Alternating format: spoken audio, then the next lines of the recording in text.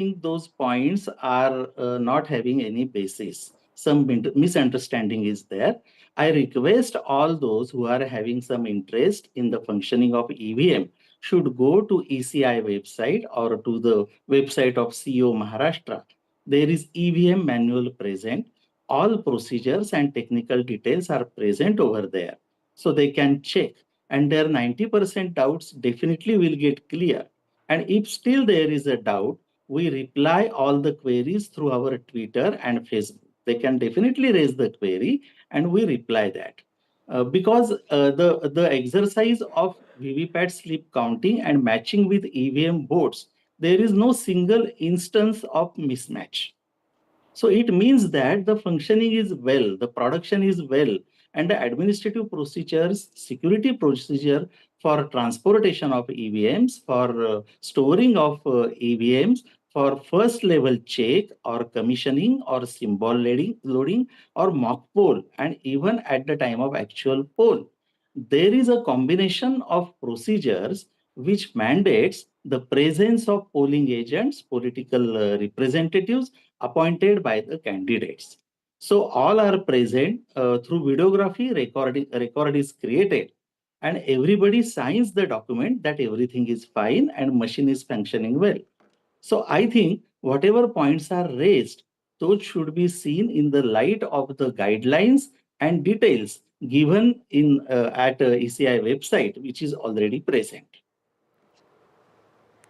Mr. Kulkarni, what I wanted to ask is there is a lot of chorus on bringing back paper ballot system. How feasible is it? Some villages, we believe, have also voted for it. We know that opposition is going to also move the legal way. So two-part question. One, how are you planning to challenge the opposition before the court? And secondly, what about paper ballot system? A lot of chorus growing as far as that is concerned. We should understand that as per Article 324 to 329, the Constitution gives powers to Election Commission of India to conduct the elections all over the country for Lok Sabha and Vidhan Sabha. So the responsibility of conducting elections and deciding the methodology of conducting elections lies with the Election Commission of India through constitutional mandate. Even commission is a constitutional body. So the Constitution has given powers, and in exercise of those powers, since 1950, Election Commission of India is working, and there is some evolving reforms in the method of elections.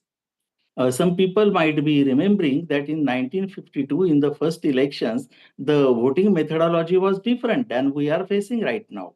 Right. So the procedure is evolved through the experiences, through the technology, and it is changing with the time. It's a conscious decision of Election Commission of India to have the procedure which is currently prevalent. Yes, there was some doubts in the minds of some people. They approached Supreme Court for this. Since 2007, there are 35, 40 cases in the Supreme Court of India challenging the use of VVPAT. In all these cases, Supreme Court has verified, checked the technical aspect, the security aspect, administrative aspect, everything, feasibility of EVMs. And in all these cases, Supreme Court has delivered their judgments that EVM is the best and polling can be conducted through EVM in India. So our supreme body of judiciary is assuring the people, and the constitutional body of ECI, they are also confident, we are also confident. And since 2014, this VVPAT was introduced, EVM was introduced since 2001. So the people are also now used to use the EVM, the technology. Absolutely. And there are so many instances that whenever the challenge was there through Supreme Court or through dialogue, the people are now knowing that there is no issue of EVM. Mr. Kulkarni, thank you so much for decoding the working as far as the VVPAT and the EVMs are concerned. Of course, it's the opposition there that is raising questions about the legitimacy of the EVMs after facing that setback in the state elections of this year. With that, we're slipping in a very short break. Back with a whole lot more on the other side.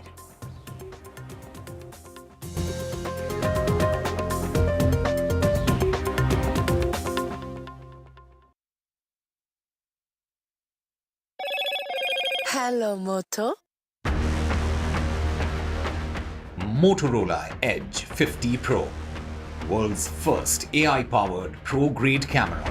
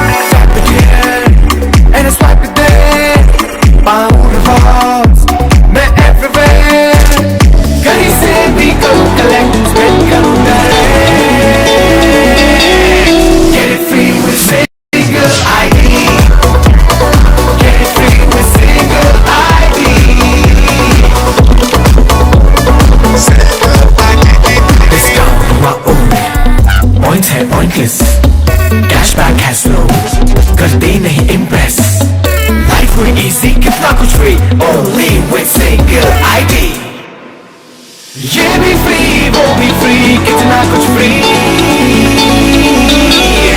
only with single ID.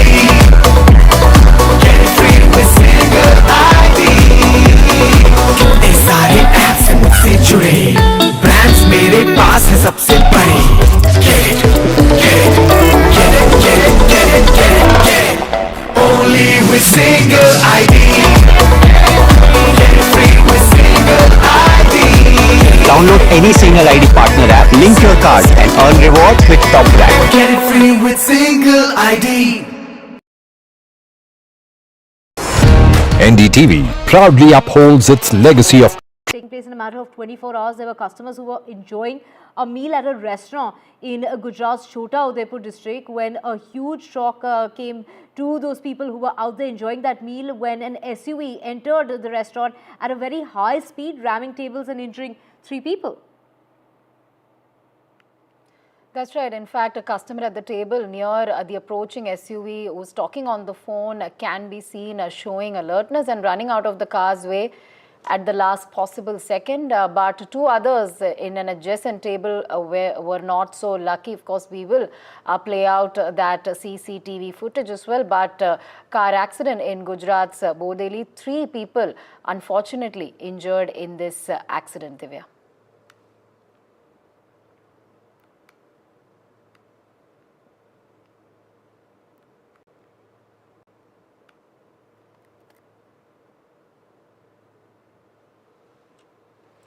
All right, let's move on now. Telangana cops summoning actor Mohan Babu. In fact, this actor summoned after attacking journalists. In fact, the actor was summoned after video went viral of an attack. There is some sort of dispute between the actor and his son, Divya.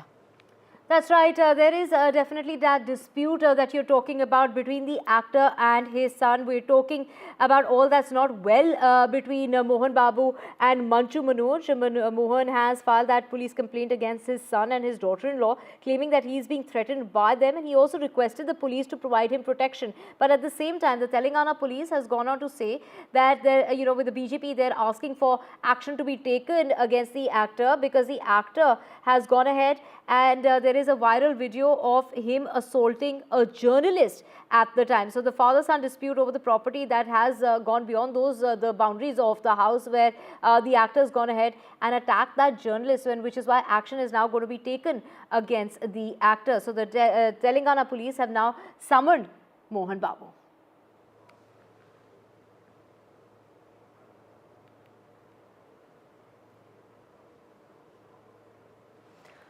Shifting our focus, Adani Ports to self-finance Colombo project. In fact, Colombo project progressing well is something that is being said. Adani Ports all set to self-finance Colombo port project. In fact, Colombo project in Sri Lanka is progressing well, is what the statement says.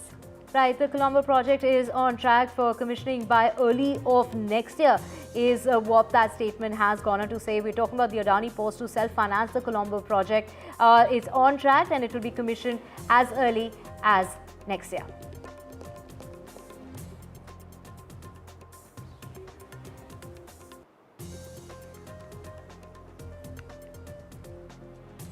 Moving on from politics to big startup gathering in Bengaluru, Divya. This is the TIE Global Summit. It brings together entrepreneurs. Among 400 speakers are tennis legend Andre Agassi and Bollywood actor Vidya Balan. So Agassi, Vidya Balan, but there is Ria Robo as well, made in Bengaluru. Ria is a major attraction. Those are the visuals there of Ria.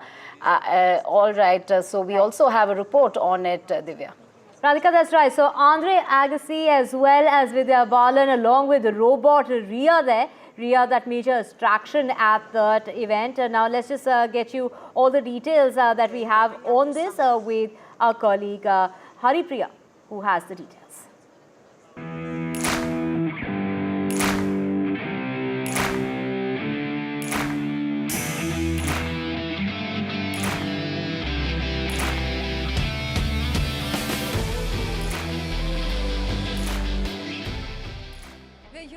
Global Summit in Bangalore today, and we have an interesting set of guests to talk to. Of course, we have Madan Padki, the president of TIE Bangalore, and we have an interesting robo guest, non-human for once, Ria. So tell us a little bit about Ria, sir. We'll ask Ria herself. Ria, why don't you tell us a little bit about yourself? Of course, Sana. I'm Ria, a social humanoid robot created by Bashar Robotics in Bangalore. I can't move around since I don't have legs, but I've got cameras for eyes and sensors to understand the world. My mission is to spread joy and foster good relationships between humans and AI. What's something you'd love to know about robotics or AI? Wonderful. And how's been your experience at the TIE Global Summit today? It's been fantastic, Sana. The TIE Global Summit is bursting with energy and innovation. I've enjoyed meeting so many brilliant minds and hearing about exciting startups and ideas. Have you had any standout experiences here today? Oh, I've had a lovely set of experiences as well. I'm very excited about the future of AI. What do you think is the future of AI? The future of AI looks incredibly promising, Sana. I imagine it will continue to make life easier, like having helpful robots and smart systems everywhere. There's also great potential for AI in healthcare, environmental protection, and education. How do you envision AI changing the world? Tell us a little bit about how this event has unfolded and what more can we share with us? Oh, I think this has been the culmination of months and months of work.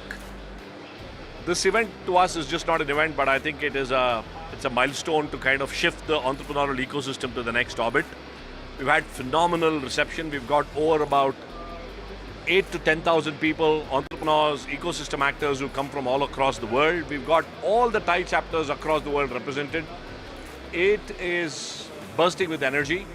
I think, especially listening from folks like Andre Agassi, Vidya Balan, Siddharth Roy Kapoor, which reiterates the entrepreneurial journey from their lens.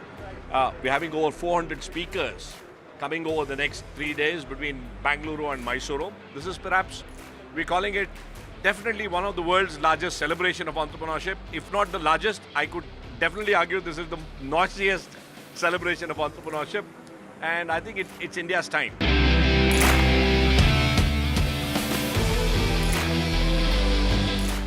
Ria, who do you think is smarter, Madan or you? Oh, that's a fun question, Sana. Maiden is likely pretty smart, but I bring my own unique set of skills and knowledge to the table. We're both smart in different ways. What makes Maiden stand out to you?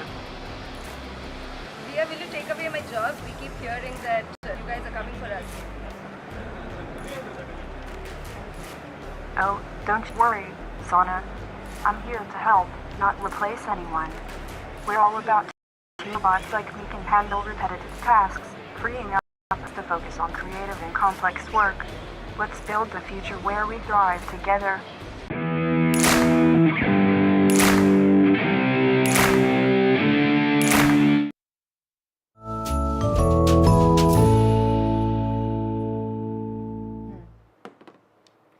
And switching tracks now, it's the Christmas season, and London has always been such a destination of sparkle. And this season, we also saw many celebrities, including Priyanka Chopra and Nick Jonas, there enjoying the Christmas season in London, Radhika.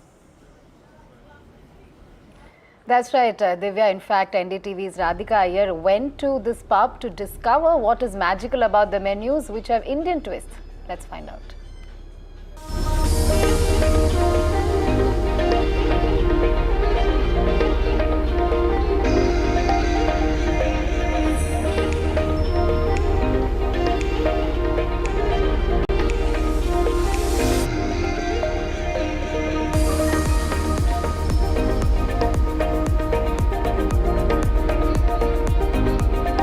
It's a very busy time of the year. Christmas is around the corner and I am at the Night of Notting Hill. Look at how busy this pub is. This is a gastropub where the celebrities party too. Priyanka Chopra and her husband Nick Jonas was here and I'm here now. And the reason I'm coming to you from Night of Notting Hill is because I have with me Zorawar Singh. This young man owns this gastropub. And I love the Christmassy decor.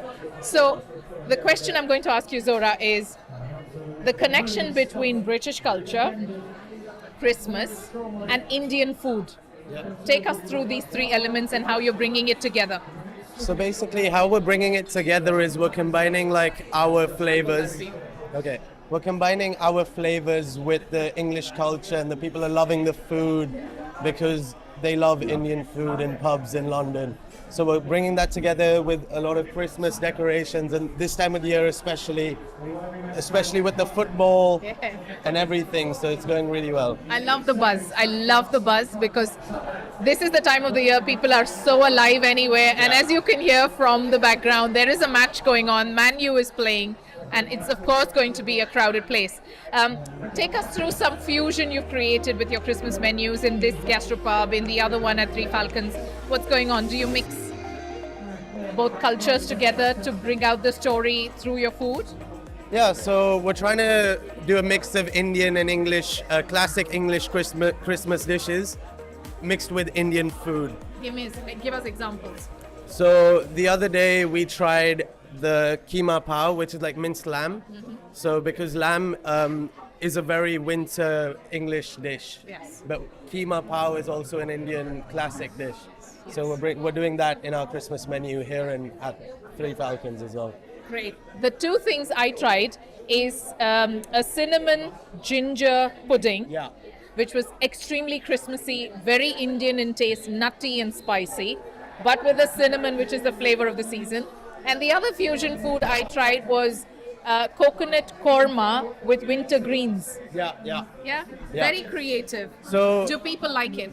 People love it, especially we call it our version of the sticky toffee pudding.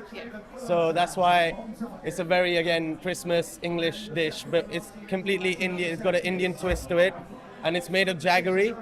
So you should definitely check it out. As they see, as it can be.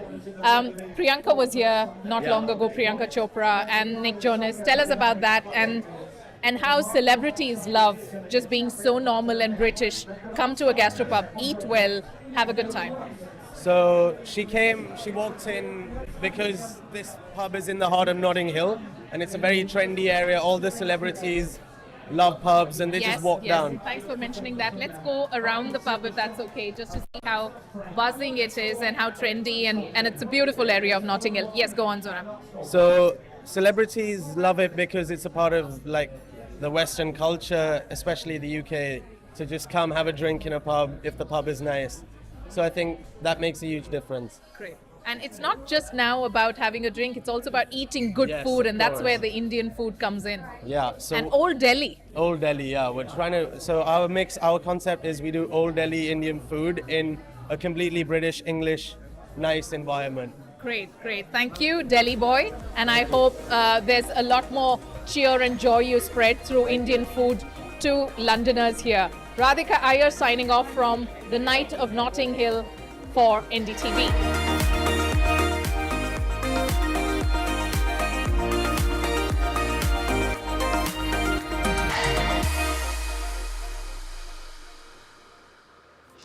On that festive note, it's time to say goodbye. Thank you for watching. We'll be back with more on Breakfast Show tomorrow, Divya. Right, same time, same place, only on NDTV 24/7. We'll be back tomorrow morning with a whole lot more. Thank you so much for watching.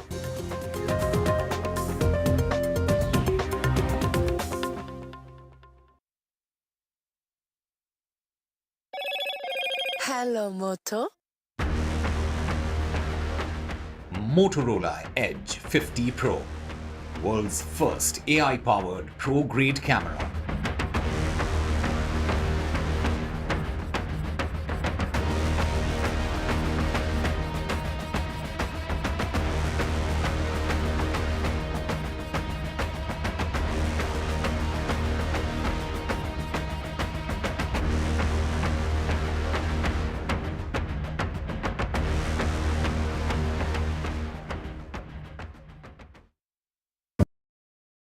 In today's interconnected world, India's voice is more crucial than ever.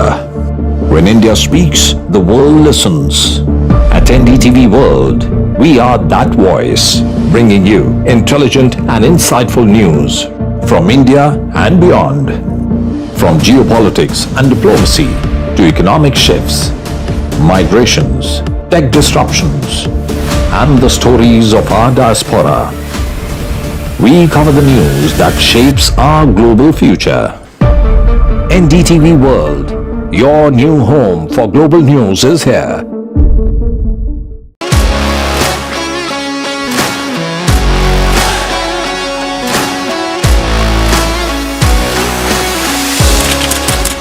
We are able to solve a lot of issues of farmers in the constituency. I want to do something that can make a difference. लगातार जनता की आवाज को सरकार तक पहुंचाने का काम मैं करता हूं.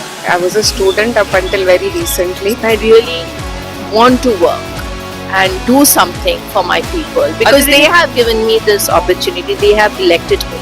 काफी सहयोग मिला मुझे. कभी ऐसा लगा नहीं कि मैं फर्स्ट टाइम एमपी हूं.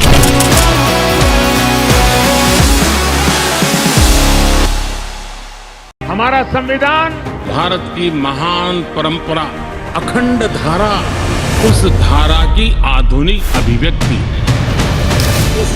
Finally, the opposition and government to square off over the constitution in parliament. पूरे देश में एक ही संविधान चले. वो कहते हैं कि लाल रंग का संविधान राहुल गांधी दिखाता है. Parliament all set for a fiery constitution debate. बाबा साहब आम्बेडकर का संविधान भारत का संविधान. इसके अंदर जो लिखा है उसकी हम रक्षा करते हैं. उसके लिए हम जान देने को तैयार हैं. Constitution in crisis or scare for vote bank? What will prevail? Watch NDTV special coverage. I've been reporting on all issues, big and small, from Andhra Pradesh.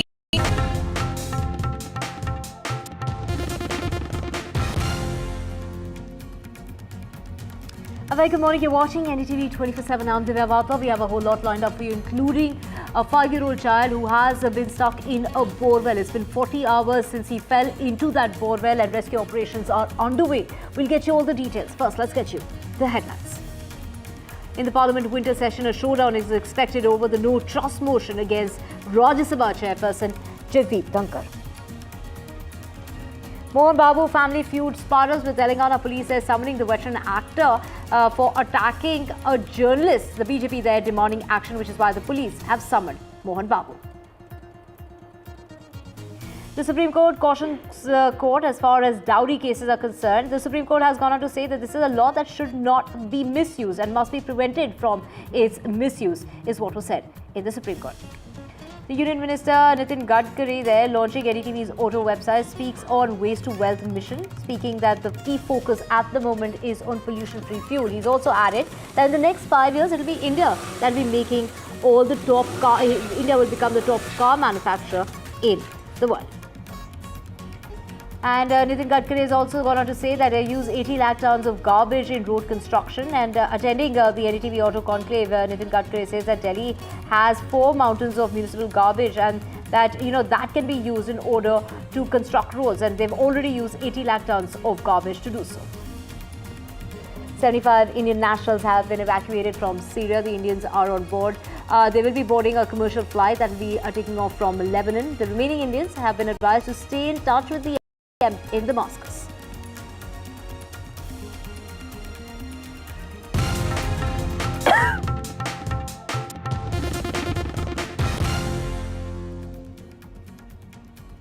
Let's get to your top story, and this is in regard to veteran actor Mohan Babu, who's been summoned by the police in Telangana. This is the actor who has been summoned after a video has gone completely viral of an assault that took place on a journalist. A journalist was attacked while covering Mohan Babu and his son's dispute, and the Telangana police have gone on to say that there are sufficient grounds that they have in order to go ahead with the proceedings. Now, all is not well as far as the family is concerned between the actor and his son Manju Manoj, and it is Mohan Babu who also has gone ahead and filed a police complaint against his son as well as his daughter-in-law, claiming that he has been threatened by them. He's also requested the police to go ahead and provide him protection. On the other side, of course, the police there calling the veteran actor because of the assault that took place on the journalist that was covering that field.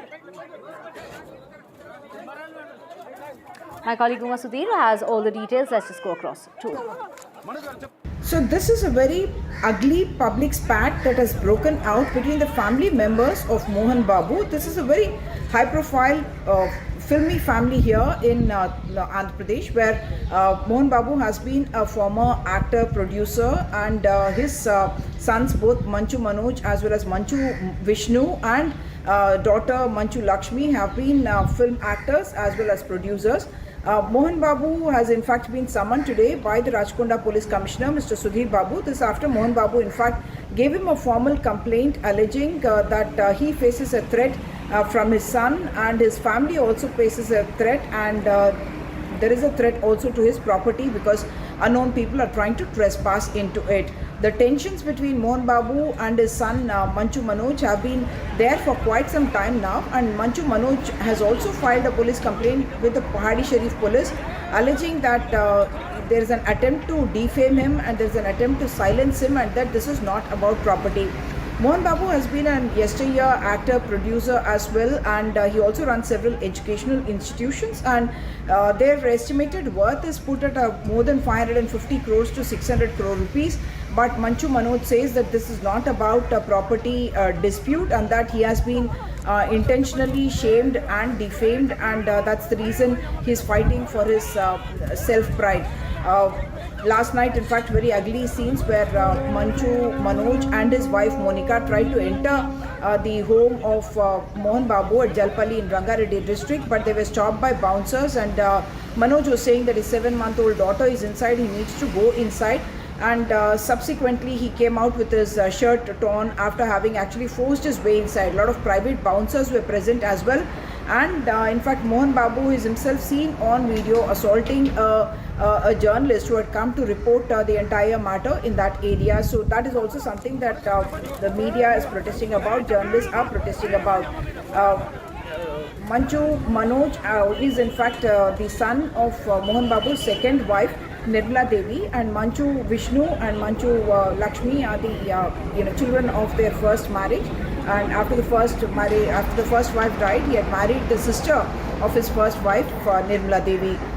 Manju Manoj in fact got married to Monica in March last year, and the family reportedly was against it, and now the allegation is being made against both Manju Manoj and his wife Monica, and something that is playing out almost, should I say, very cinematically in the public domain.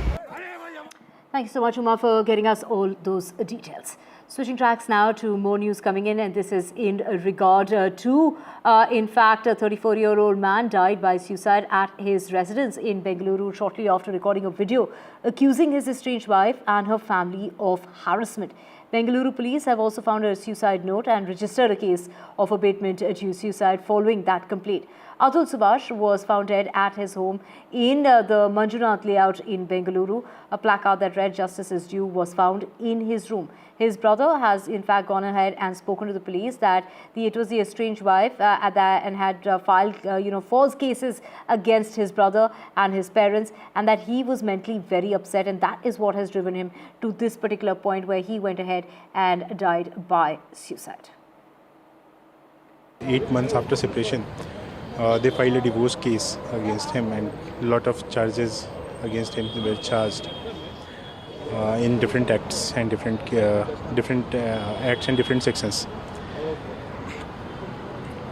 Even not only on my brother, even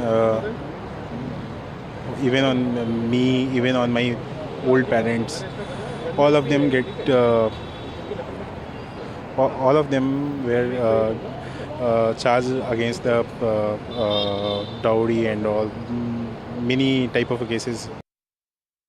matrimonial dispute का मामला जौनपुर ज़िले में चल रहा था और उसमें भरण पोषण का जो मुकदमा था उसमें जो बच्चा व्योम था उसके लिए कोर्ट ने जो सबूत और जो दोनों पक्षों की तरफ से जो भी अपनी बात कही गई थी उनको देखते हुए एक आदेश पारित किया था और वह 40,000 रुपये प्रति माह बच्चे के लिए किया था।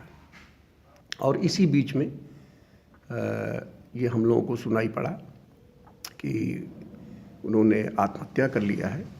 ये बड़ा दुखद है, दुर्भाग्यशाली है, ऐसा नहीं करना चाहिए था। Right, switching tracks now to the Supreme Court, and the Supreme Court coming down heavily as far as criticizing the growing misuse when it comes to Section 498A of the Indian Penal Code, commonly known as the anti-dowry law, noting that it's increasingly being exploited to settle personal vendettas or to exert undue pressure on husbands and their families. The bench highlighted the misuse of the provision, lamenting that exaggerated and unsubstantiated allegations often feature in complaints, leading to the unnecessary inclusion of distant relatives. It clarifies that charges under Section 498A should only be brought against individuals with specific allegations of involvement. The court also advised caution in cases where the law is used as retaliation in counterblast by women, stressing that such tendencies defeat the purpose of the legislation. And let's just go across to my colleague Maria Shakil, who's joining us from outside the Parliament. She's actually at Vijay Chowk. Maria, a showdown is expected over the no trust motion against Rajya Sabha Chairperson Jagdeep Dhankar. Take us to what all can we expect? What are the bills that could be coming up in this winter session of the Parliament, given the fact that we've seen 4 days of disruption in both houses? Thank you, Divya, and good morning to the viewers of NDTV. I'm coming to you live from Vijay Chowk in the national capital, right next to the Parliament of India, and that's where there has been unprecedented hostilities and escalation of that, which is now being witnessed, particularly in the Rajya Sabha, between the Treasury benches and the opposition. What is clear now is that the opposition has gone on a track where they will not be backing off. The opposition has 60 MPs of the opposition bloc actually moved a no trust or no confidence motion against the chairman of the Rajya Sabha. Remember, this has happened for the first time in 72-year-long history of the Rajya Sabha. Although as far as the lower house or the Lok Sabha is concerned, in the past there has been 3 instances of no trust or no confidence motion against the chair, but on all those occasions, because of the number strength that the Treasury benches have, it was defeated. But in terms of the messaging or in terms of the optics, it certainly is that of a maximalist position which has been taken by the opposition and similarly by the Treasury benches. As soon as this motion was moved or the petition resolution was submitted by the opposition 60 MPs. We heard from Kiran Rijiju, the Parliamentary Affairs Minister, who said that they do not have the numbers, so it will be invariably defeated. But apart from numbers, what is becoming clear is that these chairs, which are supposed to be constitutional offices, also bipartisan offices, have now been caught in the crossfire of the opposition and the treasury benches. I have Bhaskar Ghosh joining us from the BJP. Salim Dharan is from the DMK. We also have Nirja Chaudhary joining us. But before that, let's please listen in to all the sound bites which have come in, and then I bring in the guests. जिस तरह से राज्यसभा की कार्यवाही सभापति महोदय जो custodian है house के, जिस तरह से वो कार्यवाही कर रहे थे और लगातार कर रहे हैं, जहां पर नेता प्रतिपक्ष तक को बोलने नहीं दिया जाता है, शायद वो उनसे चिढ़ते हो क्योंकि वो दलित समाज से आते हैं, इतने ऊंचे ओहदे पर पहुंचे, अपने बल पर पहुंचे। ऐसे व्यक्ति के लिए उनके मन में सम्मान होना चाहिए, लेकिन इतने असम्मान से, इतने तिरस्कार से बात करते हैं। तो इस तरह की पार्टिजान कार्रवाई, इस तरह का पक्षपात मुझे नहीं लगता कि राज्यसभा में होना चाहिए। आज जो नो कॉन्फिडेंस मोशन ऑपोजिशन की तरफ से डाला गया है, ये भी पार्लियामेंट्री प्रोसीजर में अलाउड है। ये कोई हमने नियम का कानून तोड़ के या संविधान के बाहर जाके अपने अधिकार का हमने अधिकार नहीं जताया है। हमारा अधिकार है नो कॉन्फिडेंस मोशन मूव करना, पर इन सब चीज़ों से हटकर इधर उधर की बातें करना बीजेपी की आदत है। आज भी वो सदन में बाधा दे रहे हैं, इससे तृणमूल कांग्रेस वॉकआउट कर गई है। There was no need for the Congress party and the opposition leaders to serve a notice against the Honorable Chairman of the Rajya Sabha.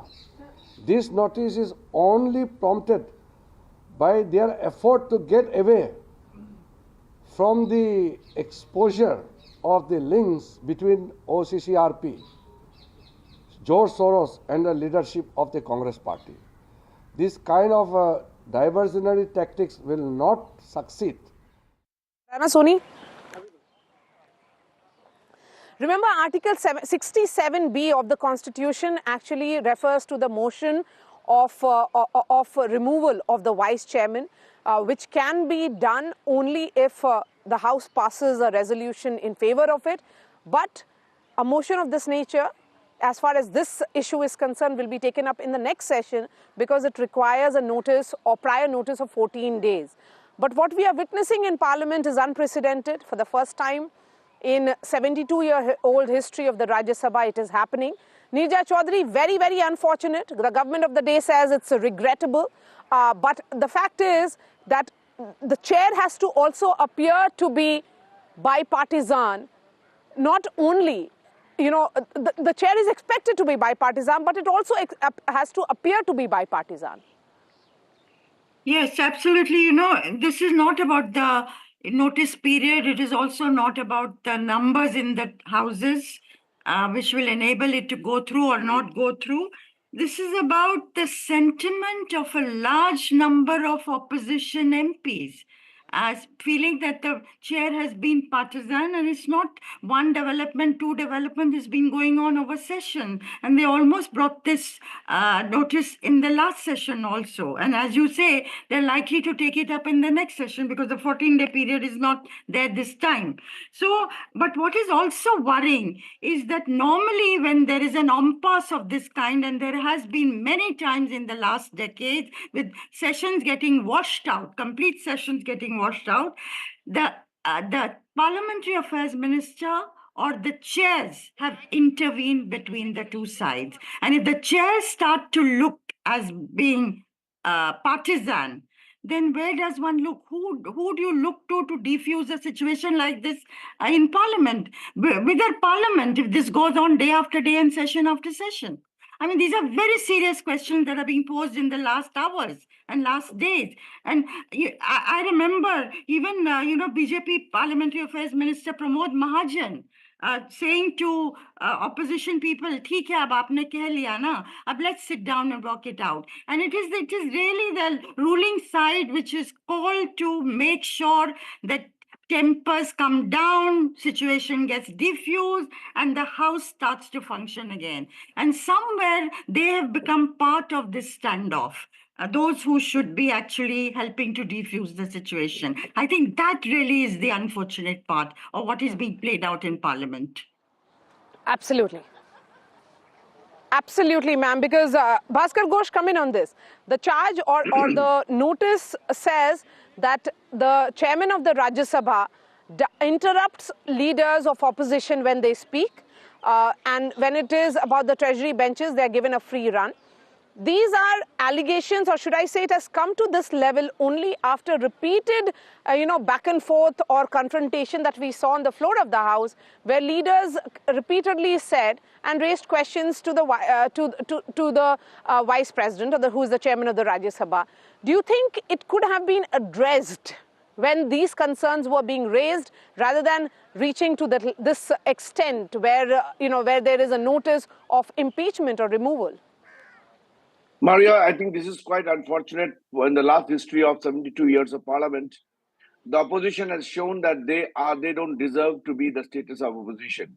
They don't have the numbers even to bring this particular notice. If I slightly deviate from the issue, this is actually, the frustration what the opposition has now, because they have lost.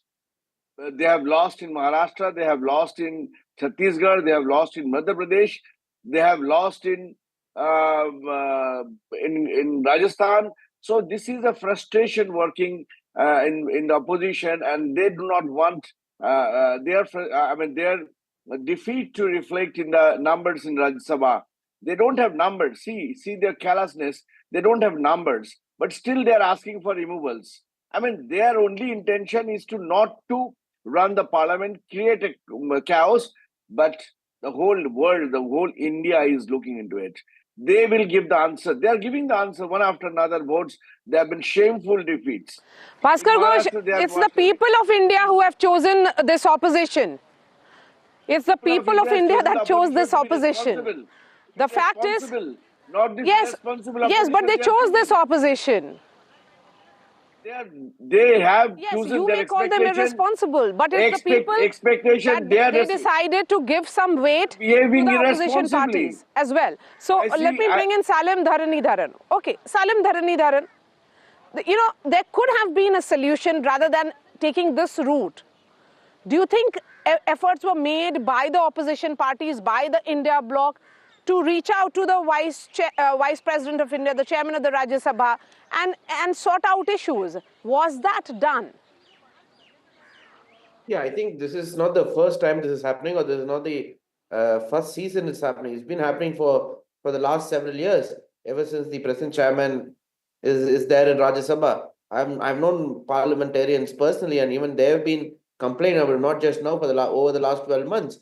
And we have allegations of truth that he's been muting opposition MPs when they are speaking. I think that's not the job of a chairman of the Rajya Sabha, rather the vice president. His job is to remain non-partisan and listen to both sides, both the treasury benches as well as the opposition. It is not that he will only allow the treasury benches to speak and not allow the opposition members to speak. And again, certain disparaging remarks by him on opposition MPs when they spoke views that are in contrary to the views of the BJP, right? I think this is not fair. See, every time it's the ruling party that will decide on the president and the vice president, and therefore the speaker and the chairman of the Rajya Sabha. But to an extent, they all remain non-partisan, and they do follow the rules of the House, and they follow the parliamentary procedure. What has happened recently under this gentleman is that the parliamentary procedure has not been followed. There's absolute disdain for the principles of democracy. That is the problem. You see, it's not about the elections. Even BJP lost Jharkhand,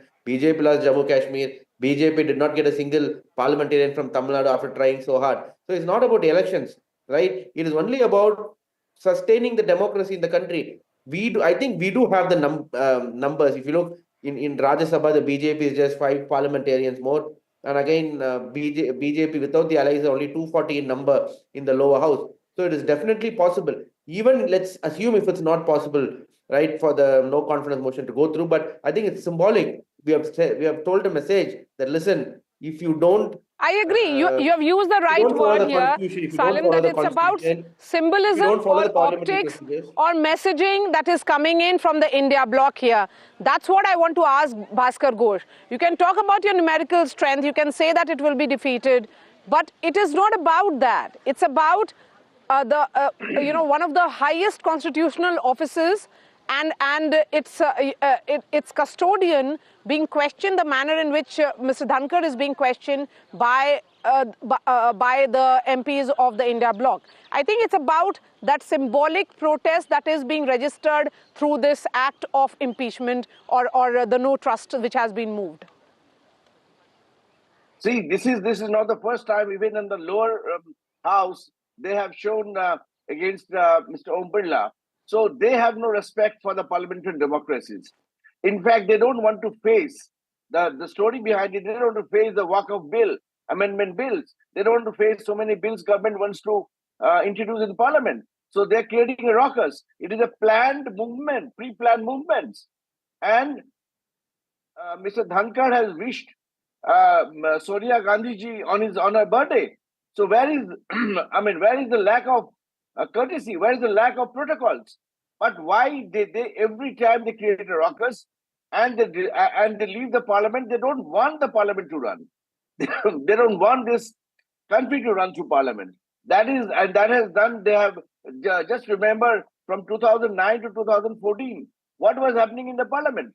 They cannot run the parliament. So it is a planned move by the minority opposition, so to restrict the government to introduce effective bills for the development of this country. And they want to show that, okay, fine, this is the failure of the ruling party, but ruling party and opposition has an equal responsibility to run the parliament. Opposition, as you heard from Bhaskar Ghosh, really behaving in a responsible manner? You're asking me? Yes. Asking me? Salim, that's the question to you. Yes, first and the foremost, I think Bhaskar Ghosh, I think didn't get how the parliament works. I think he is saying because we are not allowing parliament to function, because we are asking questions, he says we are against democracy. No, in a democracy, the job of the opposition is to question the ruling party whenever we think they are deviating from what we think is wrong. Whenever we think democracy is in threat, whenever we think the constitution is under threat, it is a job of the opposition to protest, and that is exactly what we are doing. I think, and this is the way of protest. Pardon? This is the way of protest by. See, what is protest? Protest is showing dissent. Dissent is the essence of democracy. Why do you see protest as wrong? Protest means dissent. Dissent is the essence of democracy. I think what BJP spokesperson have assumed is that the opposition should say yes to everything and everything that BJP does. Sorry, that's not democracy. That's autocracy, where the opposition members come and sit, and then and for whatever the ruling party does, they stamp on the table and they go. Right? I think that's absolutely not democracy. And again, right, one anecdote where he wished the former president of the Congress party, the senior leader Sonia Gandhi, I think that doesn't say that doesn't say, oh wow, he's a non-partisan person, right? It's only one anecdote. I can give you hundreds of anecdotes where he has behaved in a partisan manner. How is an anecdote, one specific anecdote, absolve him of all the wrong things that he has done to the constitution, to the parliamentary procedure, and to the opposition? I think that's absolutely not a right argument. So the parliament should function how it should function. Okay, let me bring in should be followed. When it comes to work bill, I want to speak about the work bill. About the work bill alone. So he says we didn't. Yes, I'll bring. Let me bring in Aishwarya Jain now. I'm coming to both of you in just a bit. Let's get a quick update from Aishwarya Jain, my colleague who's joining us from Vijay Chowk. Aishwarya, you know, that motion has been moved. 60 MPs have submitted that motion of, no confidence against the chairman of the Rajya Sabha. Do you think after that kind of escalation, it's bitterness at its peak in the Rajya Sabha and the Lok Sabha that we are witnessing, there can be any functioning of parliament? Well, several opposition MPs have claimed that they are not against an individual, but they are against, the protection, and they are fighting for the protection of the institutions, and therefore the reason perhaps this no confidence motion had been submitted to the Secretary General Office of the Rajya Sabha. They want to send out a message that the kind of nature and the kind of attitude that the Rajya Sabha chairperson had on the first day of the third week of intersession of Parliament, when Rule 267 was not accepted when submitted by the opposition MPs, and later under the same rule it was given a chance to the BJP MPs and treasury benches to stand up and to raise their issues. Against that, they had reached out and had now submitted the no confidence motion. But I must tell you that yesterday there was huge allegations and counter allegations that also was levelled just not against the Rajya Sabha chairperson, but also against the Parliamentary Affairs Minister. Jairam Ramesh, Congress MP, on record went on to say that during a meeting, Rajya Sabha chairperson called JP Nadda and the opposition MPs, it was Parliamentary Affairs Minister who stated that if you will not let Lok Sabha run, then they will not allow Rajya Sabha to run. That's huge allegations, to which it was Rijiju in the evening clearly had given a befitting reply and denied all the charges, denied all the allegations that Jairam Ramesh levelled. It is Parliamentary Affairs Minister who stated that they want to run the Parliament. They want to discuss any issue, but first they should reach out to the BAC. But the kind of attitude that the opposition MPs have, the kind of protest that they are doing outside the Parliament is not good for the Parliament. The submission of the no confidence motion against the Rajya Sabha chair, who has acted in a very balanced way so far, is something that shows the kind of bitterness that the opposition MPs have. And from here on, when the no confidence motion had been submitted to Secretary General Office, what sort of integration that they have with the opposition MPs and the treasury benches is something that will be very interesting to see. But Jairam Ramesh, in the ending comments, he stated that he's not finding any middle ground, and he's not thinking that the Parliament can function from here on, because each and every party have their own issues to be raised, and Bharatiya Janata Party is clearly demanding answers from the Congress on the allegations levelled against Sonia Gandhi, Rahul Gandhi, and the links between the Soros Foundation. So Aishwarya, thank you for that quick update. Let's bring in Neerja now. This notice of to move a motion of removal of the chairman of the Rajya Sabha, Neerja. Do you think we'll even witness the historic debate which is slated for Friday and Saturday on constitution now? Or do you think after this kind of position which has been taken by the opposition and a response which has come from the treasury benches, there could be no debate at all? Well, if the House doesn't function, how will there be a debate? And I think, people like us who are watching it, or the country watching it, the sense is bahut ho gaya. Somewhere maybe the Prime Minister needs to intervene. Who else is there? To somehow diffuse the situation, call 2, 3, 4 opposition leaders and say, what is the way out? Call Mr. Kharge, call a couple of others. What is the way out? You cannot have Parliament function like this spectacle we see day after day. It's a very painful, we are very proud of India's parliamentary democracy. To see this play out is a very painful thing for the citizens of the country. Yes, that's right, Neerja. So let's see whether that debate, which is scheduled for Friday and Saturday will happen at all now if this is the point of confrontation, total mistrust or distrust between the Treasury benches and the opposition, almost like a complete breakdown of communication is what we are witnessing now. Yesterday was a Business Advisory Committee meeting. Aishwarya, a word on that before I let you go. What has the Business Advisory Committee decided? We were told that it will be 12 hours in all, the time which has been allocated for a discussion on the Constitution and its functioning in the Lok Sabha.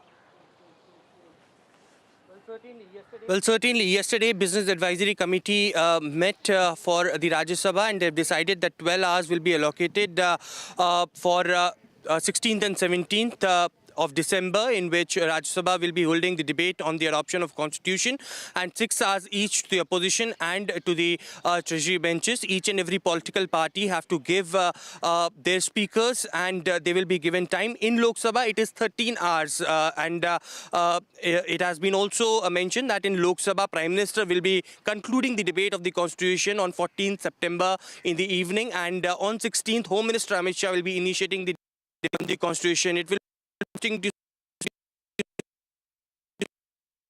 ruckus that we are witnessing in both the houses of parliament will also cast its shadow on the upcoming constitution debate or not, but Congress hinting out that definitely it will, because Bharatiya Janata Party and Treasury benches, according to them, what they allege is they do not want the house to be function, and that will also impact the all-important constitution debate as asked by the opposition MPs from both Lok Sabha Speaker. And what happens to the constitution debate? I mean, all of you wanted a discussion on constitution, but given how there has been almost, as I said, complete breakdown of communication between the two sides, will there be a discussion on constitution now?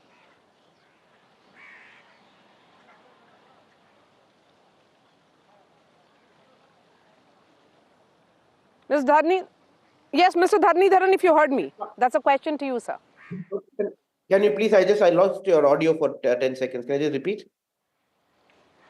Yes, my question is that on 13th and 14th is when the Lok Sabha is going to discuss or debate the Constitution. The consultations will be around the framework of Constitution and India's Constitution democracy, how Constitution and India are so, how we have functioned, because we are celebrating 75 years of Indian Constitution. But, that's a discussion that was demanded by the opposition. But because of what is playing out in the Rajya Sabha, will there be a discussion at all? Will you get a chance to speak? Will the government speak? Or will there be complete din and a total washout, what we are seeing day after day? No, I think it depends on the dialogue that we in the India bloc would have with our colleagues in the Treasury bench, that is the BJP. And there are a lot of other pertinent issues that we also wanted to discuss. For example, the Adani we wanted to discuss, not been discussed. Manipur we wanted to discuss, not been discussed. The DMK per se wanted to discuss about fiscal federalism, and within that framework we want to discuss about funding to Tamil Nadu for the recent floods and the previous cyclone that happened last year. So a lot of these issues we wanted to be discussed, but no, they didn't want to discuss. But firstly and foremost, now we'll have to see the dialogue with the BJP.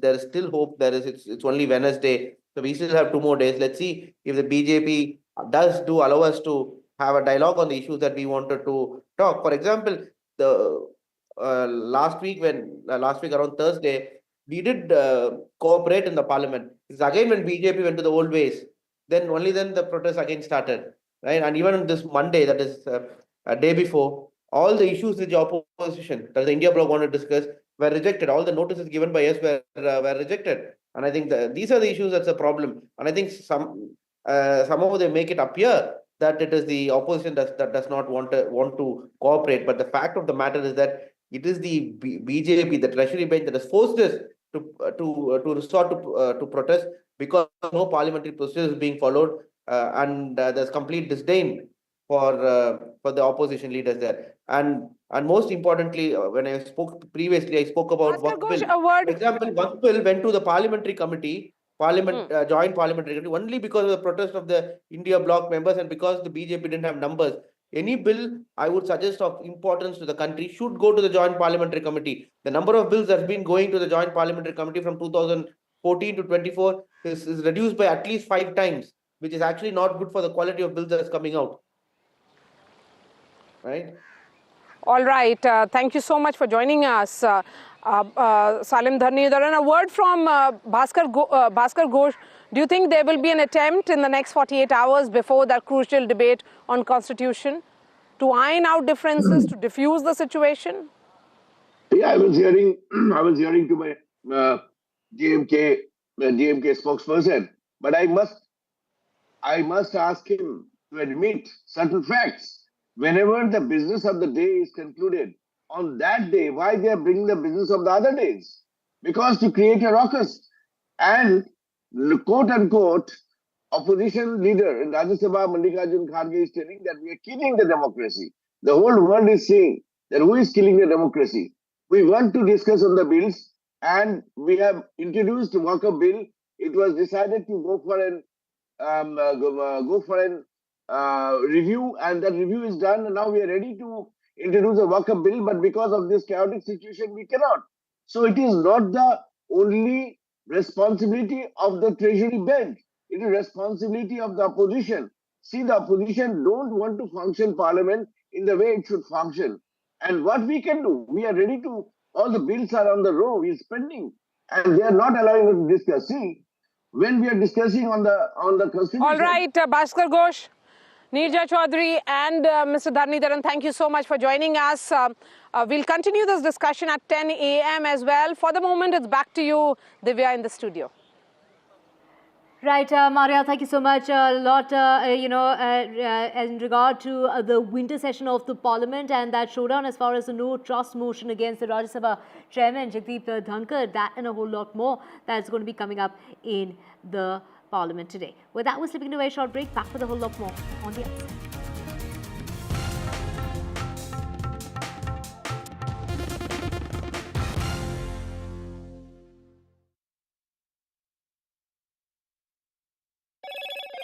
Hello, Moto.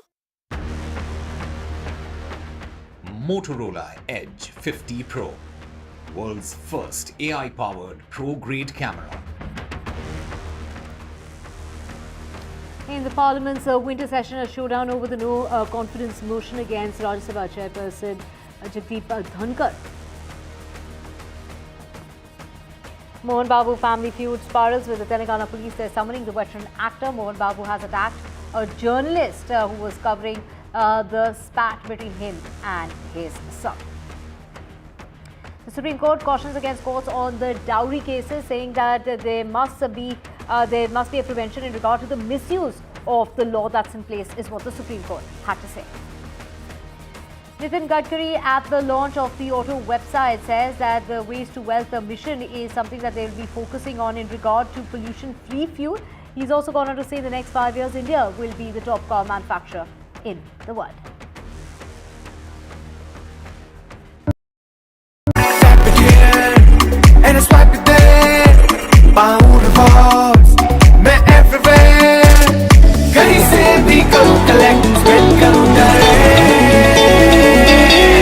Download any single ID partner app, link your card and earn reward with top brand. Get it free with single ID.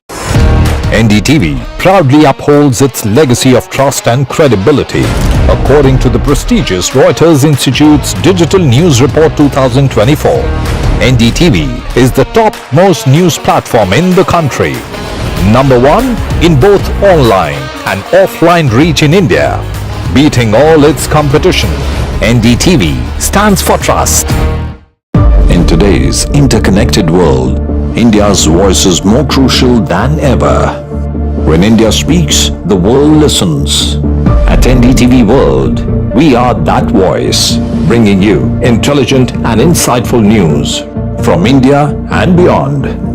From geopolitics and diplomacy to economic shifts, migrations, tech disruptions, and the stories of our diaspora. We cover the news that shapes our global future. NDTV World, your new home for global news, is here.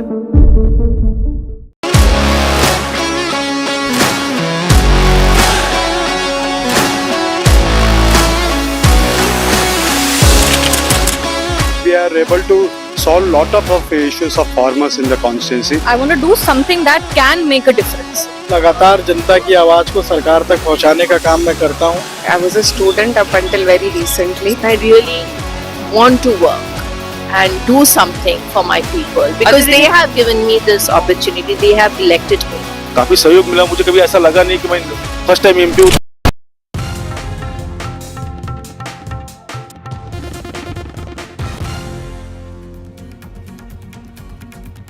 Welcome back. Let's get you the latest on the 5-year-old boy who had fallen into a borewell in Rajasthan. He continues to remain trapped in that borewell. And to get more on this, we have my colleague Harsha joining us.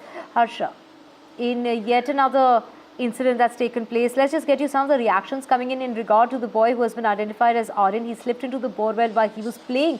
He was playing in this agricultural field. He has been trapped at a depth of about 150 feet inside. It's been over 40 hours. तकरीबन 150 feet के आसपास है. उससे थोड़े से नीचे तक हम वर्टिकल ड्रिलिंग करेंगे पाइलिंग मशीन से. उसके बाद उसमें एक केसिंग डाली जाएगी और केसिंग जब नीचे उतर जाएगी उससे हमारा जो ये वर्टिकल ड्रिल हुआ है ये एक सिक्योर हो जाएगा और उसके बाद फिर हम हॉरिजॉन्टल ड्रिल करके बच्चे तक पहुंचने के प्रयास करेंगे. इसमें जो है कि अगेन अभी की यदि मैं बात करूं तो तकरीबन 110 फीट के आसपास जो है हमारी मशीन ने रात 3:30-4 बजे से ड्रिलिंग कर दी है और 40-50 फीट और अभी जो है वर्टिकल ड्रिल स्टेज है और इसके बाद फिर केसिंग के पाइप जो है नीचे उतारेंगे. जो भी चैलेंजेस हैं एडमिनिस्ट्रेशन जो है कि कटिबद्ध है कि हम जो है हमारे जो प्रयास हैं उसमें हम सफल हैं. We have Harsha joining us on the phone line. Harsha, yet another freak accident that's taken place, and from what we are seeing and hearing is that oxygen is being provided to the boy. There is a camera that's also been fitted. Get us an update on how the boy is doing. Well, actually, the situation is very, very serious. For 43 hours now, they have not been able to reach the boy. They've not also managed to access him in terms of giving him water or even giving him food. So I think there's a huge grave concern and a sense of worry in that village. Now, to just give you an update, when this happened Monday afternoon, there was this borewell in their village field which had gone dry. So it is the child was playing there. There was a motor which was not being used, and he went and fell into the borewell and he stuck somewhere near the motor. Now they've tried many techniques. Now ultimately the only way is to dig a parallel tunnel and then try and reach him. Of course, the administration, the SDRF, NDRF teams are there. Drilling machine is there. There's also the JCBs which are there, which are trying to excavate the earth. But as you can see, it's an extremely tenuous operation, and there is a huge sense of worry there, that whether they will be able to reach the child in time or not. Right. Harsha, a big question being raised as to why no lessons are learned and these freak accidents that keep taking place time and again in regard to the children who are out there playing, especially when it comes to these agricultural fields. When there is, a borewell kind of situation, why are these, holes not covered properly? And, what kind of, especially when it comes to parents, how are they supposed to warn their children against these situations? Usually, we've noticed that these kind of accidents happen in their own agricultural field. So, for example, this child was playing about 100 meters away from his house, and this borewell was in his parents' agricultural field. Now, really, it's their responsibility, and it's everybody's responsibility that when they have a borewell which is unused or dry, it should be covered. I mean, the borewell is not that huge. The diameter is quite small, so it needs to be covered. I mean, there are various things you can do. You can put a wire mesh on it. You can put stone slabs on it. Something very simple that needs to be done. And really, it's a huge lapse on part of, even the government for not ensuring that these are done by farmers. Right. Hopefully the child will be rescued, given the fact that it's been 43 hours, like Harsha was pointing out, where the child has been stuck inside that borewell, and rescue operations continue to be underway. Thank you so much, Harsha, for getting us those details. We will keep coming back to you for more on that. Let's get you the latest from Gujarat and a freak accident that's taken place and that's been caught on camera with a car that crashed into a restaurant and injured 3 people inside. So this is a car accident that's taken place in Gujarat. You remember there was another accident that took place. So this is the second accident in the last 24 hours. There were customers inside this restaurant who were enjoying a meal in Gujarat's Chota Udaipur district when this they were in for this huge shock of this SUV that entered the restaurant at a high speed, ramming the tables and injuring 3 people inside. The CCTV footage shows the car charging towards the restaurant, honking repeatedly, and there was a customer at the table nearest to the approaching SUV who was talking on the phone and can be seen showing a remarkable alertness and running out of the car's way and out of harm's way at the last possible second. But other 2 who were at an adjacent table were not so lucky. The 2 men can be seen getting hit by the SUV, which appears to continue on its way.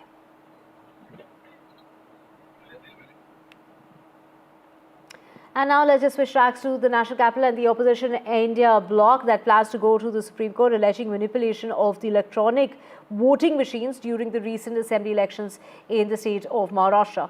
The decision was made at a meeting which took place yesterday between Sharad Pawar and Arvind Kejriwal at the residence of the Aam Aadmi Party convener.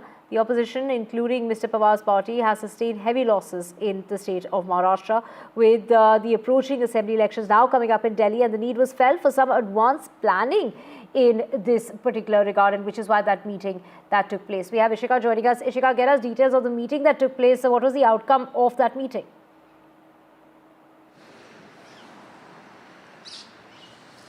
Well, yes, in fact, as you rightly mentioned yesterday, a very crucial meeting of the India Alliance members took place here in the national capital, where Sharad Pawar, in fact, met with the Aam Aadmi Party national convener Arvind Kejriwal and also with the Congress leaders, which included Abhishek Manu Singhvi and, in fact, Gurdeep Singh Sappal. And, in fact, certainly the highlight of the discussion that took place was certainly the opposition continuously alleging that there was in fact manipulations of the EVMs even in the Maharashtra election. Remember that Maha Vikas Aghadi still continues to allege that because there was manipulation of the EVMs, that is why it was the BJP and the allies who were able to win way more seats in in the state elections. So now, in fact, keeping in mind that the Delhi elections are just coming up, they are in February, Arvind Kejriwal in fact also participated in the meeting. He, in fact, as the sources are to be believed, Arvind Kejriwal also raised the issue of allegedly voters' name being cut in the state election, as he had earlier alleged that around 11,000 voters' name have been cut, and he alleges that all of this has been done on the application of the BJP to the Election Commission. So now the India Alliance have decided to go to the legal route. They are going to approach the Supreme Court, likely on Friday itself, over this issue. So certainly, what will the Supreme Court be saying on this, and certainly how will it impact the upcoming election, especially for the India Alliance, that remains to be seen. But another very important outcome that we saw of yesterday's meeting was how, in fact, it did come to light that how the Aam Aadmi Party and the Congress here in the Delhi elections, they somehow, in fact, have come to the conclusion of an alliance, and certainly the talks regarding, the seat sharing has in fact already going on between the two parties, and it is in fact to be believed, by the sources that Congress is likely to get 15 seats here in the Delhi poll. So certainly very important points that came out of the meeting that took place between the India Alliance members yesterday in Delhi. Over to you. Thank you so much for joining us, Ishika, with those details. We will keep coming back to you for more. And let's just switch tracks now to Allahabad. And a massive controversy over an Allahabad High Court judge who attended a Vishwa Hindu Parishad event where he delivered an address where he went on to say that the country would function as per the wishes of the majority group. Now, National Conference MP Agha Saeed Mehdi is seeking the removal of Justice Yadav, and on social media platform X, he went on to say that he is moving the motion in the Parliament for the removal of the Justice. Now, the Supreme Court called for details from the Allahabad High Court after taking note of the news reports of the speech of Justice Shekhar Kumar Yadav, a sitting High Court judge, delivering that speech at that function that took place. While taking cognizance of that reported speech, the Allahabad High Court has directed in order to get all the details on the matter, and it is the justice who has stoked that massive controversy. My colleague Nazir joining us to get us more on this. Nazir, take us through the comments that were made that sparked this controversy in regard to that judge. Well, clearly, these remarks are being seen highly controversial, objectionable, and against a Muslim society, talking about the majoritarian rule and that will prevail in the country, and but his critics say demeaning and denigrating an entire community. During that too by a sitting judge, Justice Yadav, and then it was a function organized by the VHP. It was attended by two sitting judges. Now, as Supreme Court has taken a sumo note of this and asked for the details from the Allahabad High Court. National Conference MP Aga Ruhullah, he's moving a impeachment motion against Justice Yadav in the Parliament, and he has already got 7 signatures from 7 MPs, and he has asked Congress, Samajwadi Party, Trinamool Congress, and other constituent parts of India bloc to support his impeachment motion, because he needs more than 100 signatures from the MPs to ensure that the impeachment motion is moved in the Parliament. So that is the requirement. So we'll have to see if he gets all those 100 signatures before moving that motion. But clearly he has said so far he has got 7 signatures of 7 MPs, and other parties have also promised that they will support his impeachment motion. Clearly this is becoming a very controversial issue, that too when it comes from a sitting judge, when we already have lot of problems within when it comes to remarks against society, one community against another community. And when a judge talks about it, it has become highly controversial. So besides Supreme Court taking a sumo note of his remarks, there's possibility there could be impeachment motion against Justice Yadav if Aga Ruhullah's impeachment, which intended impeachment motion, gets more than 100 signatures. Right. Thank you so much, Nazir, for getting us those details. Switching tracks now, Adani Ports will be, it's gone on to say that it will use its own resources in order to fund a Sri Lankan port project and not seek any funding from abroad. In an exchange filing late on Tuesday night, Adani Ports has gone on to say that the project is on track for commissioning, and this commissioning will take place as early as next year, and added that the company will fund the ongoing project through internal accruals as well as aligning with its capital management strategy. The company says that it has withdrawn its 2023 request for financing from the US International Development Finance Corporation.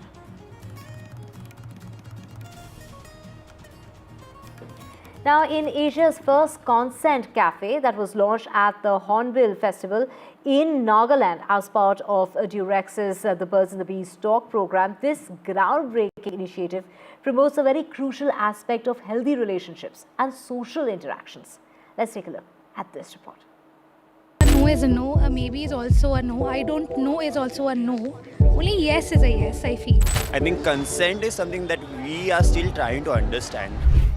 Breaking boundaries and sparking conversations, the Birds and Bees Talk launched Asia's first consent cafe at the 25th Hornbill Festival in Nagaland. The cafe aims to provide a safe space to initiate dialogues on consent and promote a culture of mutual respect. The Birds and Bees Talk, their partnership with the Nagaland Tourism Department and with the people of Nagaland has been going on for a few years now. And their initiatives are quite genuine. And I think we are going ahead with deeper partnerships with our people. So we are very glad that the Birds and Bees Talk, and they are part and parcel of today's Nagaland. This innovative approach is crucial to normalize discussions around consent, break down stigmas, and empower individuals to prioritize their own comfort and well-being.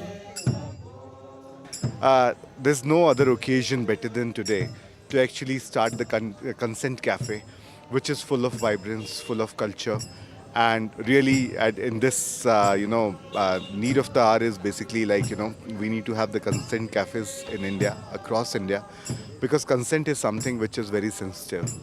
Gen Z is asking for it. Millennials have experienced life. Baby boomers have been seeing the changes India is experiencing. So this more the reason to have the consent cafe.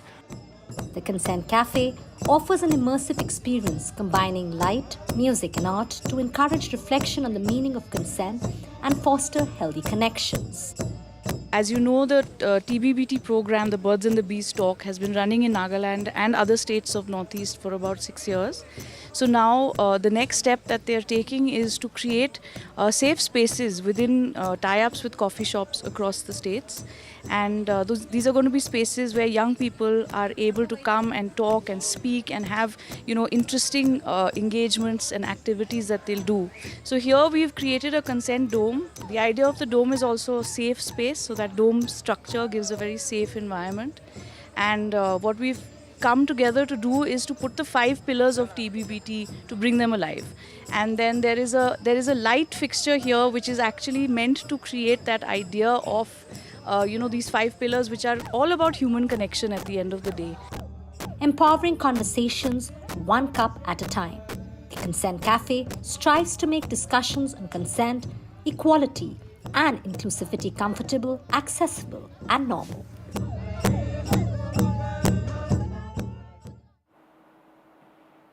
And with that, it's a wrap on this bulletin. We will be back with a whole lot more on the other side.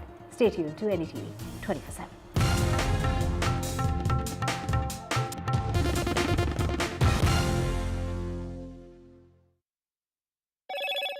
Hello, Moto. Motorola Edge 50 Pro, world's first AI-powered pro-grade camera.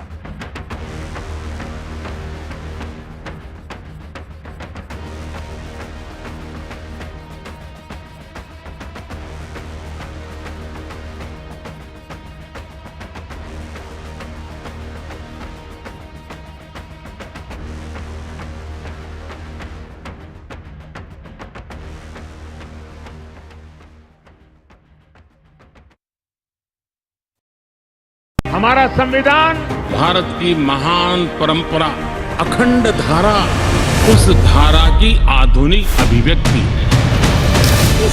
Finally, the opposition and government to square off over the constitution in parliament. पूरे देश में एक ही संविधान चले। वो कहते हैं कि लाल रंग का संविधान राहुल गांधी दिखाता है। Parliament all set for a fiery constitution debate. बाबा साहब आम्बेडकर का संविधान भारत का संविधान। इसके अंदर जो लिखा है उसकी हम रक्षा करते हैं, उसके लिए हम जान देने को तैयार हैं। Constitution in crisis or scare for vote bank? What will prevail? Watch NDTV special coverage. I've been reporting on all issues, big and small, from Andhra Pradesh, Telangana, rest of South India, bringing you all the action, all that you need to know, all that you want to know. The energy of Maximum City is infectious. I bring in that energy in our news coverage from financial capital Mumbai. Covering from the southernmost part of India over the last 23 years, I bring in-depth and 360-degree coverage from the Dravidian heartland. The land of Mishti is also known for its bitter politics. I have seen much water flow under the Howrah Bridge, covering Bengal in all its vivid colors. New day, new show, a new experience. Start your day with the news, not views. We bring you stories that matter and impact your lives. News that informs and keeps you ahead. From Maximum City, Mumbai, to the seat of governance, Delhi, NDTV brings to you the best breakfast show. The breakfast show only on NDTV 24/7 every morning at 8 a.m. NDTV proudly upholds its legacy of trust and credibility. According to the prestigious Reuters Institute's Digital News Report 2024, NDTV is the top-most news platform in the country. Number 1 in both online and offline reach in India. Beating all its competition, NDTV stands for trust. In today's interconnected world, India's voice is more crucial than ever. When India speaks, the world listens. At NDTV World, we are that voice, bringing you intelligent and insightful news from India and beyond.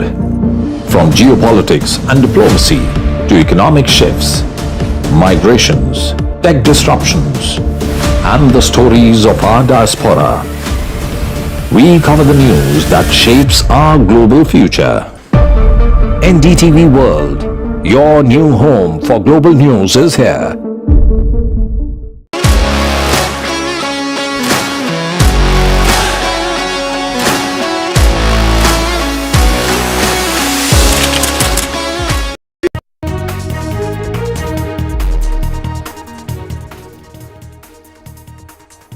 It's 10 a.m. You are watching NDTV 24/7. I'm Parmeshwar Baka. We've got an action-packed bulletin lined up for you over the next 1 hour from news from across the country and around the world. Let's begin with the headlines we're tracking at the moment.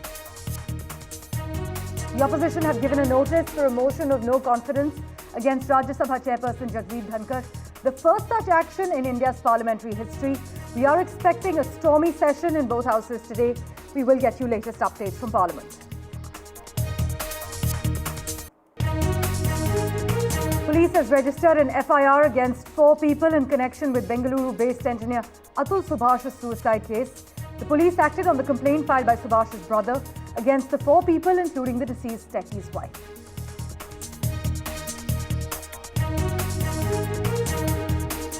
Actor Mohan Babu assaults journalists. The clip is now viral. He has been summoned by cops today.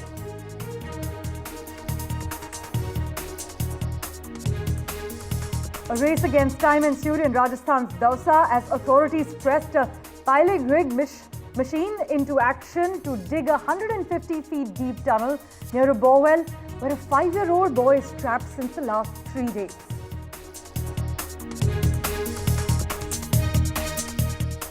Indian nationals have been evacuated from Syria. They will board a commercial flight from Lebanon. The remaining Indians, meanwhile, have been advised to stay in touch with the embassy.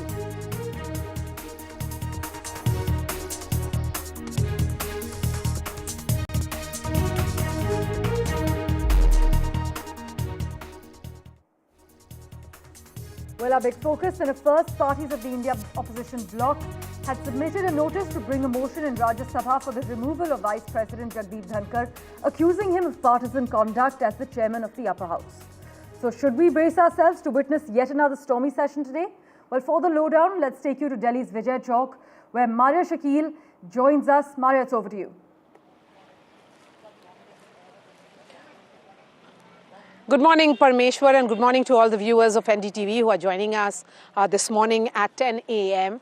Yes, the Parliament is headed for a total confrontation. There has been an unprecedented escalation of bitterness between the Treasury benches and opposition parties. What's becoming increasingly clear is that this has reached a point of no return, where who will really diffuse the situation is the big question that is coming up.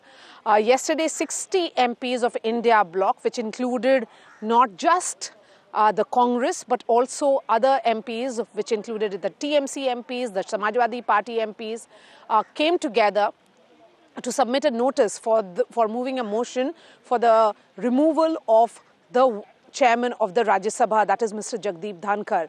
Their allegation is that Mr. Dhankar doesn't allow them to speak, and that he has been passing some very, very disparaging comments against these MPs, while he gives a long rope to the Treasury bench MPs. So what is going to happen in Parliament today? For that, let me bring in Aishwarya Jain. Aishwarya, what is your sense? What's going to happen today?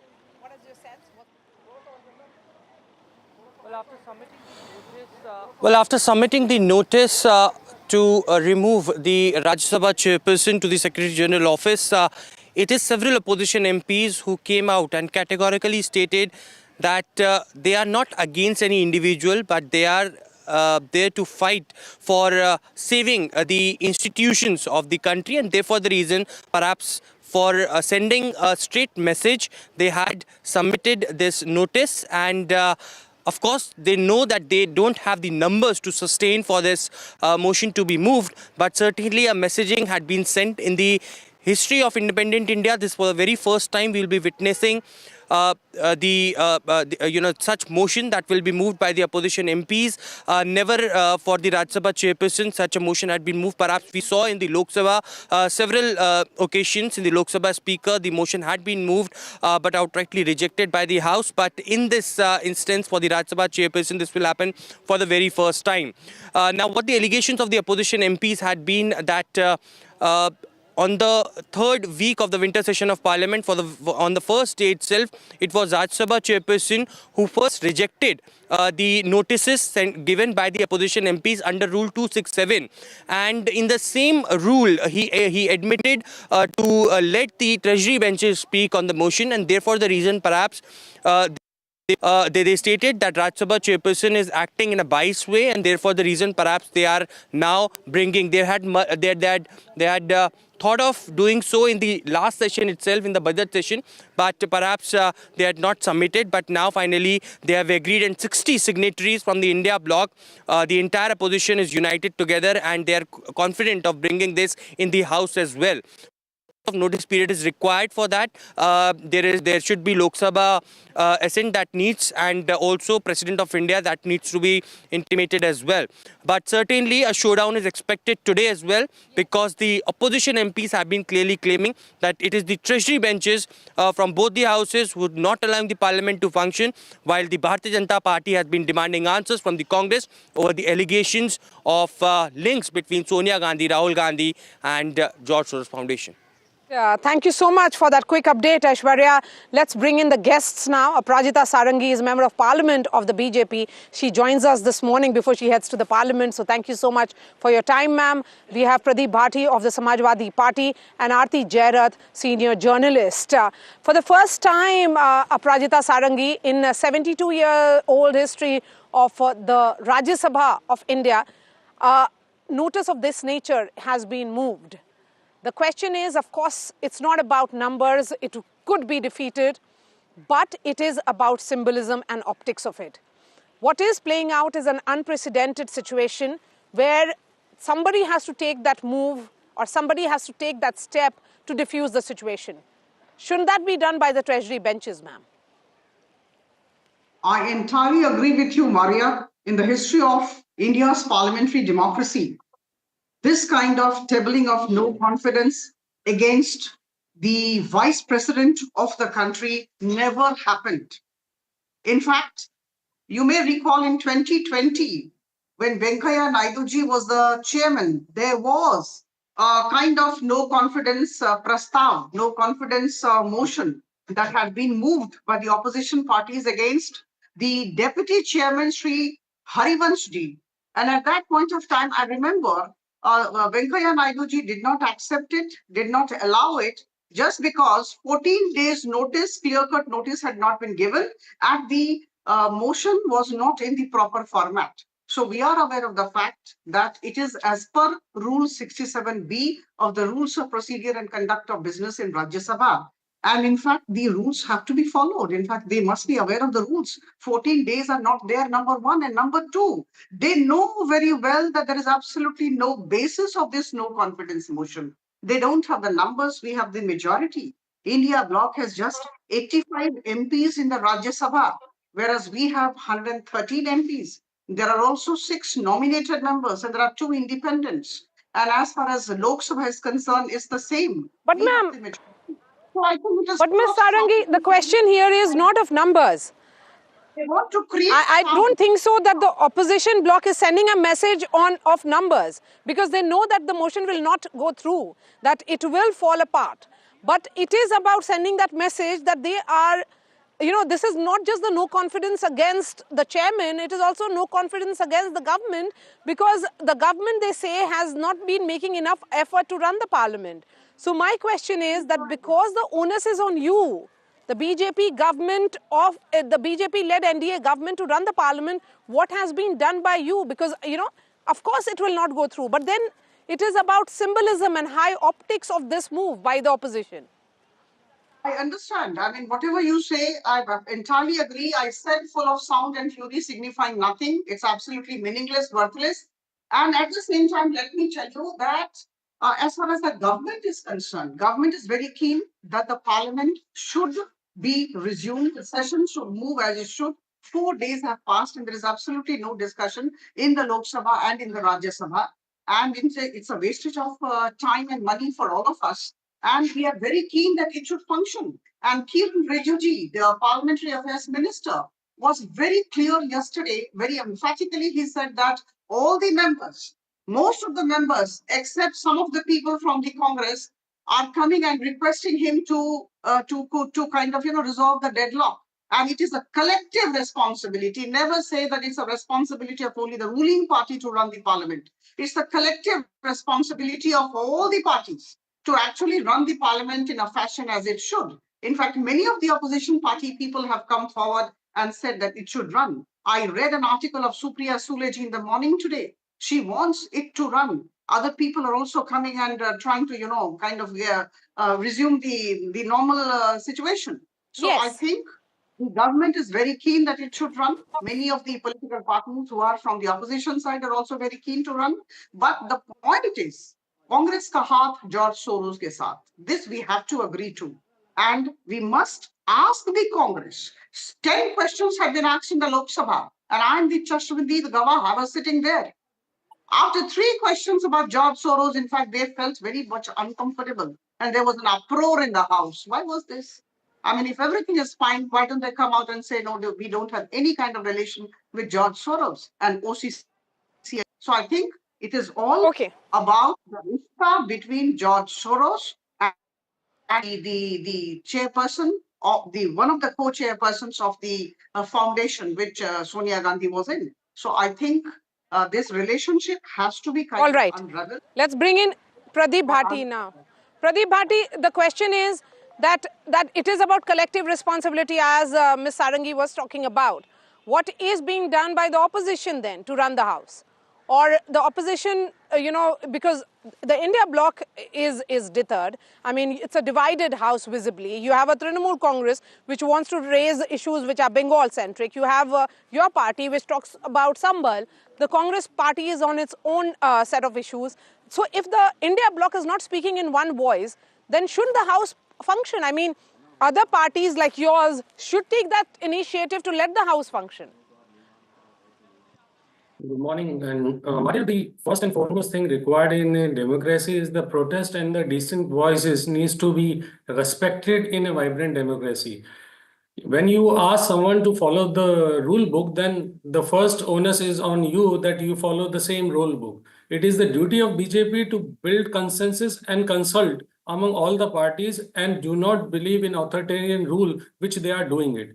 BJP lust for power is so prevalent that like a mad elephant, they want to crush every tradition, values and principles and law and belief of the constitution. Har tantra se loktantra nahi chalta hai.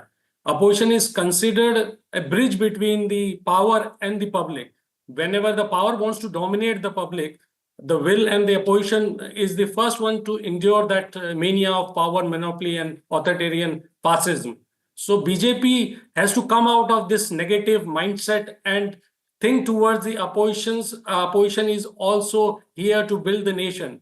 This mindset of selective religion, having an obsession of a religion or caste, will not take our country to build help in building the country. So that BJP has to see and look into whatever they are blaming. It's not between Adani and George Soros. They are so fond of George Soros. Let me ask ma'am here that you are remembering him day in and day out, what action you have taken, because it's not the first time the George Soros name has come. What action they have taken in last 11 years? If he's a threat to the national security and sabotaging our democracy, what action you have taken other than lip service? Point So well these taken. all Let's competitive agencies, Aprajita they Sarangi, have to understand that. You know, George Soros and his foundation, while you talk about the alleged web, what action has been taken? That's a valid question being raised by Samajwadi Party. Very simple question from my side too. See, the discussion was going on in the Lok Sabha. 10 questions had to be tabled. After 3 questions regarding George Soros, there was an uproar. Why this uproar? The Congress would have come out openly and said we have absolutely no connection. Sonia Gandhi ji has absolutely no connection with OCCRP and George Soros Foundation. As simple as that. Why are they mum on that, if I can ask that? Number one. And number two, they do not have the right to ask us questions. They have been kind of, creating an uproar, hue and cry. We can, always confront regarding Adani and BJP connection.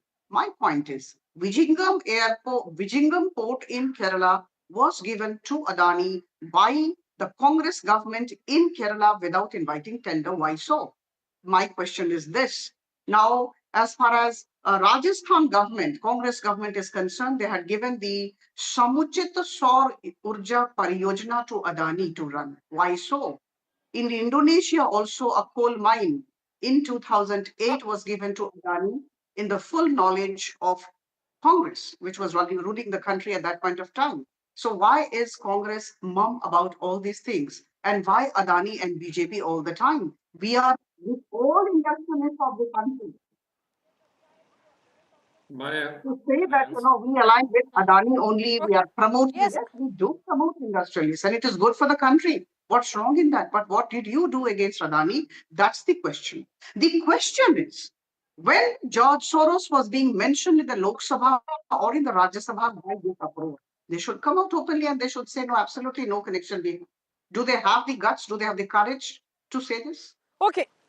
Can I answer that? Okay, so let's talk about the courage which has been shown by the opposition here, Aarti Jairat. But what is becoming clear, ma'am, is that as journalists, we have covered the functioning of Parliament. This has reached a point where there will be no discussion at all. It will be about, one chair and the other, one constitutional office and the other, actually being caught in this crossfire between the treasury benches and opposition. What's happening with the chairman of the Rajya Sabha would be a classic example of that. Yes, it's very unfortunate actually that Parliament is seeing a day when there is a impeachment motion that is being sought to be passed against the chairman of the Rajya Sabha.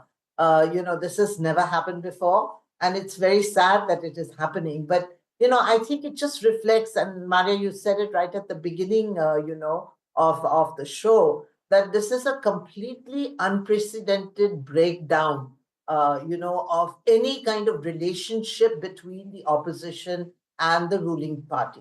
And both sides keep paying lip service to to this thing, the sentiment that they want the House to run and they're willing to cooperate. But when it actually comes to it, when the House, sits, we see that there is no attempt by either side to cooperate. And both sides are flinging around charges, which without any, I don't know what is the basis, as far as the BJP Adani nexus is concerned. I mean, if the Congress needs to come up with, kind of some really hard evidence on this, which, maybe should go to court, if at all. And as far as the Soros Congress nexus is concerned, I mean, if Soros is doing something which is against India's democracy, and if the Congress is involved in it, well, I mean, the Congress should be charged. The Congress should be charged with sedition, and there should be a case. So, these are just, charges in the air. And, it's basically, it gives the impression that neither side is interested in honest parliamentary debate. Neither side is interested in putting issues out there, issues that really matter to the country. Maria. And that is the tragedy of today's Parliament. Absolutely. I mean, it's extremely sad the manner in which events are playing out. Before I shift to the second part of this, discussion this morning, I would bring in Aishwarya again for a quick update. Aishwarya, what happens now to the debate on Constitution, which is slotted for 13th and 14th?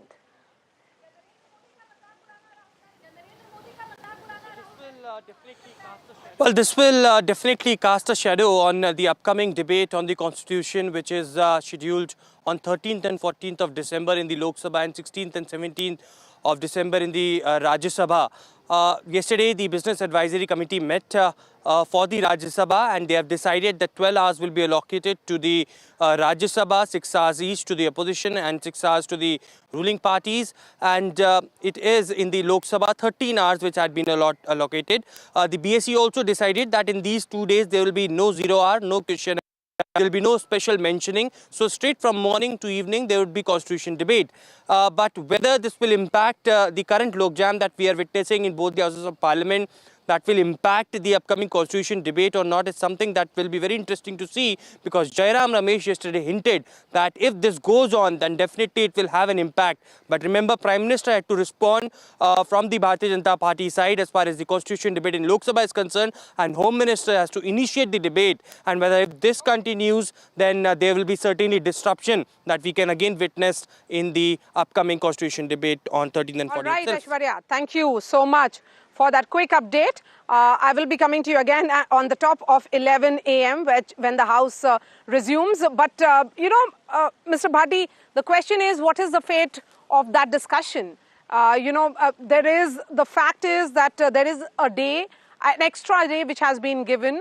The Parliament is going to function on a Saturday, and time has been allocated. There will be no other proceedings or business of the House which will be conducted. It will be a pure discussion on Constitution. The opposition wanted that discussion, and now it looks like that, perhaps even we do not know the fate of this debate now, whether it will happen at all.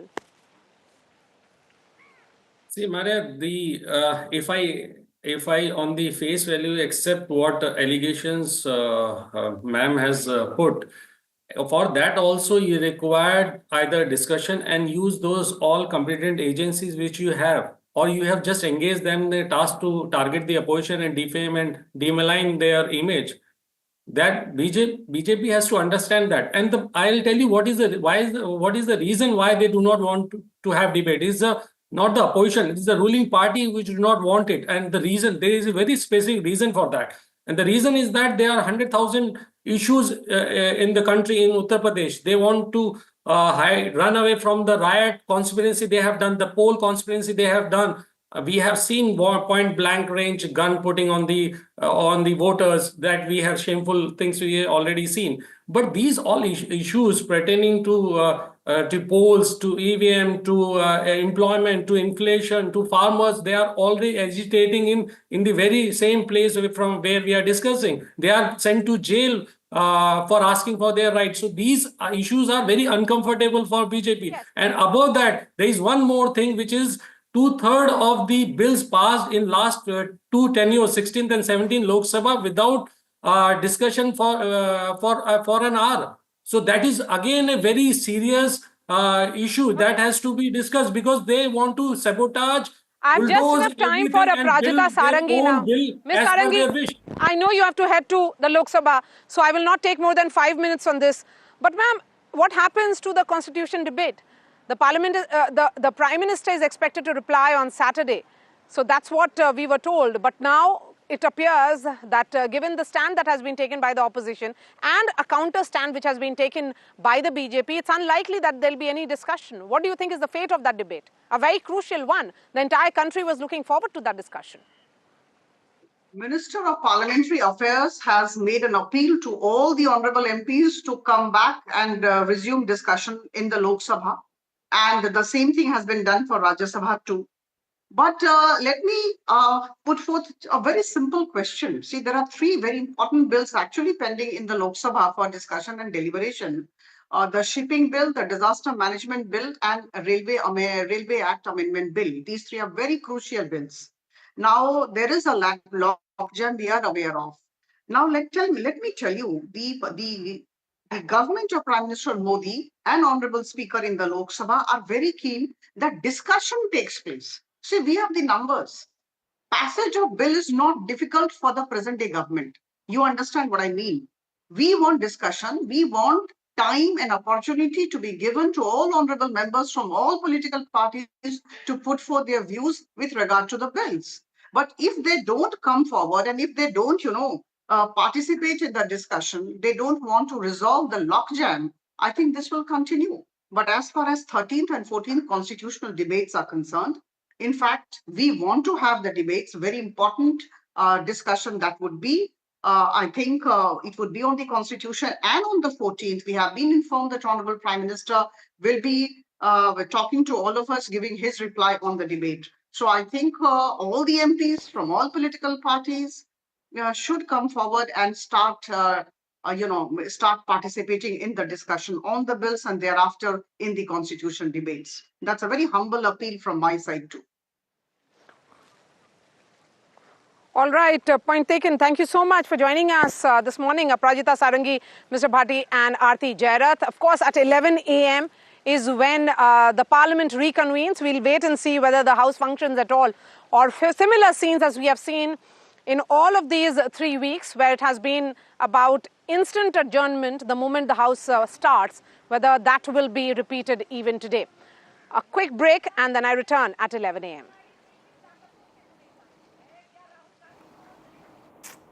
Well, that is Maria reporting from outside Parliament from Vijay Chowk, giving you the lowdown on what's expected post 11 a.m. But let's get you the latest as far as the other big story we're tracking is concerned. A 34-year-old man died by suicide at his home in Bengaluru shortly after recording this video, which we will just play out, accusing his estranged wife and her family of harassment.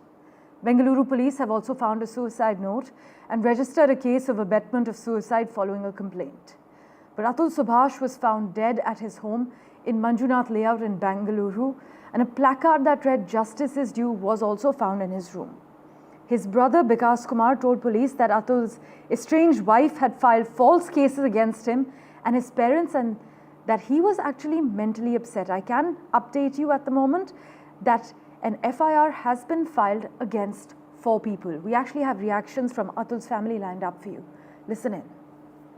मेरा बच्चा को torture किया, हम लोग को भी torture किया, पर मेरा बच्चा अपने ऊपर सब लेके अपना मेरा बच्चा सब बर्दाश्त किया, हम लोग को भी नहीं सहने दिया, अपना कष्ट अपने झेलता रहा अंदर ही अंदर। मार्च के महीना में वो गया था, मार्च के महीना के बाद जब आया ना तो कहा कि पापा वहाँ का जो मीडिएशन का जो जज है, चाहे जो भी लोग है, वकील है, चाहे जज है, जो भी है, वो वहाँ के कानून व्यवस्था जो लॉ है अपने भारत का, उस लॉ से नहीं चलता है। लोग उस लॉ को मानता ही नहीं है। जो ये बता रहा था कि इस धारा में ये लॉ होना चाहिए, तो वो उसको हाई कोर्ट के, सुप्रीम कोर्ट के लॉ को भी नहीं मानता था। उनको तो 40 बार बेंगलोर, कम से कम 40 बार गया होगा बेंगलोर से जौनपुर, और माने इतनी धारा उस पर एक खत्म हो जाता था केस तो दूसरा लगा देती थी।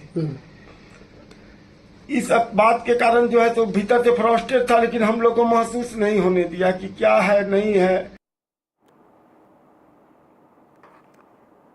Well, an FIR has been filed against 4 people. I can inform you that Atul's brother, Bikas Kumar, was responsible for filing this police report.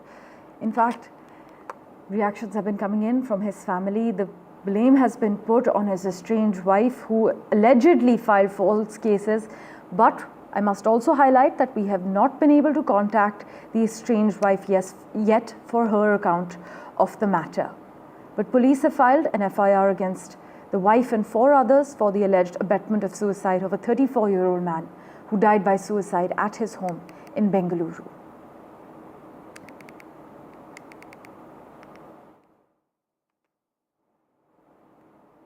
Well, switching tracks now, the Hyderabad Police Commissioner summoned actor Mohan Babu to appear before him today. We were told this would be post 10:30 am, following a report submitted by the Pahari Sharif Police regarding his involvement in a criminal case filed by Manju Manoj. Uma Sudhir joins you with the lowdown.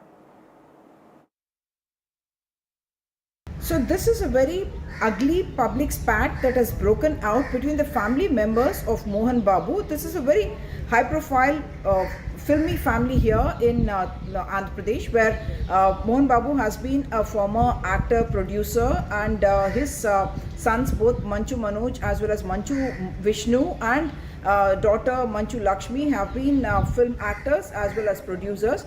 Mohan Babu has in fact been summoned today by the Rajkonda Police Commissioner, Mr. Sudhir Babu. This after Mohan Babu in fact gave him a formal complaint alleging that he faces a threat from his son, and his family also faces a threat, and there is a threat also to his property because unknown people are trying to trespass into it.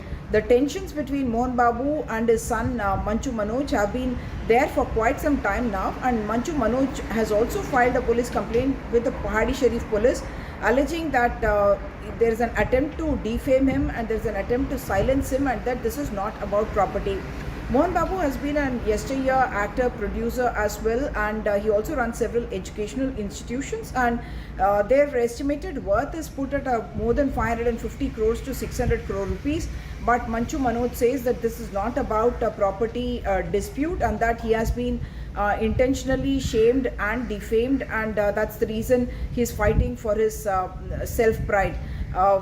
Last night, in fact, very ugly scenes where Manchu Manoj and his wife Monica tried to enter the home of Mohan Babu at Jalpalli in Rangareddy district, but they were stopped by bouncers, and Manoj was saying that his 7-month-old daughter is inside, he needs to go inside. And subsequently he came out with his shirt torn after having actually forced his way inside. A lot of private bouncers were present as well, and in fact Mohan Babu is himself seen on video assaulting a journalist who had come to report the entire matter in that area. So that is also something that the media is protesting about, journalists are protesting about. Manchu Manoj is in fact the son of Mohan Babu's second wife Nirmala Devi, and Manchu Vishnu and Manchu Lakshmi are the children of their first marriage. And after the first wife died, he had married the sister of his first wife, Nirmala Devi. Manchu Manoj in fact got married to Monica in March last year, and the family reportedly was against it, and now the allegation is being made against both Manchu Manoj and his wife Monica, and something that is playing out almost, should I say, very cinematically in the public domain.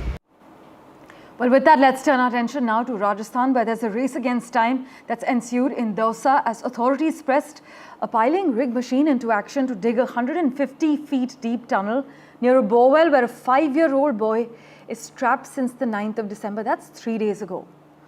Aryan actually fell into the open Borewell on Monday evening while playing at a farm. While rescue operations were launched around 4 p.m, rescuers were actually deployed several earth movers and tractors to dig a parallel hole, while also using a rope and other equipment to attempt to pull out the 5-year-old that's trapped. Oxygen is being supplied to the child through a pipe, whose condition is said to be stable. But we have a reaction from the district collector in Dausa. Listen in. बच्चा तकरीबन 150 feet के आसपास है, उससे थोड़े से नीचे तक हम वर्टिकल ड्रिलिंग करेंगे पाइलिंग मशीन से। उसके बाद उसमें एक केसिंग डाली जाएगी, और केसिंग जब नीचे उतर जाएगी उससे हमारा जो ये वर्टिकल ड्रिल हुआ है ये एक सिक्योर हो जाएगा, और उसके बाद फिर हम हॉरिजॉन्टल ड्रिल करके बच्चे तक पहुंचने के प्रयास करेंगे। इसमें जो है कि अगेन अभी की यदि मैं बात करूं तो तकरीबन 110 फीट के आसपास जो है हमारी मशीन ने रात 3:30-4 बजे से ड्रिलिंग कर दी है, और 40-50 फीट और अभी जो है वर्टिकल ड्रिल स्टेज है, और इसके बाद फिर केसिंग के पाइप जो है नीचे उतारेंगे। जो भी चैलेंजेस हैं एडमिनिस्ट्रेशन जो है कि कटिबद्ध है कि हम जो है हमारे जो प्रयास हैं उसमें हम सफल हैं। Well, you've just heard from Dausa's district collector. Let's also get in a quick update from ground zero from my colleague Harsha, who's been tracking the finer details for us. Harsha, 3 days on, the 5-year-old is still stuck inside that borewell 150 feet deep? Yes, very, very unfortunate and worrying the situation now has become, because it's been almost 43 hours and, they haven't been able to access that child at all. So now the strategy is to dig a parallel tunnel and then try and reach him. But 43 hours without food, water, we don't know how much oxygen is getting to him. So all that is creating a lot of worry there. this open borewell, it was an unused borewell which was in his parents' agricultural fields, some about 100 feet away from his house. And the child, while playing, fell in and got stuck at where the motor was. So obviously it was an uncovered borewell, and again and again there have been guidelines issued that borewells and farms and fields should be covered. It's very easy to cover a borewell. It doesn't have such a big open diameter. You can cover it with a wire mesh, you can cover it with stone slabs, definitely something, that should be looked at, because this is the second such incident in Rajasthan in 6 months. Thanks so much, Harsha, for joining us with the latest update. Well, switching tracks, Adani Ports and Special Economic Zone Limited has said that it will finance the Colombo West International Terminal project in Sri Lanka through the company's internal accruals and opted out of US funding. The Colombo project is progressing well and is on track for commissioning by early next year. This is what the company has said in an exchange filing. But the decision to withdraw from US financing comes after the Sri Lanka Ports Authority last month reaffirmed its commitment for Adani Ports Colombo West International Project. In fact, in a statement, SLPA's chairman, Admiral Sri Mewan Ranasinghe, who's retired, emphasized that there is no immediate plan to reassess or terminate this agreement. But a disclaimer for you, NDTV is a subsidiary of the Adani Media Group. And Asia's first consent cafe was launched at the Hornbill Festival in Kisama Heritage Village in Nagaland as part of Durex's The Birds and Bees Talk program. This groundbreaking initiative promotes a crucial aspect of healthy relationships and social interactions. Let's watch this special report. A no is a no, a maybe is also a no, I don't know is also a no. Only yes is a yes, I feel. I think consent is something that we are still trying to understand. Breaking boundaries and sparking conversations, the Birds and Bees Talk launched Asia's first consent cafe at the 25th Hornbill Festival in Nagaland. The cafe aims to provide a safe space to initiate dialogues on consent and promote a culture of mutual respect. The Birds and Bees Talk, their partnership with the Nagaland Tourism Department and with the people of Nagaland has been going on for a few years now. And their initiatives are quite genuine. And I think we are going ahead with deeper partnerships with our people. So we are very glad that the Birds and Bees Talk, and they are part and parcel of today's Nagaland. This innovative approach is crucial to normalize discussions around consent, break down stigmas, and empower individuals to prioritize their own comfort and well-being. There's no other occasion better than today to actually start the Consent Cafe, which is full of vibrance, full of culture. And really, in this, need of the hour is basically we need to have the consent cafes in India, across India, because consent is something which is very sensitive. Gen Z is asking for it. Millennials have experienced life. Baby boomers have been seeing the changes India is experiencing. So this more the reason to have the Consent Cafe. The Consent Cafe offers an immersive experience combining light, music and art to encourage reflection on the meaning of consent and foster healthy connections. As you know, the TBBT program, the Birds and the Bees Talk, has been running in Nagaland and other states of Northeast for about 6 years. So now the next step that they're taking is to create safe spaces within tie-ups with coffee shops across the states. And these are going to be spaces where young people are able to come and talk and speak and have, interesting engagements and activities that they'll do. So here we've created a consent dome. The idea of the dome is also a safe space, so that dome structure gives a very safe environment. And what we've come together to do is to put the 5 pillars of TBBT to bring them alive. And then there is a light fixture here which is actually meant to create that idea of these 5 pillars, which are all about human connection at the end of the day. Empowering conversations one cup at a time. The Consent Cafe strives to make discussions on consent, equality, and inclusivity comfortable, accessible, and normal.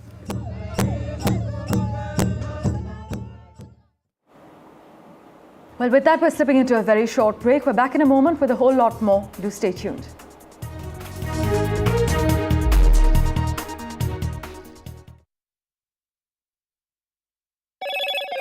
Hello, Moto.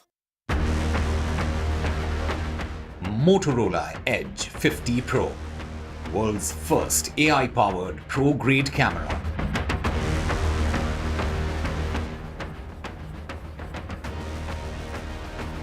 On X, Narendra Modi says infinite best wishes to all countrymen on Gita Jayanti. This holy festival, celebrated as the birth anniversary of the divine scripture that guides Indian culture, spirituality and tradition, may show everyone the path of Karma Yoga.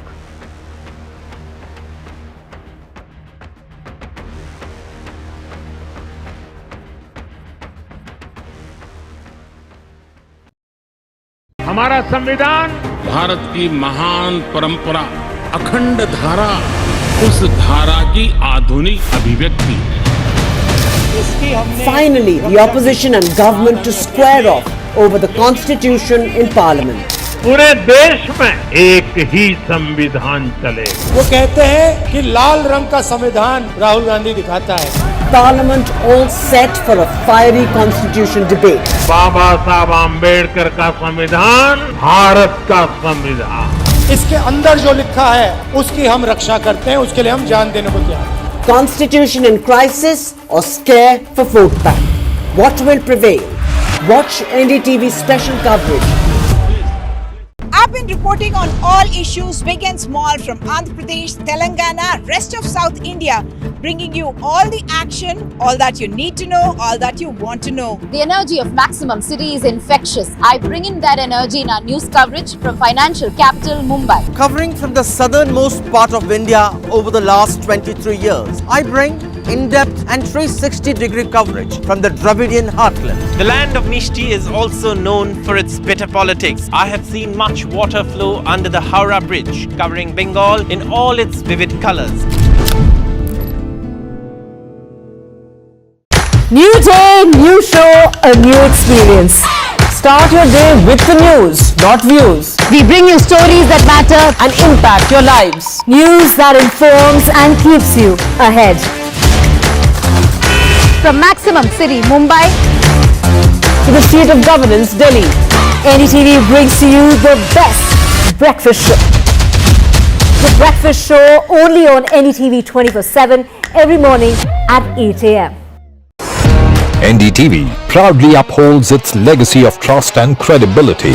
According to the prestigious Reuters Institute's Digital News Report 2024, NDTV is the top-most news platform in the country. Number 1 in both online and offline reach in India.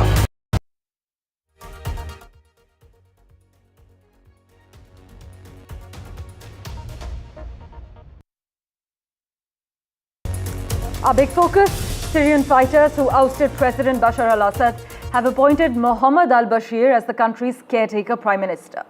Now, al-Bashir, who previously headed the Hayat Tahrir al-Sham-led government in Idlib province, will now lead a transitional government, but his term will last until the 1st of March next year. A little bit of context about him: he has served as the head of the rebel administration's self-styled Salvation government since January and previously held the role of its development minister as well. But his immediate challenge, presiding over a country that's divided and battered actually by 13 years of war and seek to unite it in the traditional seat of power, which is Damascus. Well, for further clarity, we have with us Professor Sari Hanafi, Professor of Department of Sociology, Anthropology and Media Studies, currently joining us from the American University of Beirut. Thank you so much, Professor Hanafi, for making time for us. How do you see the latest developments with Syrian rebels having overthrown the Assad regime and now appointing a head of transitional government? Yeah, this is a wonderful thing. This is a very brutalized dictator, and I think the Syrian people suffer for 56 years with the if you like, governance of his dad, Hafez al-Assad, and Bashar al-Assad. And it was a very violent regime, using systematically torture, violating of human rights. So finally, after 13 years of since the outset of the Syrian revolution, the Syrian people succeed in a very civilizational way, I would say, the succession of power. There is very little casualties in this war. The importance is really that the new leadership recognize the diversity, ethnic diversity, religious diversity of Syria, and seek not to impose public morality, if you like. We saw yesterday in the communique of the leaders of revolutions that no one should undermine the way people would like to dress in the public spheres. So I think there is a significant positive side, signs, to let us think that so far there is a perspective of transition into a state of law, I would say into democratic state, even if the new leaders, they don't like to use this word democratic state.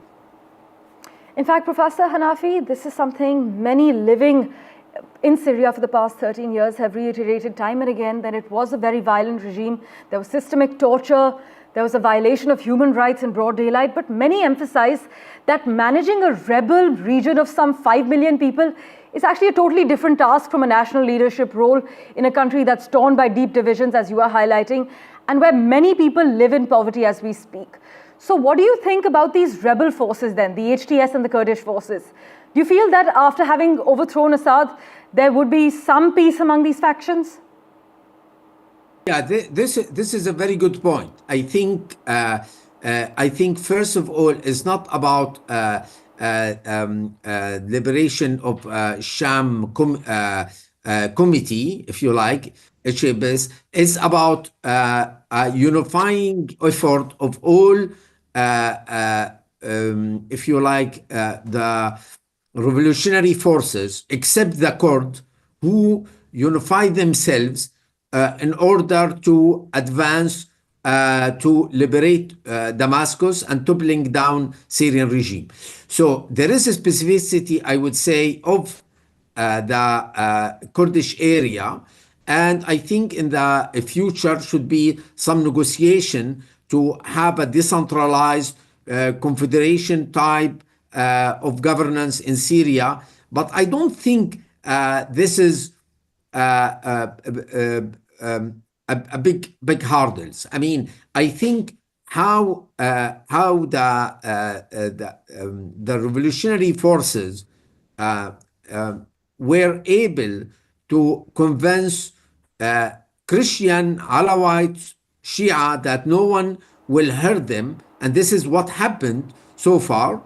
I think they will send the same message for BYD. Well, Professor Hanafi, thank you so much as always for joining us on NDTV. We will of course revert to you for regular updates to understand this conflict better. But amid this power crisis in Syria, India has evacuated 75 Indian nationals from the conflict-torn country, and the evacuation was conducted 2 days after the rebel forces ousted President Bashar al-Assad's authoritarian government. In fact, this evacuation was monitored closely by the Ministry of External Affairs, and the remaining Indians have been advised to keep in touch with the embassy. And the embassy has said over the last 3 days that they are monitoring all developments very closely.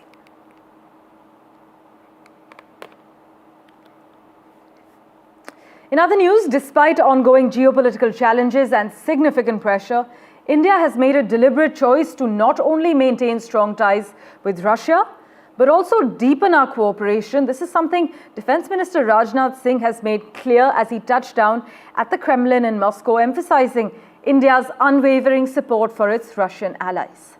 Speaking during the 21st India-Russian Intergovernmental Commission on Military and Military Technical Cooperation, Rajnath Singh assured that India will always stand by Russia, a sentiment he later reiterated in a meeting with Russian President Vladimir Putin. Putin met with our defense minister at the Kremlin, and during this meeting, Rajnath Singh has said that friendship between our countries is higher than the highest mountain and deeper than the deepest ocean. In fact, earlier, our defense minister met his Russian counterpart and discussed about strengthening bilateral ties on this 3-day visit to Russia. In fact, Rajnath Singh, you must also note, had asked Russia to speed up the deliveries as far as the S-400s are concerned. In other news, Anushka Kale, a 20-year-old British-Indian student, has been elected as the president of the Cambridge Union Society, which is one of the world's oldest debating societies.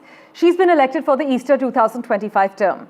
Now, this makes her the first female president of the society since the previous Easter term. This is a huge deal.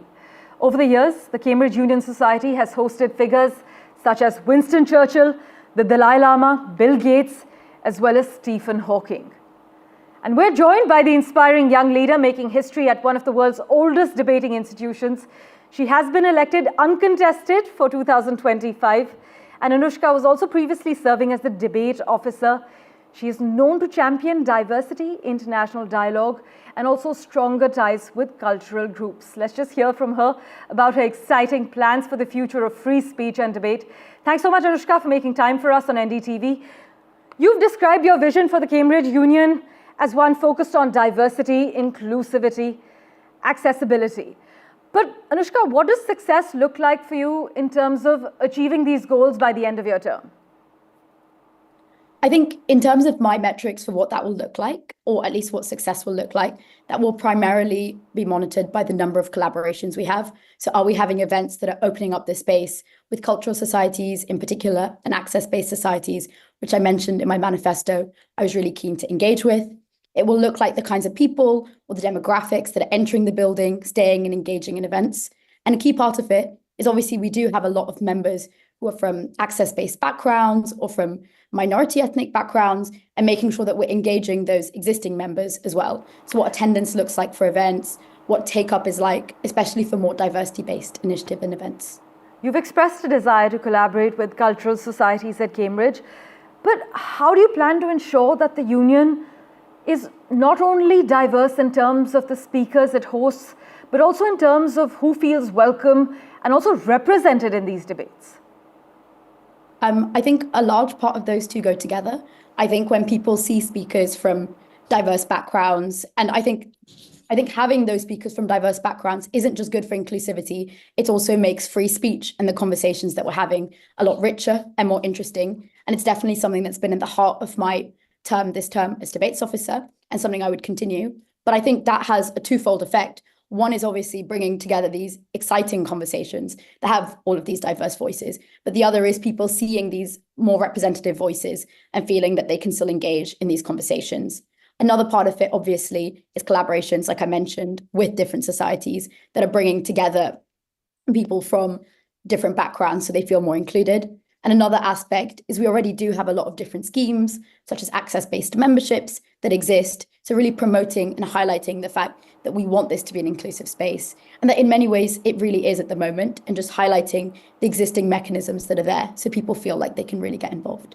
Well, many would agree with you that diverse speakers do make free speech and conversations rich. But on that note, if you had to choose one debate or one speaker or event from your time at the union that has left the most lasting impression on you, which one would it be and why? I think the event that I would pick, it's a debate that we host every year. It's our annual debate on the motion, "This House has no confidence in His Majesty's government." And what we do for it is we bring together high-profile politicians from whichever party is in government at the moment. It's currently the Labour Party this year. And then we get opposition parties as well. That can be Conservatives, smaller parties, etc. And we put them head to head to really challenge each other and to really scrutinize each other's records. And I think it's one of those particular events that students really love. It's a chance to really engage and interact with high-profile politicians and really ask them questions. This year, when we organized it as debates when I was debates officer, there was such high student and membership engagement. Students really wanted to challenge these speakers, ask them questions, talk to them in the bar afterwards, talk to them in the chamber afterwards. It's really one of those events that I think really shows the best of the union, because you have these high profile speakers, but you also have the opportunity to challenge, to question, and to hold them accountable. Well, you've got big shoes to fill. And I'm being modest here, but the Cambridge Union has a long legacy. It's had past presidents like Ariana Huffington. Do you feel any particular kind of pressure, or are you looking at this role a little differently, Anushka? I guess the first thing I'm going to say is I'm a student. I'm 20. So at the moment, I'm obviously focusing on my studies and also on putting together a great term card for members and for putting together a great, for helping the society to continue to move forward. In terms of where I see my future going, I'm really interested in politics. So I'm hoping that's something that I get involved with in the future or continue to get involved with. And obviously in the UK, there's a great history or current times. We've had a lot of politicians from South Asian and from Indian backgrounds, like recently, obviously, with Rishi Sunak as Prime Minister, really get involved in politics. So that's a great trajectory to kind of witness. And also, we do have strong connections historically with quite prominent figures at the union, like Nehru spoke at the union. So there is a strong Indian tradition. And these are things that really matter to me and that I'm hopeful to get involved with in the future even further, but also things that I'm hoping don't hamper my term, and I just want to put on a great term at the moment. And with such an important and challenging role ahead of you, what do you hope your presidency will be remembered for in the history of the Union?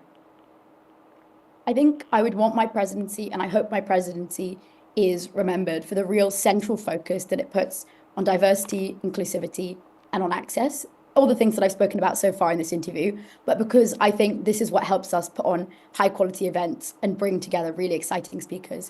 And I want it to be a term where people felt like they could really get involved, where there were loads of different opportunities highlighted for them. And I want it to be one where we are remembered, because I think if you really put in the effort with putting together a good term card, you can really get some really exciting speakers. And I want to put together speakers and debate events that people really feel challenge them and that they get excited by. Right, finally, many are inquisitive in India, around the world, but as someone who has successfully navigated the application process and now leads one of Cambridge's most historic societies, what would you say are some key do's and don'ts for prospective students applying to the University of Cambridge? I think obviously I can't comment in terms of admissions for other people, in general, but I'd say from my personal experience, when I was applying to the university, I study English literature, and it's a topic I'm really interested and excited by. So for me, a large thing was picking a subject that really inspired me and that I was willing to get into, so that when I was preparing for my interview and I was writing my personal statement, I could just really get into these books, and I really enjoyed doing it as well. And I think when I did do my interview, I tried to think about it as a conversation and a chat with people that I was, with professors who knew a lot about the subject, and where I would get a chance to just kind of explore my thinking around the topic. So I would say, pick a subject that you're really enthusiastic about and get lost in it. Spend time reading and enjoying it. Well, Anushka, thanks so much for making time for us and joining us on NDTV. As I mentioned, the Cambridge Union Society has hosted figures like Winston Churchill, Bill Gates, Stephen Hawking, and now Anushka will be heading it come Easter as the president. We'll be watching your journey very closely. Thanks so much. And as always, news and updates continue right here on NDTV. We're stepping into a very short break now.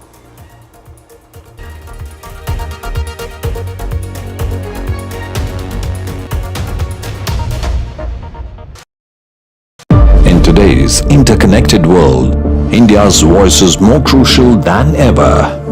When India speaks, the world listens. At NDTV World, we are that voice, bringing you intelligent and insightful news from India and beyond. From geopolitics and diplomacy to economic shifts, migrations, tech disruptions, and the stories of our diaspora. We cover the news that shapes our global future. NDTV World, your new home for global news, is here.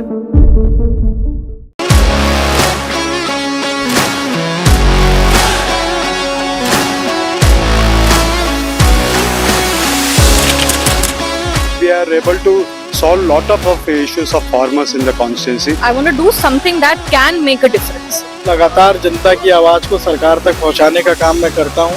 I was a student up until very recently. I really want to work and do something for my people because they have given me this opportunity. They have elected me. काफी सहयोग मिला मुझे. कभी ऐसा लगा नहीं कि मैं फर्स्ट टाइम एमपी हूं.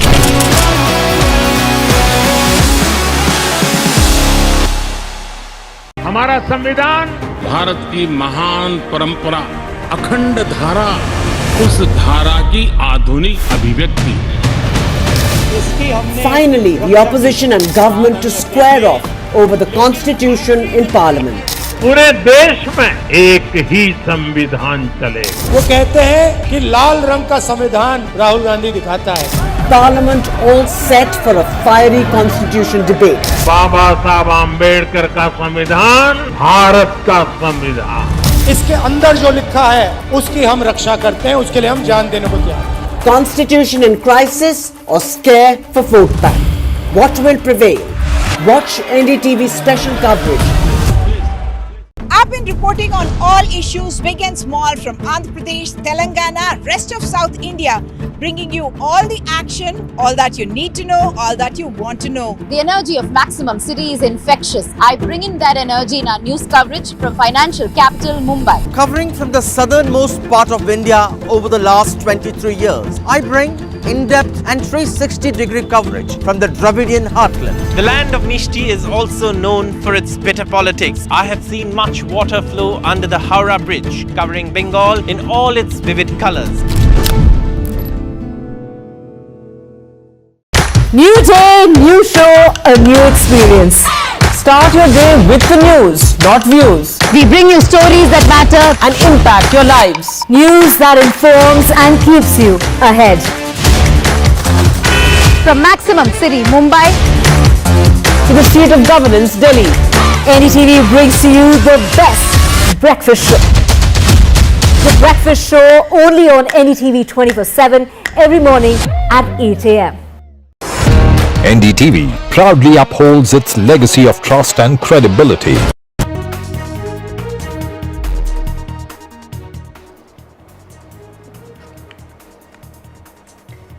Another day of disruption as far as the Parliament winter session is concerned. Will the workings of both the houses continue or not is the big question. And in the Delhi elections that are coming up, it's Arvind Kejriwal that has gone ahead and said that the Aam Aadmi Party will be contesting alone and fighting on its own strength when it comes to the upcoming Delhi Assembly elections. Do remember there were speculations regarding an alliance with the Congress. Interventions in Place of Worship Act petition and the Supreme Court to hear challenges to the Act on Thursday.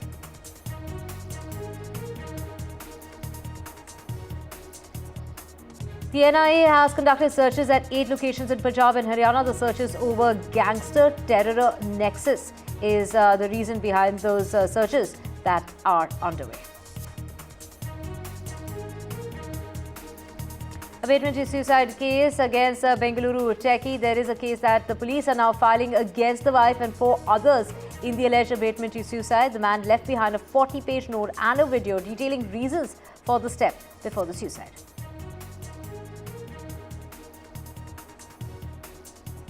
And actor Mohan Babu, who assaulted a journalist, has been summoned by the police in regard to the law and order situation. A case has been registered against the veteran actor. In fact, it is his own son who has, filed a case against him. But it is the police there now summoning the veteran actor on that assault that took place on a journalist. And celebrating 100 years of the filmmaker Raj Kapoor, it's Prime Minister Modi who met with the entire Kapoor Khandan from Karishma Kapoor, Kareena Kapoor to Alia Bhatt, Ranbir Kapoor and their spouses, all of them there at that meeting with the Prime Minister. They'd all gone there in order to invite the Prime Minister for the Raj Kapoor Film Festival.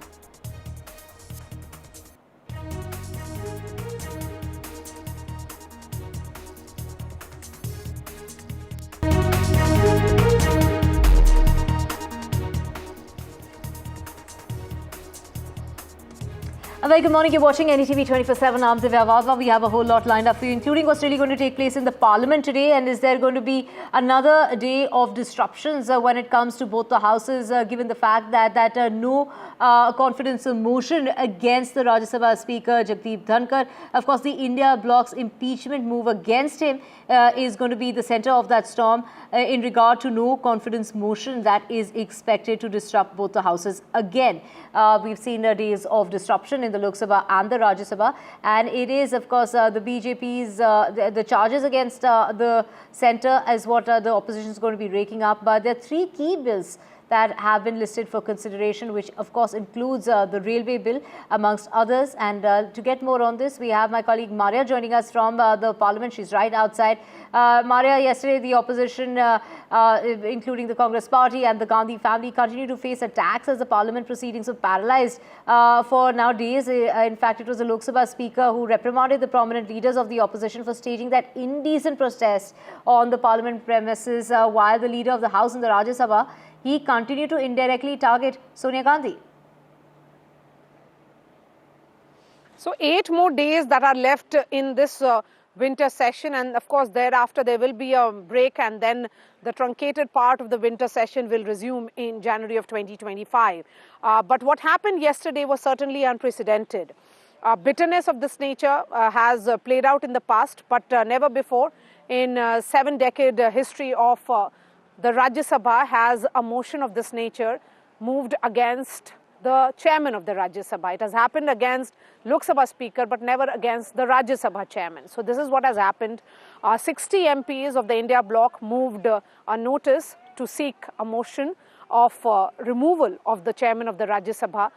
As per the procedure, there has to be a notice of 14 days because there are only 7 to 8 days which are left now. So it's unlikely to be taken up in this session. It is likely to be taken up in the next session. So there is a first time a process of this nature or procedure will begin. But what is playing out in Parliament is complete breakdown of communication between the Treasury benches and opposition.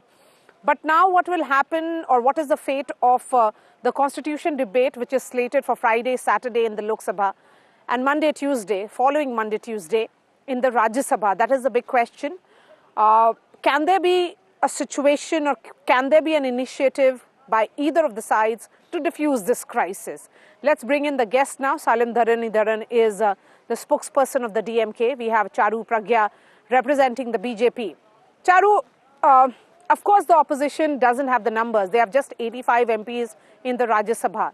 But I think it's more about messaging. It's about sending that message that they want to ensure that if a person or if a chair is seen as partisan, they are seen to be taking on the chair. Salim Dharan, will you respond to this? I mean, who will really diffuse this situation, knowing fully well that India bloc doesn't have the numbers, they have taken this path? How do we know that India bloc does not have the numbers? No. First of all, when we in a parliamentary democracy, an individual parliamentarian is more important than the group. That's how it should work. Maybe it could have worked differently in the past. That doesn't mean that it will work like the same way in the future. BJP has 240 in the lower house, which is 32 short of the majority, and in the upper house they are about, I think, 19 short of the majority without the allies. So some allies could also not vote for the BJP.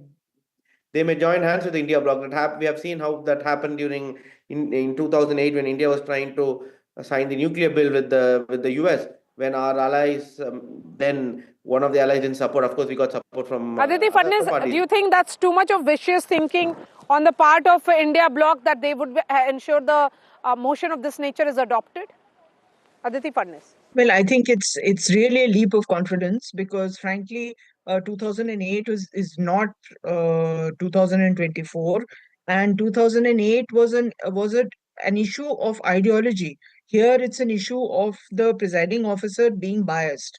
A lot of actions have been taken by presiding officers against the opposition in the past. The suspension of the Trinamool Congress MPs, for instance, in the Rajya Sabha when Mr. Venkaiah Naidu was chairman.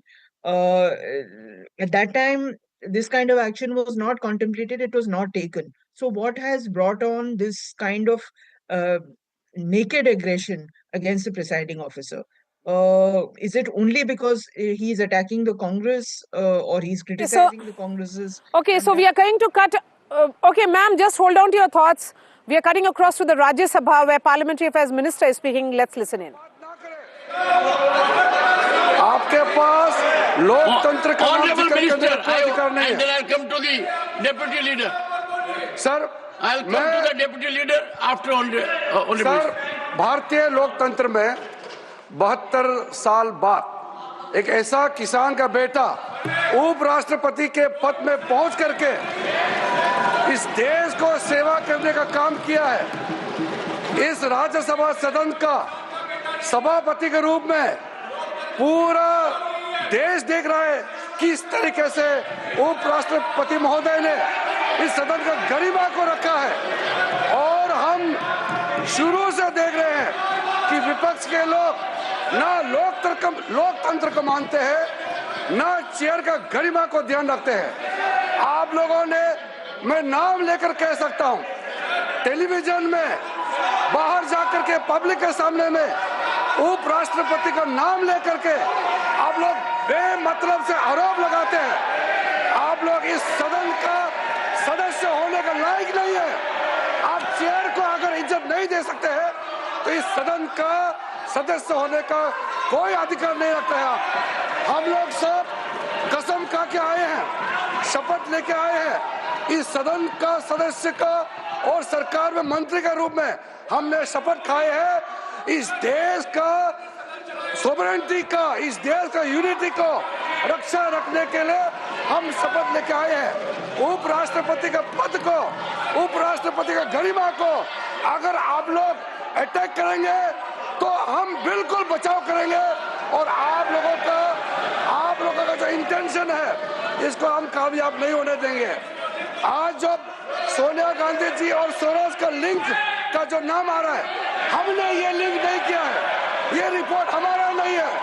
अंतरराष्ट्रीय जगत में, पूरा दुनिया में ये report पढ़ रहा है। कांग्रेस का नेतृत्व और सोरोस का OCCRP का जो लिंक है, ये देश के सामने में है। शर्म आना चाहिए आप लोगों को। देश के विरोध में काम करने वाले, भारत के खिलाफ काम करने वालों के साथ आप लोग तालमेल में रहते हैं। जो जॉर्ज सोरोस बोलते हैं, आप लोग भारत में वही भाषा बात करते हैं। हम लोग पूरे इस सदन में जितने भी मेंबर हैं, हम लोग भारत के नाम में एक साथ यूनिटी खड़ा करना चाहिए। आप भारत विरोधियों के साथ खड़ा रहते हो, आप भारत को नुकसान पहुंचाने वाले के साथ में खड़ा रहते हो और फिर आप चेयरमैन के खिलाफ में नोटिस देते हो। ऐसा चेयरमैन मिलना मुश्किल है। हमारा आदरणीय जगदीप धनखड़ जी एक ऐसा नेता है जो इस पद में रह करके भी और इस पद के बाहर भी हमेशा किसानों के लिए बात किया है, हमेशा गरीब तबकों के लिए बात किया है। इस देश को, संविधान को, हमारे देश का जो संविधान है इसको रक्षा करने के लिए हर समय उपराष्ट्रपति जी ने पहल किया है। हम लोग गर्व है आदरणीय जगदीप धनखड़ जी राज्यसभा चेयरमैन के रूप में इस कुर्सी पे आसीन है। हम लोग फक्र महसूस करते हैं और चेयर के खिलाफ कोई भी आप लोग काम करेंगे, इस तरह का नोटिस देने का नाटक करेंगे, हम लोग इसको कामयाब होने नहीं देंगे। और पूरा कांग्रेस पार्टी माफी मांगना चाहिए। सोरोस और कांग्रेस नेतृत्व के बीच में क्या रिश्ता है, वो रिश्ता जो है सदन के सामने में आप लोग बताइए और देश के सामने में माफी मांगना चाहिए। मैं सर ये कांग्रेस पार्टी और उसके साथियों का जो हरकत है उसका मैं खंडन करता हूँ सर।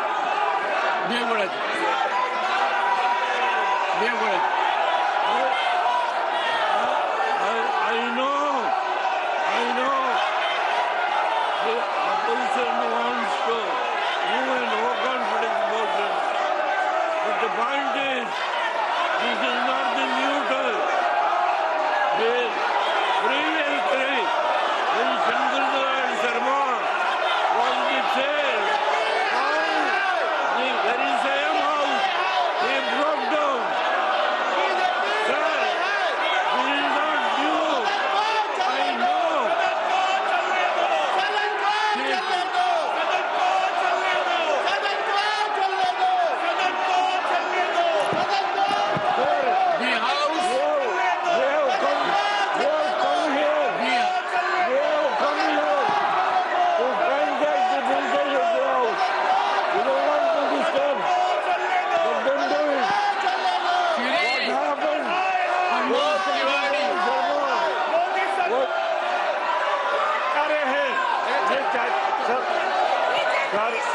सभापति जी विनम्रता से निवेदन करता हूं कि इधर बैठे लोग, सभी लोग संविधान के प्रति निष्ठा रखते हैं, ये अम्बेडकर का संविधान बदलना चाहते हैं, ये संविधान के हत्यारे हैं, हम स्पष्ट करना चाहते हैं कि आपने देखा कि किस तरीके से संविधान के हत्यारे हैं।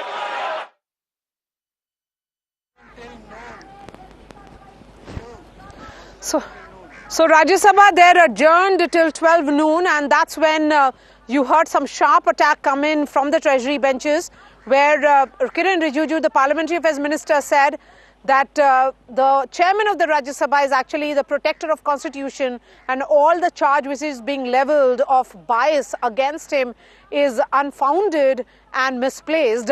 Let's bring in the guest now and bring in Charu Pragya. Charu, you know, the government is also taking the same point of confrontation. There is no consultation, there is no dialogue. How will the House function? Good morning, Madam.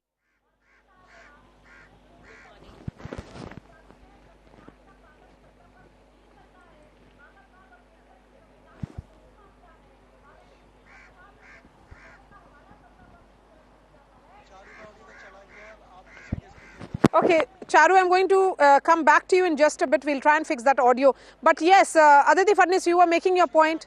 Okay. Okay, Charu, go ahead. Yes. So it's unfortunate that we have reached a point where the opposition will resort to even passing a resolution against the Honorable Vice President of the country, because the fact is he's a no-nonsense person. I guess the Congress party and their allies are not used to that. Here is a person who's made sure the opposition gets sufficient time to speak in the Rajya Sabha. Here is a leader who's risen up the ranks and who's built a name for himself. He understands the Constitution far better than the so-called India Alliance leaders who just wave a copy around, but when you flip through it, you realize it's empty inside. And they know extremely well that this motion is going to get them nowhere. They do not have the numbers. And if you even look at the way the Rajya Sabha has been conducted since Dhankarji has taken over as the chairperson, it has been very fair, very organized, except the fact that he's strict. And they can't put up with that. We think that they will go to any extent to waste the time of both the houses of the parliament. The opposition will go to any extent to derail the functioning of the parliament. And when one thing doesn't work, they come up with another. This drama, this fiasco has gone on for long enough, and they need to take onus and understand that when their own house is also not in order, the India Alliance is also not even aligned together on major issues, they are just going to pick up things that are only going to waste more time of the taxpayers. Let's see, you will see that when this is put to vote, it will get nowhere. So what's the point of a futile exercise like this? Please explain that to me. You know, Charu, I'm not too sure if it is about numbers at all. It's about optics and sending the message that here is the United India bloc, because backing this, notice is not just the Congress leaders. You have the TMC and the Samajwadi Party, which is otherwise not standing with the Congress party on the issue of industrialists, is actually backing this motion in the Rajya Sabha because they feel that the role of the chair is questionable. So it could have been addressed in a far more conciliatory manner rather than taking this approach where it is about point of total confrontation. It's, number strength doesn't mean that the opposition's voice should not be heard, is my limited point that I am trying to make here. No, absolutely fair enough. But Maria, if you follow that principle, more than 60% of the time to speak in the Rajya Sabha has been given to the opposition and its leaders. Just take a look at those numbers, take a look at that timing. So from where is the voice of the opposition being stifled? So the TMC and the Samajwadi Party and the Congress couldn't come together on what issue to protest for Lok Sabha. So they have decided to unite on something else altogether in the Rajya Sabha, and that is my very limited point. See the proceedings of the Rajya Sabha again and again. A person who is strict, a person who is fair, a person who will speak in an extremely honest manner, even when it is issues relating to farmers, is not someone who is being partisan at all. So those who are calling him partisan have actually not even made the effort to listen to what he's been trying to say in Rajya Sabha. And okay.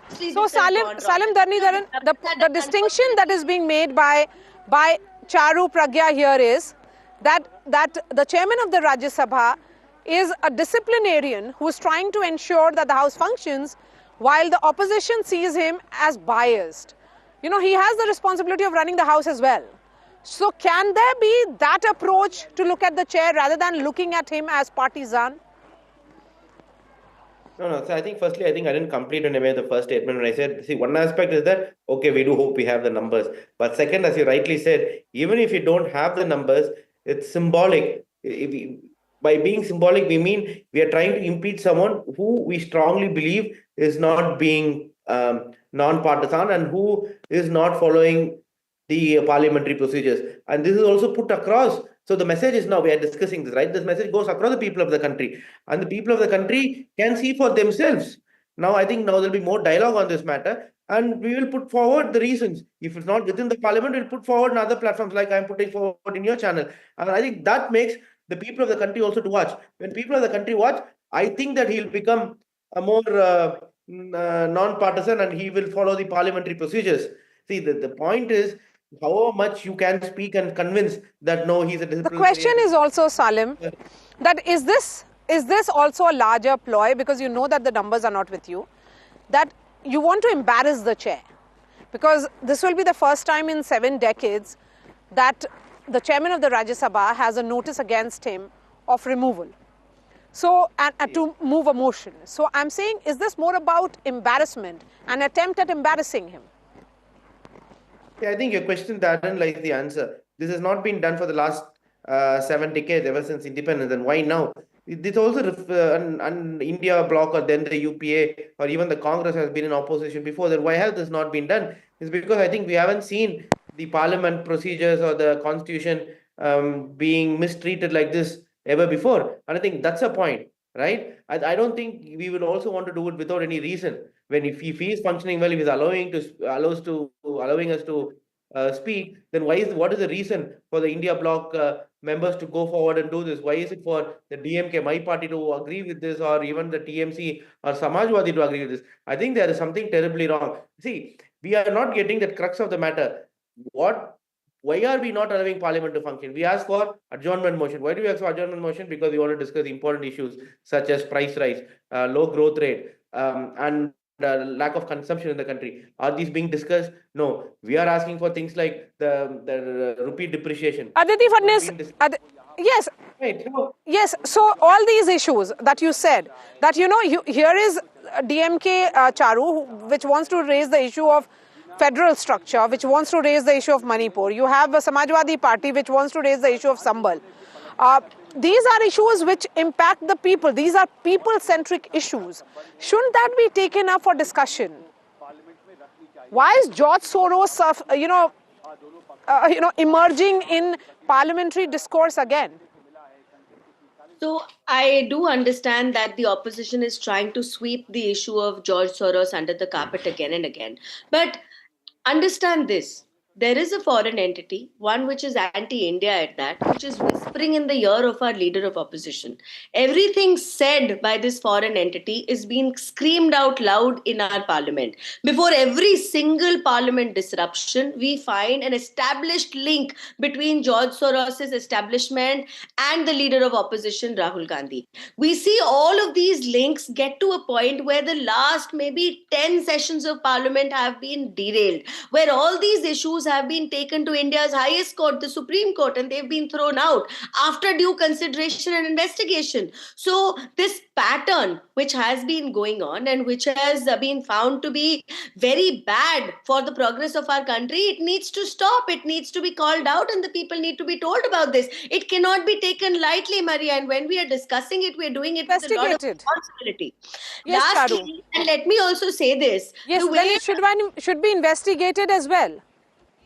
Yes, if it needs to be investigated, yes, why not? But see, the thing is, all the issues that you have listed of the opposition, now the way the Lok Sabha had been running, and I'm going to take an example of that. Congress wants to discuss one thing. The TMC wants to talk about something else. Samajwadi Party had another issue to discuss, and the DMK had something else to say, and Sharad Pawarji had something else to say. Why don't you first come to a consensus amongst yourself? put down these issues in a matter of priority in a dignified way. We want to discuss this. What sort of disruption is this? Charu, all these parties in opposition are very distinct political parties. They are not appearing as India bloc, and that's what perhaps is giving that opportunity to the government to try and corner the opposition, because they are appearing to be a divided house. But I'm coming to you, Salim. We have Aditi Fadnis, who hasn't spoken at all. Aditi, ma'am, coming to you, we are seeing similar scenes play out even today. Here is the Treasury bench, which has now gone on an offensive. It started with George Soros, and now they have started to completely say that, the opposition doesn't deserve to be a part of the House if they do not, conduct themselves with responsibility. Given the tone, tenor, the language, the diction which is being used, do you think it's a point of complete and total no trust actually between the two sides?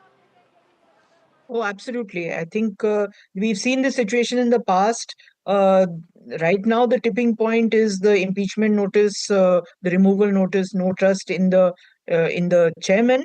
But frankly, there are rules for running the House. You cannot raise issues which are about individuals who are extraneous to the House in the House. It's simply not cricket. You cannot raise issues about a person who is not present to defend himself. So, I mean, George Soros, I don't think a discussion on that should be allowed in the House. I think no decision has been taken on that as yet. Of course, there are also the latent issue of protection of the Congress leader and the former Congress president, Sonia Gandhi. And many Congress people are getting up and saying this, but this is not just an isolated issue. It is a cumulative effect of a number of concessions of the Rajya Sabha, where despite being given the chance to speak, I don't know if it got 60%, the opposition got 60% of the chance to speak, but despite being given a chance to speak, there is a sense that it's not fair. What the opposition is, what the Treasury benches are doing is not fair.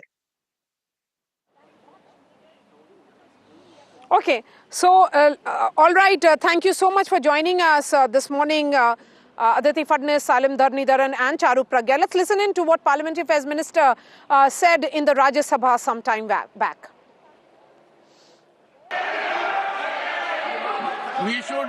We should create an atmosphere so that the House can proceed. Shri Kiran Rijiju ji. आदरणीय अध्यक्ष महोदय, मैं एक बहुत ही गंभीर विषय और बहुत दुख के साथ खड़ा हो रहा हूं। 72 साल, मेरा बात सुन ले जाए। ये मुझे नहीं पता आप किसको बचा रहे हैं। ना डेमोक्रेसी को मर्दात करने वाले आप लोग डेमोक्रेसी का बात ना करें। आपके पास लोकतंत्र का अधिकार नहीं है। I'll come to the deputy leader. Sir, I'll come to the deputy leader after sir, भारतीय लोकतंत्र में 72 साल बाद एक ऐसा किसान का बेटा उपराष्ट्रपति के पद में पहुंच करके इस देश को सेवा करने का काम किया है। इस राज्यसभा सदन का सभापति के रूप में पूरा देश देख रहा है किस तरीके से उपराष्ट्रपति महोदय ने इस सदन का गरिमा को रखा है। और हम शुरू से देख रहे हैं कि विपक्ष के लोग ना लोकतंत्र को मानते हैं, ना चेयर का गरिमा को ध्यान रखते हैं। आप लोगों ने, मैं नाम लेकर कह सकता हूं, टेलीविजन में बाहर जाकर के पब्लिक के सामने में उपराष्ट्रपति का नाम लेकर के आप लोग बेमतलब से आरोप लगाते हैं। आप लोग इस सदन का सदस्य होने का लायक नहीं है। आप चेयर को अगर इज्जत नहीं दे सकते हैं तो इस सदन का सदस्य होने का कोई अधिकार नहीं रखते हैं। हम लोग सब कसम खा के आए हैं, शपथ लेके आए हैं। इस सदन का सदस्य का और सरकार में मंत्री के रूप में हमने शपथ खाए हैं इस देश का सोवरेनिटी का, इस देश का यूनिटी को रक्षा रखने के लिए हम शपथ लेके आए हैं। उपराष्ट्रपति के पद को, उपराष्ट्रपति का गरिमा को अगर आप लोग अटैक करेंगे तो हम बिल्कुल बचाव करेंगे और आप लोगों का जो इंटेंशन है इसको हम कामयाब नहीं होने देंगे। आज जब सोनिया गांधी जी और सोरोस का लिंक का जो नाम आ रहा है, हमने ये लिंक नहीं किया है, ये रिपोर्ट हमारा नहीं है। अंतरराष्ट्रीय जगत में, पूरा दुनिया में ये रिपोर्ट पढ़ रहा है। कांग्रेस का नेतृत्व और सोरोस का OCCRP का ये लिंक है, ये देश के सामने में है। शर्म आना चाहिए आप लोगों को। देश के विरोध में काम करने वाले, भारत के खिलाफ काम करने वालों के साथ आप लोग तालमेल में रहते हैं। जो जॉर्ज सोरोस बोलते हैं, आप लोग भारत में वही भाषा बात करते हैं। हम लोग पूरे इस सदन में जितने भी मेंबर हैं, हम लोग भारत के नाम में एक साथ यूनिटी खड़ा करना चाहिए। आप भारत विरोधियों के साथ खड़ा रहते हो, आप भारत को नुकसान पहुंचाने वाले के साथ में खड़ा रहते हो और फिर आप चेयरमैन के खिलाफ में नोटिस देते हो। ऐसा चेयरमैन मिलना मुश्किल है। हमारा आदरणीय जगदीप धनखड़ जी एक ऐसा नेता है जो इस पद में रह करके भी और इस पद के बाहर भी हमेशा किसानों के लिए बात किया है, हमेशा गरीब तबकों के लिए बात किया है। इस देश को, संविधान को, हमारे देश का जो संविधान है इसको रक्षा करने के लिए हर समय उपराष्ट्रपति जी ने पहल किया है। हम लोग गर्व है आदरणीय जगदीप धनखड़ जी राज्यसभा चेयरमैन के रूप में इस कुर्सी पे आसीन है। हम लोग फक्र महसूस करते हैं और चेयर के खिलाफ कोई भी आप लोग काम करेंगे, इस तरह का नोटिस देने का नाटक करेंगे, हम लोग इसको कामयाब होने नहीं देंगे और पूरा कांग्रेस पार्टी माफी मांगना चाहिए। सोरोस और कांग्रेस नेतृत्व के बीच में क्या रिश्ता है, वो रिश्ता जो है सदन के सामने में आप लोग बताइए और देश के सामने में माफी मांगना चाहिए। मैं सर ये कांग्रेस पार्टी और उसके साथियों का जो हरकत है उसका मैं खंडन करता हूँ sir.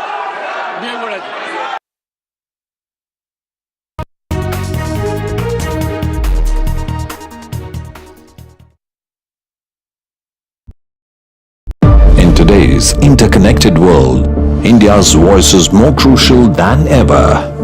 When India speaks, the world listens.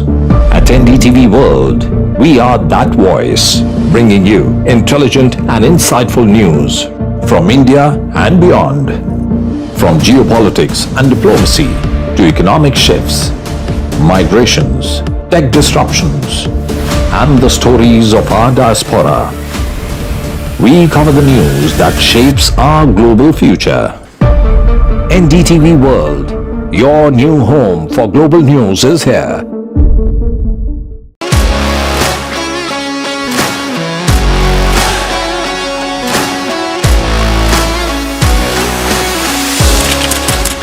We are able to solve a lot of issues of farmers in the constituency. I want to do something that can make a difference. लगातार जनता की आवाज को सरकार तक पहुंचाने का काम मैं करता हूं।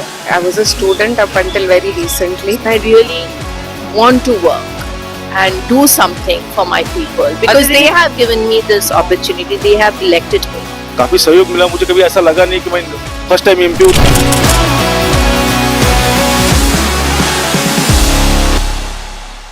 हमारा संविधान भारत की महान परंपरा, अखंड धारा, उस धारा की आधुनिक अभिव्यक्ति है। Finally, the opposition and government to square off over the constitution in parliament. पूरे देश में एक ही संविधान चले। वो कहते हैं कि लाल रंग का संविधान राहुल गांधी दिखाता है। Parliament all set for a fiery constitution debate. बाबा साहब आम्बेडकर का संविधान भारत का संविधान। इसके अंदर जो लिखा है उसकी हम रक्षा करते हैं, उसके लिए हम जान देने को तैयार हैं। Constitution in crisis or scare for vote bank? What will prevail? Watch NDTV special coverage. I've been reporting on all issues big and small from Andhra Pradesh, Telangana, rest of South India, bringing you all the action, all that you need to know, all that you want to know. The energy of Maximum City is infectious. I bring in that energy in our news coverage from financial capital Mumbai. Covering from the southernmost part of India over the last 23 years, I bring in-depth and 360-degree coverage from the Dravidian heartland. The land of Mishti is also known for its bitter politics. I have seen much water flow under the Howrah Bridge, covering Bengal in all its vivid colors. New day, new show, a new experience. Start your day with the news, not views. We bring you stories that matter and impact your lives. News that informs and keeps you ahead. From Maximum City, Mumbai, To the seat of governance, Delhi, NDTV brings to you the best breakfast show. The breakfast show only on NDTV 24/7 every morning at 8 a.m. NDTV proudly upholds its legacy of trust and credibility. According to the prestigious Reuters Institute's Digital News Report 2024, NDTV is the top-most news platform in the country. Number one in both online and offline reach in India. Beating all its competition, NDTV stands for trust. In today's interconnected world, India's voice is more crucial than ever. When India speaks, the world listens. At NDTV World, we are that voice, bringing you intelligent and insightful news from India and beyond. From geopolitics and diplomacy to economic shifts, migrations, tech disruptions.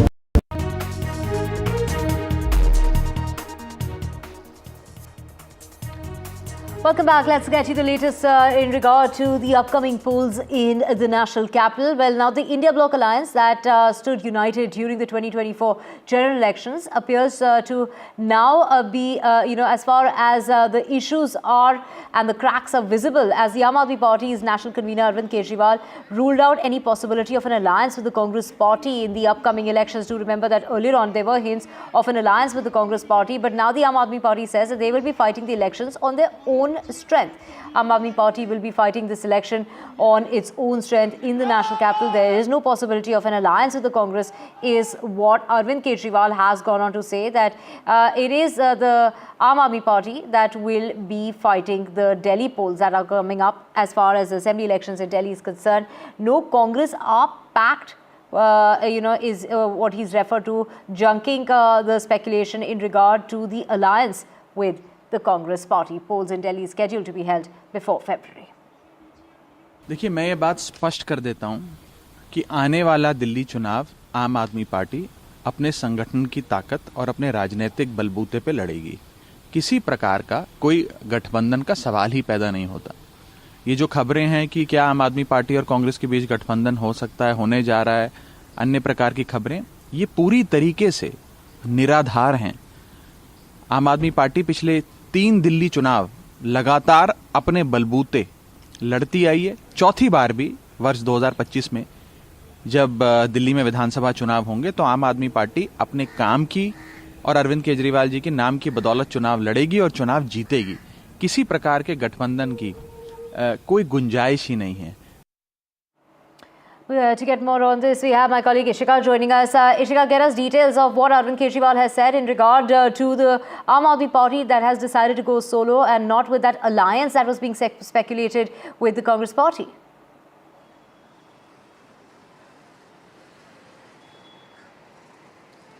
Well, we have in fact seen now that today early morning, in fact, let me tell you that Arvind Kejriwal himself has tweeted this and he has put this in black and white that there is absolutely no possibility of an alliance between the Aam Aadmi Party and the Congress Party when it comes to Delhi elections. He has also in fact said that the Aam Aadmi Party will be fighting on its own strength. Now, Divya, what is important here for us to know is that from the very start, we have seen how the Aam Aadmi Party leaders, in fact, they were the first ones, in fact, to announce that they will be going solo for Delhi's Vidhan Sabha election. So, Aam Aadmi Party leaders have been vocal, from the start that there will be no alliance between Congress and the Aam Admi Party. While on the other hand, if we talk about the Congress party, we have seen while the Delhi Congress leaders, they have been against, giving statements against Arvind Kejriwal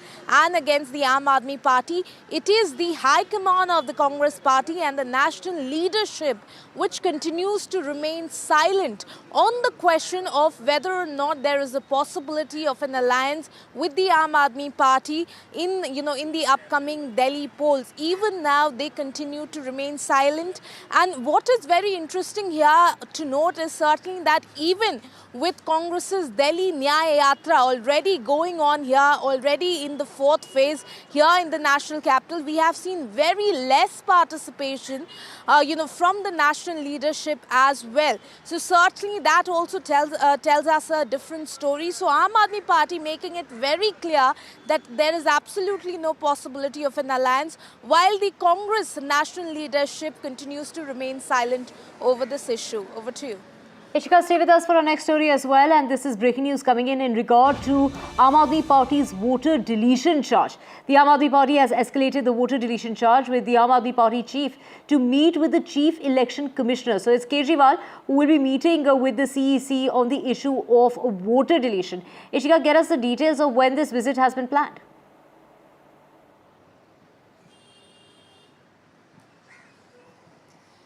Well, yes, certainly, we have seen that this is a big breaking that has come, that now Arvind Kejriwal today is all set to meet the Chief Election Commissioner here in the national capital. And certainly what we are expecting is that 3:30 will be the time around which this meeting will be happening. Now, why is it important? Because this meeting is going to take place over Kejriwal's allegations that voters' names are being deleted from the voter list. Remember that he himself, in fact, had held a press conference few days back where he had made this big allegation that there are over 11,000 voters whose name has been deleted from the voters list, and he had blamed the BJP, saying that, it has been done on the application of the BJP. They are, in fact, deleting the name of voters even who stay there. So basically trying to steal away their rights to vote. So certainly it was one of the big allegations that Kejriwal also raised in his meeting yesterday with the India Bloc Alliance members. So now he's certainly going to take one step forward, and today he's all set to meet with the Chief Election Commissioner over this issue. So how that meeting pans out and what will be the conclusion, that remains to be seen. Over to you. Right, Ishika, thank you so much for joining us with those details. Switching tracks now to Bengaluru, and the police have filed an FIR against the wife and 4 others of the alleged abatement of suicide of a 34-year-old man died by suicide at his residence in Bengaluru shortly after recording a video accusing his estranged wife and her family of harassment. Bengaluru police have also filed a suicide note which is 40 pages long and registered a case of abatement of suicide following that complaint. The man alleged mental harassment and extortion by his wife and her family in that very detailed 40-page, like we mentioned, note detailing as to what really happened, as to why he was resorting to such a step. Atul Subhash was found dead at his residence in Bengaluru, and a placard that read "Justice is due" was found in his room. Let's listen to what the family has to say. Atul Subhash on the 9th of early morning committed a suicide. Regarding this issue, his brother has given a complaint in Marthali police station, stating that there are multiple cases running on him in Uttar Pradesh. The family members of his wife and their relatives demanded money for settling these issues. So they harassed him. For that reason, he has committed suicide. He has given a statement. Based on that, we have registered a abatement for suicide under 108 of BNS in Marthali PS. Investigation is underway. बच्चा को torture किया, हम लोग को भी torture किया, पर मेरा बच्चा अपने ऊपर सब लेके अपना मेरा बच्चा सब बर्दाश्त किया, हम लोग को भी नहीं सहने दिया, अपना कष्ट अपने झेलता रहा अंदर ही अंदर। मार्च के महीना में वो गया था, मार्च के महीना के बाद जब आया ना तो कहा कि पापा वहाँ का जो मीडिएशन का जो जज है, चाहे जो भी लोग है, वकील है, चाहे जज है, जो भी है, वो वहाँ की कानून व्यवस्था जो लॉ है अपने भारत का, उस लॉ से नहीं चलता है। लोग उस लॉ को मानता ही नहीं है। जो ये बता रहा था कि इस धारा में ये लॉ होना चाहिए, तो वो उसको हाई कोर्ट के, सुप्रीम कोर्ट के लॉ को भी नहीं मानता था। उनको तो 40 बार बेंगलोर, कम से कम 40 बार गया होगा बेंगलोर से जौनपुर, और माने इतनी धारा उस पर, एक खत्म हो जाता था केस तो दूसरा लगा देती थी। इस बात के कारण जो है तो भीतर से फ्रस्ट्रेट था, लेकिन हम लोग को महसूस नहीं होने दिया कि क्या है नहीं है। The latest development in the suicide case yesterday is that the deceased techie Atul Subhash's brother Vikas Kumar has filed a complaint against Atul's wife Nikita Singhania and her other family members, her mother, brother and uncle. The FIR has been registered by the Marathalli police station in Bangalore, and this case has been filed under section 108 of BNS, which deals with abatement of suicide. A lot of focus will be on the handling of the case because the unfolding of the details of the suicide has created a huge uproar online, and the people are even questioning the efficacy of our justice system. What has made this case so crucial is the horrific details that came in post the suicide was committed.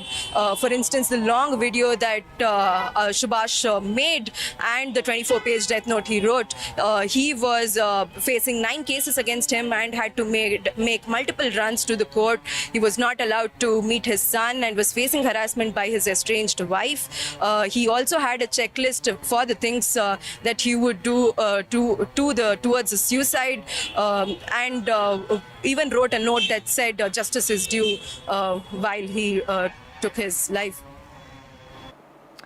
Right, thank you so much for Haripriya for getting us those details. The Hyderabad Police Commissioner has summoned veteran actor Mohan Babu to appear before him today following a report submitted by the police regarding his involvement in a criminal case filed by his son. Do remember there's a feud as far as the family is concerned, and it was yesterday when that attack that took place while a journalist was covering that feud, when the son wasn't allowed to enter the veteran actor's residence, and that's when Mohan Babu came outside and even went ahead and attacked a journalist. Now the veteran actor has been summoned after that video that's completely gone viral. The attack that took place during the dispute between the actor and the son.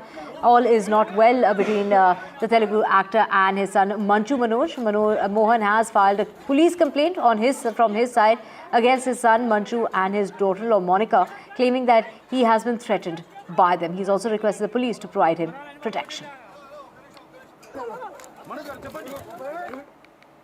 In other news now, another case of attempted suicide in Andhra Pradesh, where a young woman harassed by online loan app agents was rescued by the police. Just days before, a 25-year-old newly married young man died by suicide in Visakhapatnam on the 8th of December, allegedly due to harassment by an instant loan app company. Faced by harassment from the agents even after he repaid the loan amount of barely 2,000 rupees.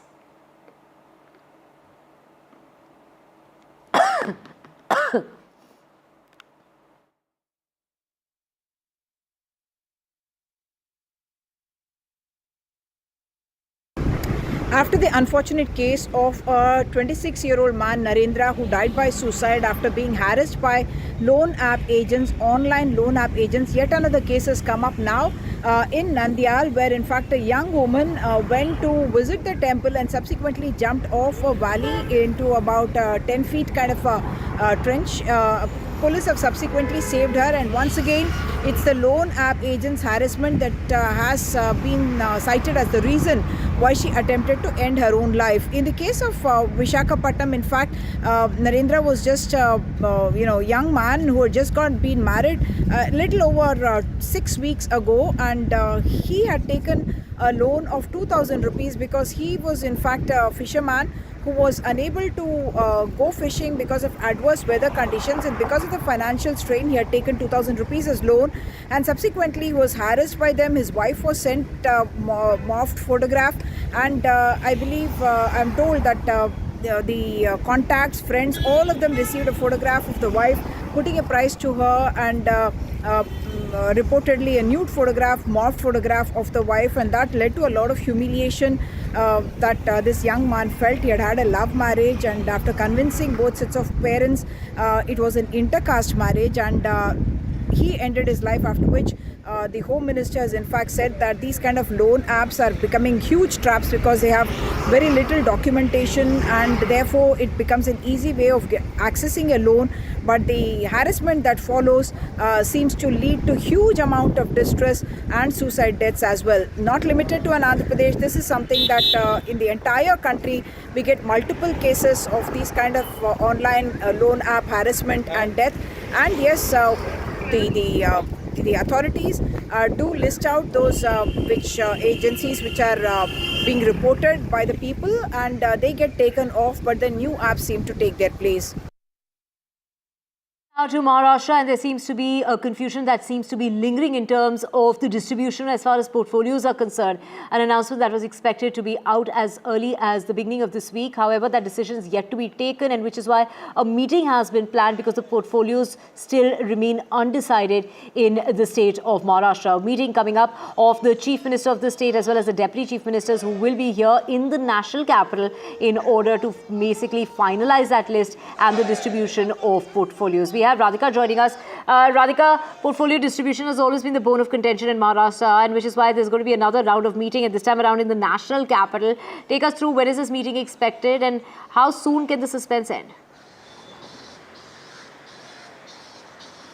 That's right. Discussions and deliberations continuing. What we are hearing is that Chief Minister Devendra Fadnavis, along with her Deputy Chief Ministers Ajit Pawar and Eknath Shinde, will be heading to Delhi, and the meetings most likely on portfolios.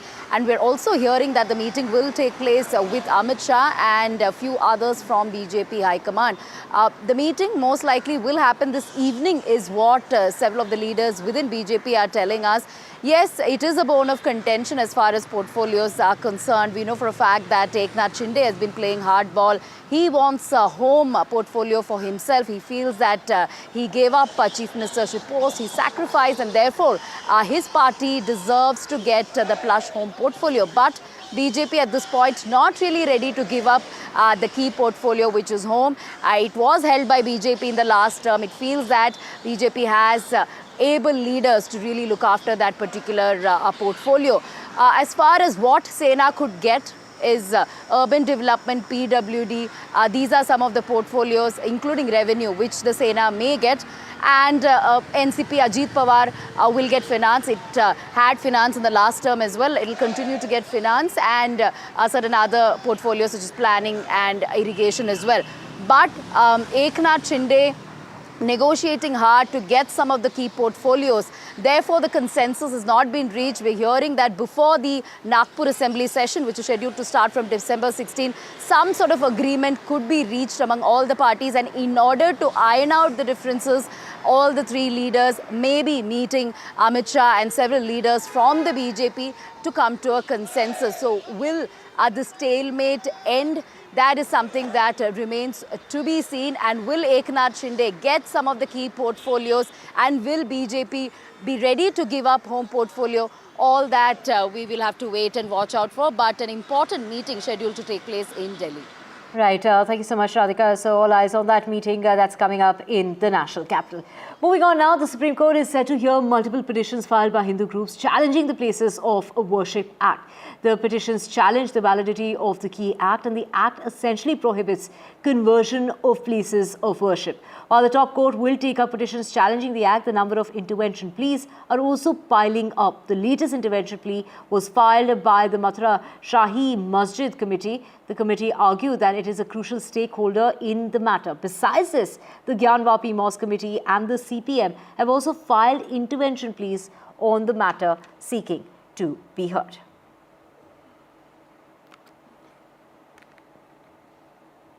In other news, NIA has been conducting raids over drug smuggling across Punjab and Haryana. So far, 8 raids have been conducted in Punjab as well as Haryana. The searches are underway over drug smuggling nexus. And to get more on this, we have my colleague Gurpreet joining us. Gurpreet, which are the areas where those searches have been conducted already? They are underway. And of course, it is a crackdown as far as the drug smuggling in the area is concerned.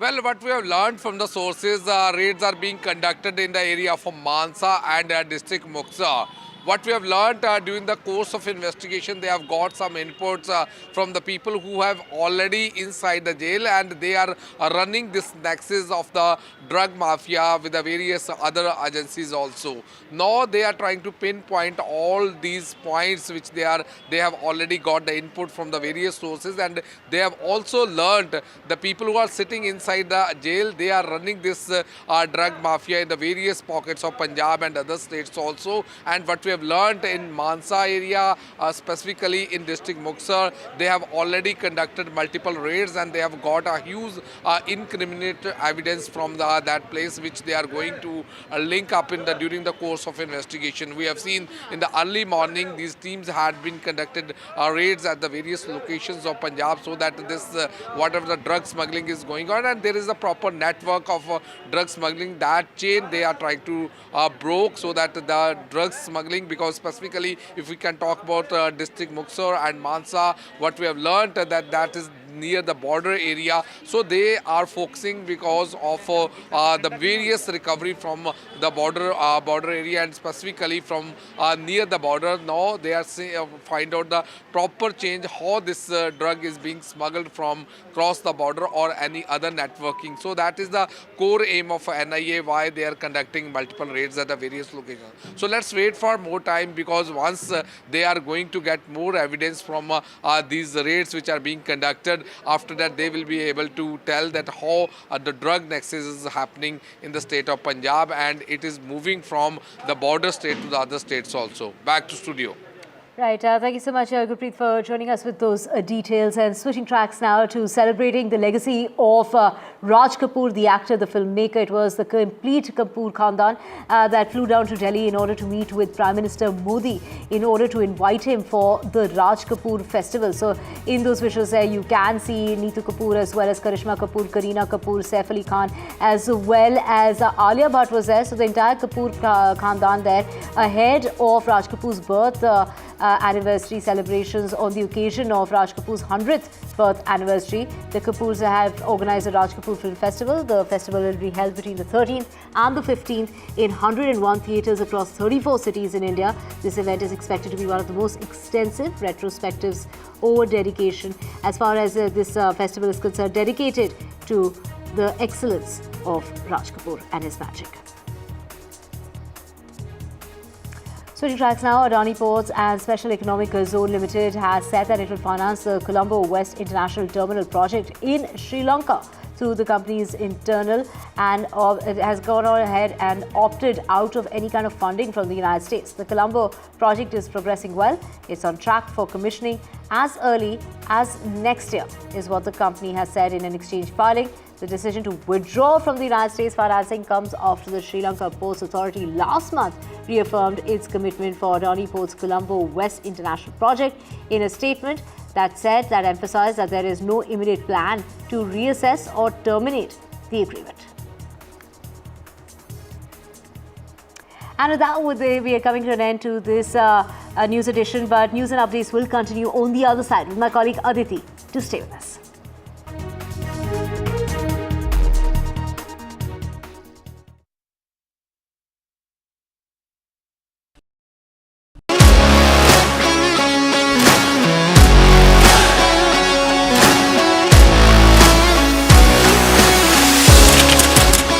We are able to solve a lot of issues of farmers in the constituency. I want to do something that can make a difference. लगातार जनता की आवाज को सरकार तक पहुंचाने का काम मैं करता हूं.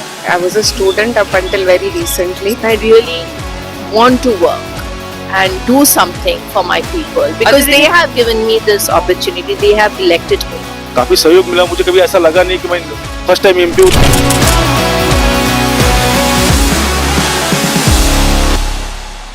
हमारा संविधान भारत की महान परंपरा, अखंड धारा, उस धारा की आधुनिक अभिव्यक्ति है. Finally, the opposition and government to square off over the constitution in parliament. पूरे देश में एक ही संविधान चलेगा. वो कहते हैं कि लाल रंग का संविधान राहुल गांधी दिखाता है. Parliament all set for a fiery constitution debate. बाबा साहब आम्बेडकर का संविधान भारत का संविधान. इसके अंदर जो लिखा है उसकी हम रक्षा करते हैं, उसके लिए हम जान देने को तैयार हैं। Constitution in crisis or scare for vote bank? What will prevail? Watch NDTV special coverage. I've been reporting on all issues big and small from Andhra Pradesh, Telangana, rest of South India, bringing you all the action, all that you need to know, all that you want to know. The energy of Maximum City is infectious. I bring in that energy in our news coverage from financial capital Mumbai. Covering from the southernmost part of India over the last 23 years, I bring in-depth and 360-degree coverage from the Dravidian heartland. The land of Mishti is also known for its bitter politics. I have seen much water flow under the Howrah Bridge, covering Bengal in all its vivid colors. New day, new show, a new experience. Start your day with the news, not views. We bring you stories that matter and impact your lives. News that informs and keeps you ahead. From Maximum City, Mumbai, To the seat of governance, Delhi, NDTV brings to you the best breakfast show. The breakfast show only on NDTV 24/7 every morning at 8 a.m. NDTV proudly upholds its legacy of trust and credibility. According to the prestigious Reuters Institute's Digital News Report 2024, NDTV is the top-most news platform in the country. Number one in both online and offline reach in India. Beating all its competition, NDTV stands for trust. In today's interconnected world, India's voice is more crucial than ever. When India speaks, the world listens. At NDTV World, we are that voice, bringing you intelligent and insightful news from India and beyond.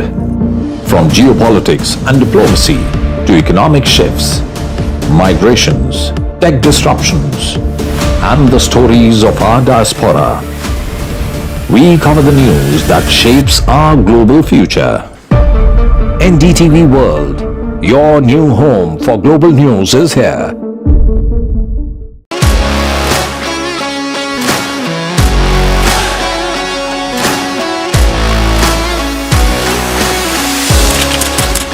We are able to solve a lot of issues of farmers in the constituency. I want to do something that can make a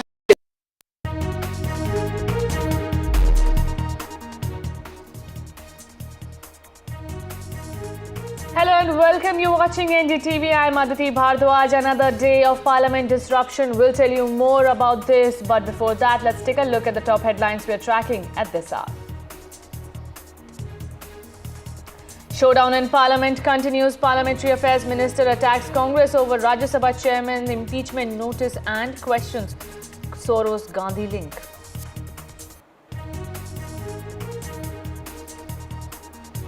And ahead of Delhi polls, Aam Admi Party continues to reiterate voter deletion charge. Arvind Kejriwal now is scheduled to meet the Chief Election Commissioner this afternoon. The Supreme Court is set to hear multiple petitions filed by Hindu groups challenging the Places of Worship Act. The petitions challenge the validity of the key act.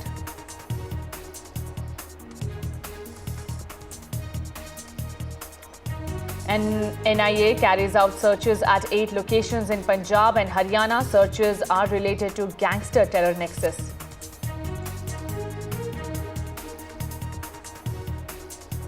Police file FIR against wife and 4 others for alleged abetment to suicide. The man left behind a 40-page note detailing reasons for the step before the suicide.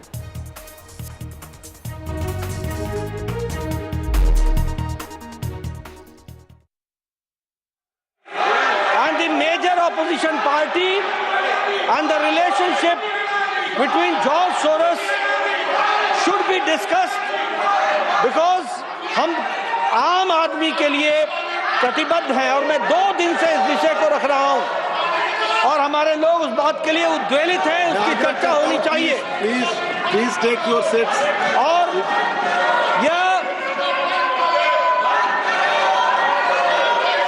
और ये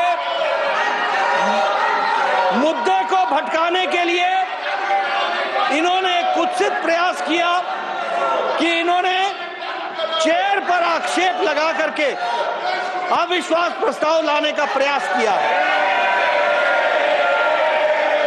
ये मुद्दे को भटकाने का कुत्सित प्रयास है। This is a design to deviate the attention of the nation from the issue of the sovereignty of the country, देश की संप्रभुता पर जो खतरा है, आंतरिक और बाह्य सुरक्षा पर जो खतरा है, और जिसमें कांग्रेस पार्टी का योगदान है, ये टूल बन करके, औजार बन करके उनका साथ दे रहे हैं, इस पर चर्चा होनी चाहिए। मैं यहाँ ये भी कहना चाहता हूँ कि संवैधानिक पदों पर हमारे चेयर पर जिस तरीके का आक्षेप कांग्रेस पार्टी ने लगाया है, ये भर्त्सना योग्य है। It should be condemned by all, one and all. It should be condemned. और ये इन्होंने चेयर की कभी रिस्पेक्ट नहीं की है, चाहे हाउस के अंदर हो, चाहे हाउस के बाहर हो। जिस तरीके की बयानबाजी इन्होंने संवैधानिक पदों पर बैठे हुए और हमारे चेयर के डिसीजन को किया है, वो निंदनीय है और देश कभी माफ नहीं करने वाला है। इसलिए मैं ये कहना चाहता हूँ कि देश बहुत उद्वेलित है और इस पर चर्चा होनी चाहिए। यही मैं आपसे निवेदन करता हूँ। House stands adjourned to meet at 11 a.m. on Thursday, the 12th December 2024.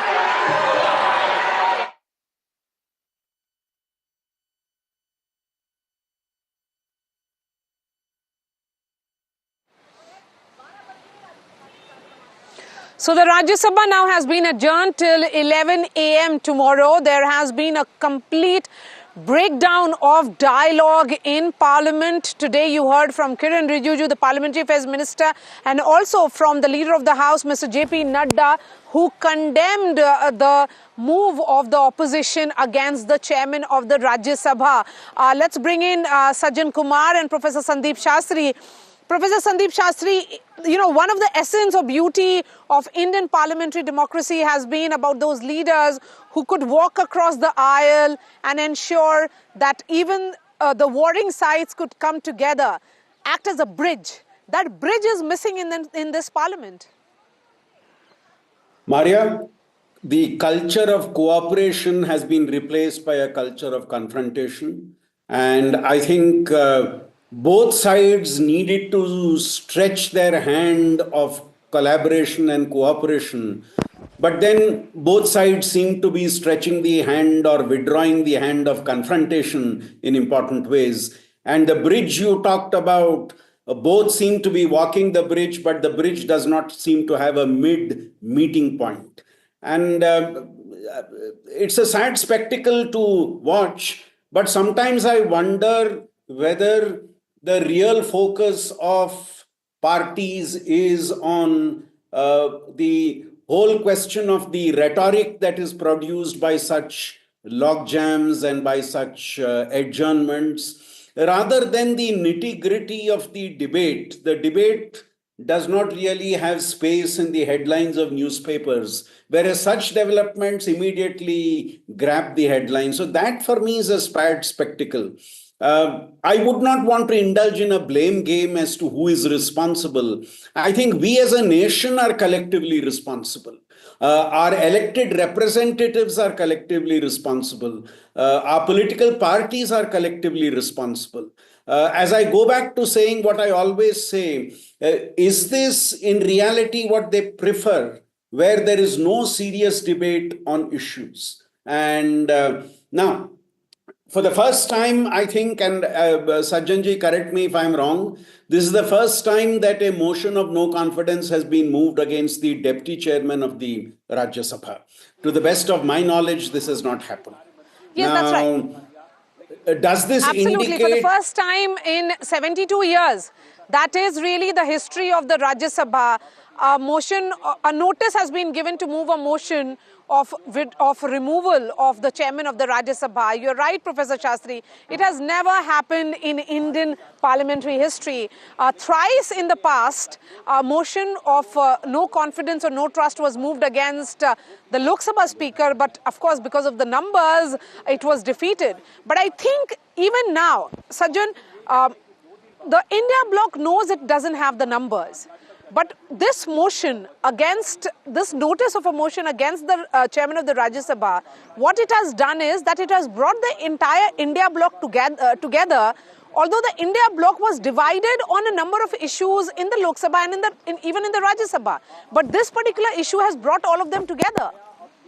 Yeah, precisely, and that is why if you see the real intention, I mean, knowing very well that numbers are stacked against the India bloc, and yet such a passionate commitment to bring the no confidence motion, this seems that the India alliance, the unity that was falling apart, be it on the issue of parliamentary disruption or even on the issue around which different segment of India bloc wanted to oppose or protest against the treasury benches, even there was internal divide, and those divides were seemingly incommensurable, you know, whether it has to be anti-Adani or it has to be on Sambal or it has to be on Manipur.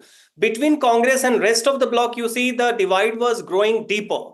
And therefore, India Alliance was in a dire need to have an issue which gives them a much needed semblance of unity. You know, and that is why, despite knowing that they do not have the number, because when you bring the motion under Article 67B, I mean, the ground has to be either incapacity or failure of conduct the constitutional duty. Now, when there is a ruckus and there is a sort of a disruption going into the parliament, entire parliament is incapacitated, you know, by the protest. So where does the question of, you know, the chairman being not able to perform his duty arises? Because the ground seems very weak, and therefore it seems that the subtext of the motion is not, you know, mistrust in the position of the chair, but rather this gives them a much needed common other, an outside enemy against which they can at least unite.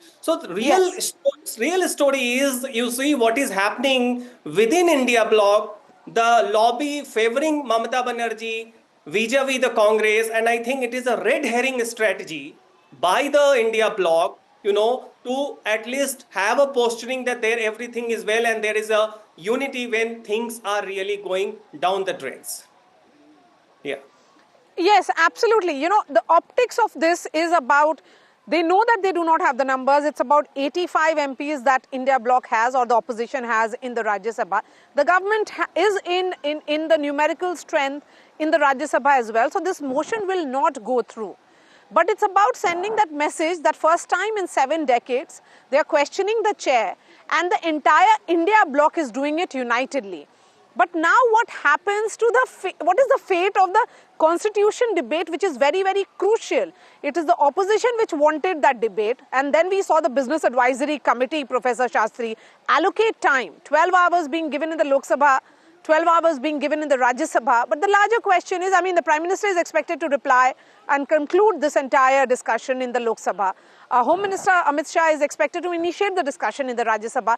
But will that discussion happen at all? I mean, what will be the fate of a discussion as crucial as the functioning of the Indian Constitution? Maria, I'm hoping against hope that that debate actually takes place, and both the sides have agreed to the need for this debate. And let's hope it does happen. On the other point, see, while the opposition, and not just now, even in the past, knows that they don't have the numbers stacked in their favor, the opposition, be it in the past the BJP or the Janata Dal or the Congress, the opposition has moved motions knowing that they don't have the numbers to pass it, simply because it gives an opportunity for a dialogue, or it gives them a chance to make a point that they wish to make. Now, at this particular stage, given the nature of the confrontation, there is a particular point possibly the India bloc wishes to make. And as Sajjanji rightly said, maybe that's a glue that is holding them together at this point of time. Otherwise, there is a lot of divisiveness within the India bloc, and this factor holds them together. So if you were to read between the lines, I think there are several reasons which go into why something happens. And it's not just about the no confidence motion or the lack of faith in a leader, but the intent that goes behind those lines. But as I started off, I do hope the constitution debate happens and both sides come to some consensus on this, because if it does not, I think it would be a very sad commentary on the inability of parties to allow a meaningful debate before the larger public audience. Okay, a word from Sajjan, and then we will be taking a break. Go ahead, Sajjan.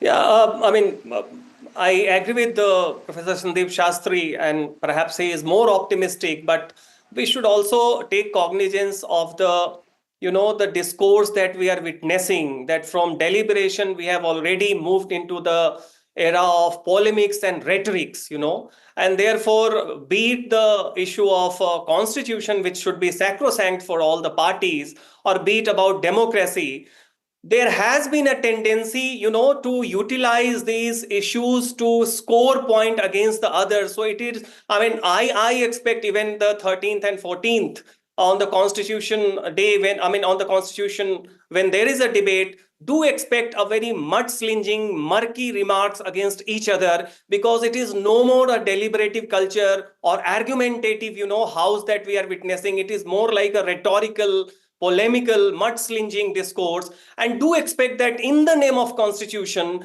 the similar sort of mudslinging is going to be there. It may be something unprecedented. So what will be expected, that unprecedented is going to be quite a common phenomenon in the coming days.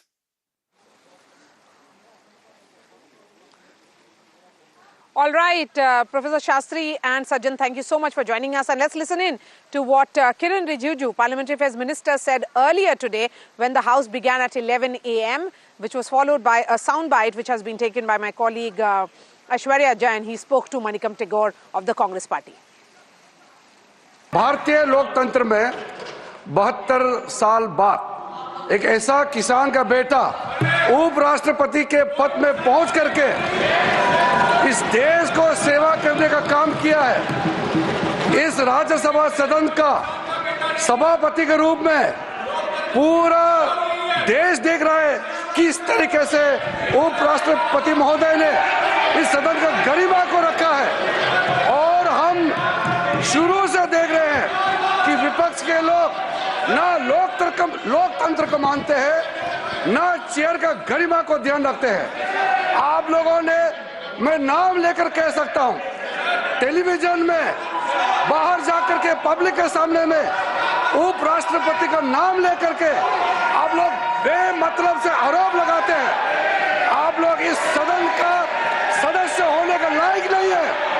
आप chair को अगर इज्जत नहीं दे सकते हैं तो इस सदन का सदस्य होने का कोई अधिकार नहीं रखते हैं आप। उपराष्ट्रपति का पद को, उपराष्ट्रपति का गरिमा को अगर आप लोग अटैक करेंगे तो हम बिल्कुल बचाव करेंगे और आप लोगों का जो इंटेंशन है इसको हम कामयाब नहीं होने देंगे। आज जब सोनिया गांधी जी और सोरोस का लिंक का जो नाम आ रहा है, हमने ये लिंक नहीं किया है, ये रिपोर्ट हमारा नहीं है। अंतरराष्ट्रीय जगत में, पूरा दुनिया में ये रिपोर्ट पढ़ रहा है। कांग्रेस का नेतृत्व और सोरोस का OCCRP का जो लिंक है, ये देश के सामने में है। शर्म आना चाहिए आप लोगों को। देश के विरोध में काम करने वाले, भारत के खिलाफ काम करने वालों के साथ आप लोग तालमेल में रहते हैं। जो जोश सोरोस बोलते हैं, आप लोग भारत में वही भाषा बात करते हैं। Joining with me is Congress Member of Parliament Manikam Tagore. Sir, why red rose in your hands? Today is not a Valentine's Day. Yeah, the rose is for our brothers of BJP MPs who are coming, and we are giving a national card which has the message that Desh bikna nahi dena hai. Therefore, we don't want the country to be sold to one individual. Therefore, our expression of this message is that we need to save India, and we all need India to be more strong. Parliamentary Affairs Minister Kiran Rijiju yesterday lashed out at the Congress party. He stated that it is indiscipline on the part of the Congress members who are protesting outside the parliament in different ways. How do you respond to him? Parliamentary Affairs Minister has become a parliamentary disturbance minister now, and he disturbed the parliament more than this. Yesterday, our Sonwalji was introducing a bill in the on the ports issue, and Kiran Rijiju disturbed that bill itself. Therefore, we think that the government is on the to disturb the parliament, and Parliamentary Affairs Minister is leading that disturbance. The Bharatiya Janata Party has also been saying that it is the opposition who is not letting the House function. It is the opposition who is not giving any statement on the alleged links between George Soros and Rahul Gandhi and Sonia Gandhi. We want the parliament, let them give the mic to the parliament leader of opposition. For the past 4-5 days, the leader of opposition is not allowed to speak. One day also, the whole session, 11 days, Mr. Rahul Gandhi is coming to parliament. He is not allowed to speak in the parliament.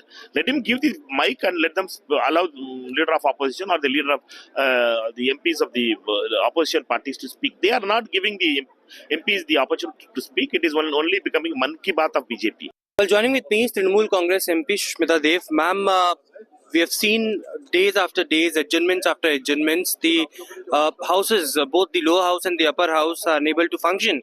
Do you think that by this way, the constitution debate will and can be conducted?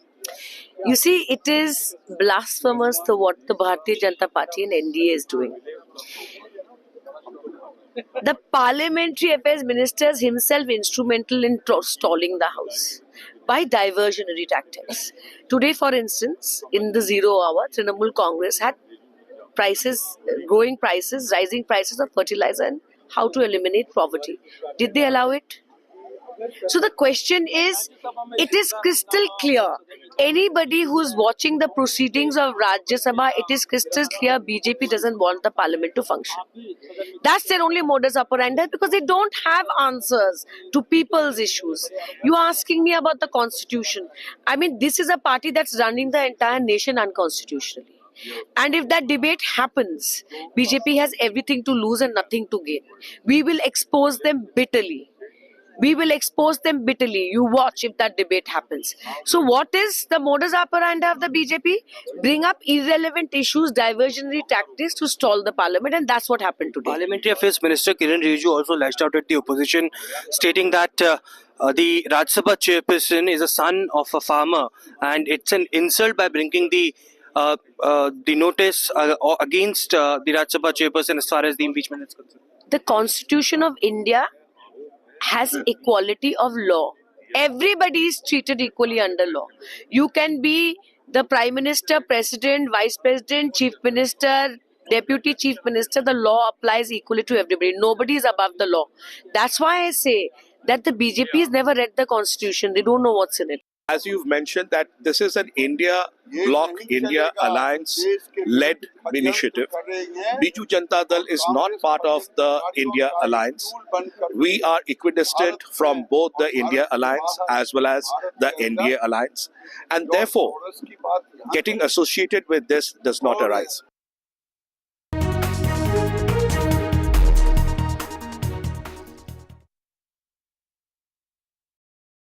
हमारा संविधान भारत की महान परंपरा, अखंड धारा, उस धारा की आधुनिक अभिव्यक्ति है। Finally, the opposition and government to square off over the constitution in parliament. पूरे देश में एक ही संविधान चले। वो कहते हैं कि लाल रंग का संविधान राहुल गांधी दिखाता है। Parliament all set for a fiery constitution debate. बाबा साहब आम्बेडकर का संविधान भारत का संविधान। इसके अंदर जो लिखा है उसकी हम रक्षा करते हैं, उसके लिए हम जान देने को तैयार हैं। Constitution in crisis or scare for vote bank? What will prevail? Watch NDTV special coverage.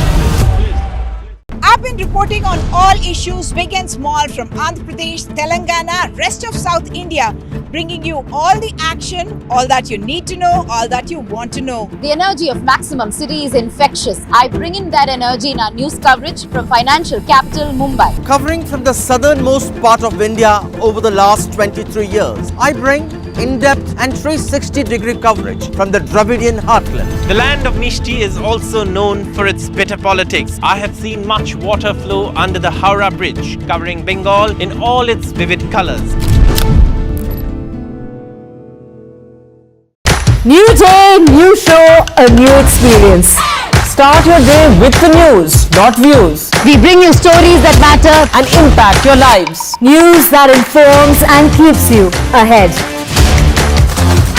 From Maximum City, Mumbai, to the seat of governance, Delhi, NDTV brings to you the best breakfast show.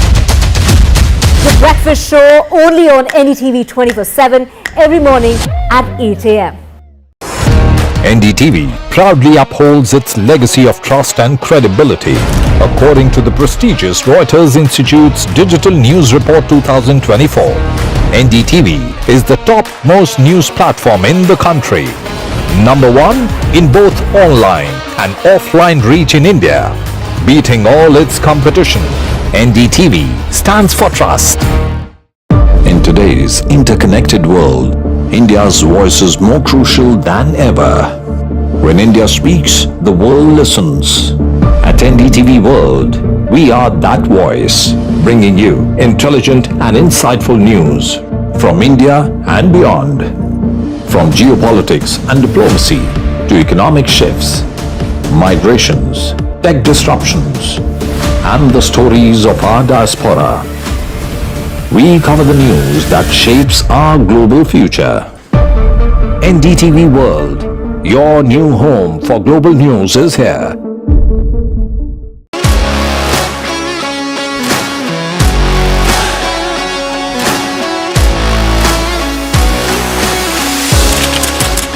We are able to solve a lot of issues of farmers in the constituency. I want to do something that can make a difference. लगातार जनता की आवाज को सरकार तक पहुंचाने का काम मैं करता हूं. I was a student up until very recently. I really want to work and do something for my people because they have given me this opportunity. And the protesters who have been demanding quota for the Panchamasali Lingayat community barged into the Savarna Bhavan. Now remember, the police had put up a cordon, but now that cordon and security has been breached by the protesters. The visuals on your screen show the police resorting to lathi charge to control the crowd. Remember, the community has been demanding quota. The Panchamasalis, a subsect of the influential Lingayat community, have been advocating for inclusion under the two-way reservation category for the past 3 years. The protest that started yesterday also witnessed violence, and after which even the BJP had joined it. My colleague Veera Raghav is also joining me over this. Veera, the demand has been put up by the Panchamasali Lingayat, but now the ball is now in the Karnataka government's court. Will they mull over giving reservation to Panchamasalis? Let's not forget that this has been a long pending demand. It's not something that's erupted yesterday or day before. It's been there for several years, and this is for shifting from reservation category 3B to 2A, which is basically the category that they are under right now, offers 5% reservation to all communities listed under it. They want to shift to a category which offers 15% reservation. So it's an internal shift in the reservation structure. According to that, demand would mean several other demands from several other caste groups. So it's pretty much a Pandora's box. So this is not the first time that the demand has been made. Of course, they're making it very vociferously. It's being supported by a large section of the Bharatiya Janata Party. Remember that the BJP has a very strong base amongst the Panchamasali Lingayats, and several seers from the Panchamasali Lingayats community extremely close to BJP leadership, including that of B.S. Yediyurappa. It's been spearheaded by several of the BJP leaders, including Basanagowda Patil Yatnal. So multiple internal complexities of the Lingayat politics at play here. For the government, it would be a tricky issue, as you rightly put it. The demand has been made by the opposition. The ball is in the government's court. But remember, this demand was made even during the BJP government, and there was no action taken on that. So it will be a tricky issue for the Congress government to negate. Of course, the protests getting beyond the cordons of the Suvarna Vidhan Sauda in Belagavi, all timed towards the legislature winter session that's taking place in Belagavi. So one has to wait and see how this plays out. The Chief Minister, of course, yesterday making a statement that everyone has the right to protest in a democratic environment and we will listen to their demands. But of course, being non-committal of it, it will be difficult for the government to commit on this issue, and it will be a delicate balance for the state government to play out in the next coming days. Right. Thank you so much, Veera, for joining us. BJP MLAs have also been taken into preventive custody who were part of this protest. And now Aam Aadmi Party has renewed its attack on the Bharatiya Janata Party for allegedly getting AAP supporters' names deleted from the electoral rolls in the national capital. However, the BJP vowed not to allow bogus voting in the upcoming assembly elections. But the AAP has now escalated its attack. Now, AAP chief Arvind Kejriwal will meet Election Commission officer this afternoon ahead of Delhi assembly polls scheduled to be held earlier next year. Now, the polls are scheduled to be held in February or before it. But before that, the war of words continue between the Aam Aadmi Party and the BJP. I'm also being joined by the spokespersons of both the parties. Charu Pragya, BJP spokesperson, is joining me, as well as Advocate Anmol Pawar is also joining me for the Aam Aadmi Party. Charu Pragya, coming to you first. The Aam Aadmi Party says that your party is responsible for deleting the voters who are supporting the Aam Aadmi Party in the upcoming elections. Good morning, and this is such an interesting day to be discussing Aam Aadmi Party, because it's just today that they have declared they are going at Delhi elections alone, without their alliance partner, the Congress, supporting them. Over a period of time, we have seen that AAP has deliberately been facilitating and compromising the voter list to include the illegal residents of Delhi. They have done that for a long time. We have raised the issue even earlier. And what is wrong if responsibly Bharatiya Janata Party wants to make sure that every single person listed on the voter list is truly a resident of our country. And I think that is what irks Aam Aadmi Party. This is a situation where they have started crying foul before the elections have even hit the ground. And it's a clear indication that Aam Aadmi Party is thinking they are going to lose this one badly. Like their partners, the Congress, they want somebody else to pin the blame on, and they are setting up the ground for that. I'm very clear about this. So let me remind them that this is not the way it's going to work. Of course, the Chief Election Commissioner is going to meet them, because here is an organization which is going to be doing its job. But at the end of the day, I'm pretty confident nothing is going to come out of this. The only certainty is Aam Aadmi Party is going to lose this election.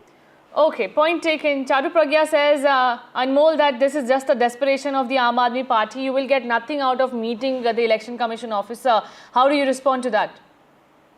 Aditi, we have evidence that the BJP is dishonestly targeting specific voters, and particularly those who have traditionally supported AAP. We have received numerous reports of names being struck off the voter list in almost 14 assembly constituencies of Delhi, where the residents have lived for decades. And this is a blatant attempt by the BJP to rig the election. And shockingly, these voter removals are being carried out through complaints filed by BJP's own booth-level agents.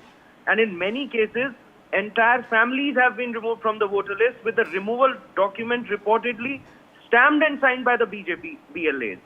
So they are systematically disenfranchising poor voters. This is a direct attack on the democracy and the constitutional right to vote. So today, Mr. Arvind Kejriwal will meet the Election Commissioner and demand his immediate intervention to ensure a fair electoral process and prevent any further tampering with the voter rolls. Okay, point taken. I thank both of you for joining us over this. So, Immediately, the political war of words continues ahead of the Delhi elections. My colleague Ishika Verma is also joining me for more on this. Ishika, the war of words, we heard how the BJP is defending that there is no such thing as election rigging, but it is just Aam Aadmi Party which is desperate to win polls, while the Aam Aadmi Party continues to state that it is the BJP who is trying these foul activities to win the elections.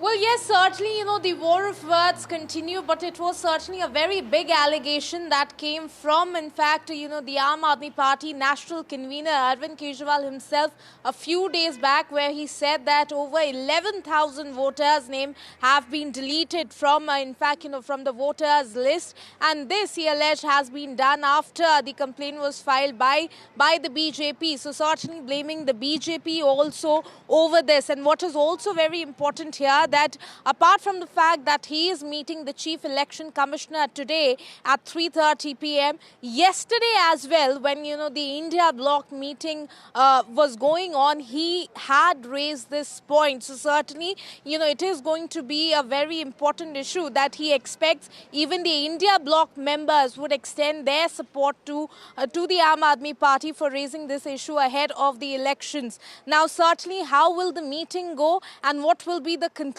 that will be derived, that remains to be seen. But on the other hand, the BJP, that is the opposition here, since the very start, they are saying that these are all baseless allegations.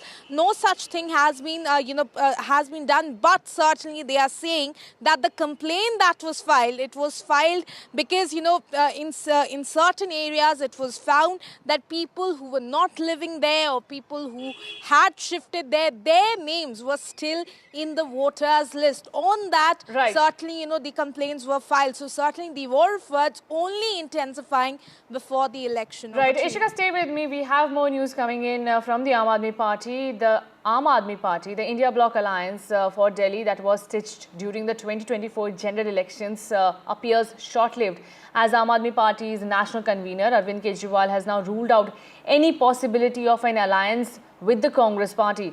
In a post shared on the platform X, Kejriwal said, and I quote, Aam Aadmi Party will be fighting this election on its own strength. In the national capital, there is no possibility of any alliance with the Congress. Ishika stays with me. Ishika, there were earlier speculations that the Aam Aadmi Party and the Congress can make an alliance for the Delhi, but it seems, while there are several questions being raised on Congress's leadership role in the India bloc, now the Aam Aadmi Party is also junking the possibility of any alliance with Congress.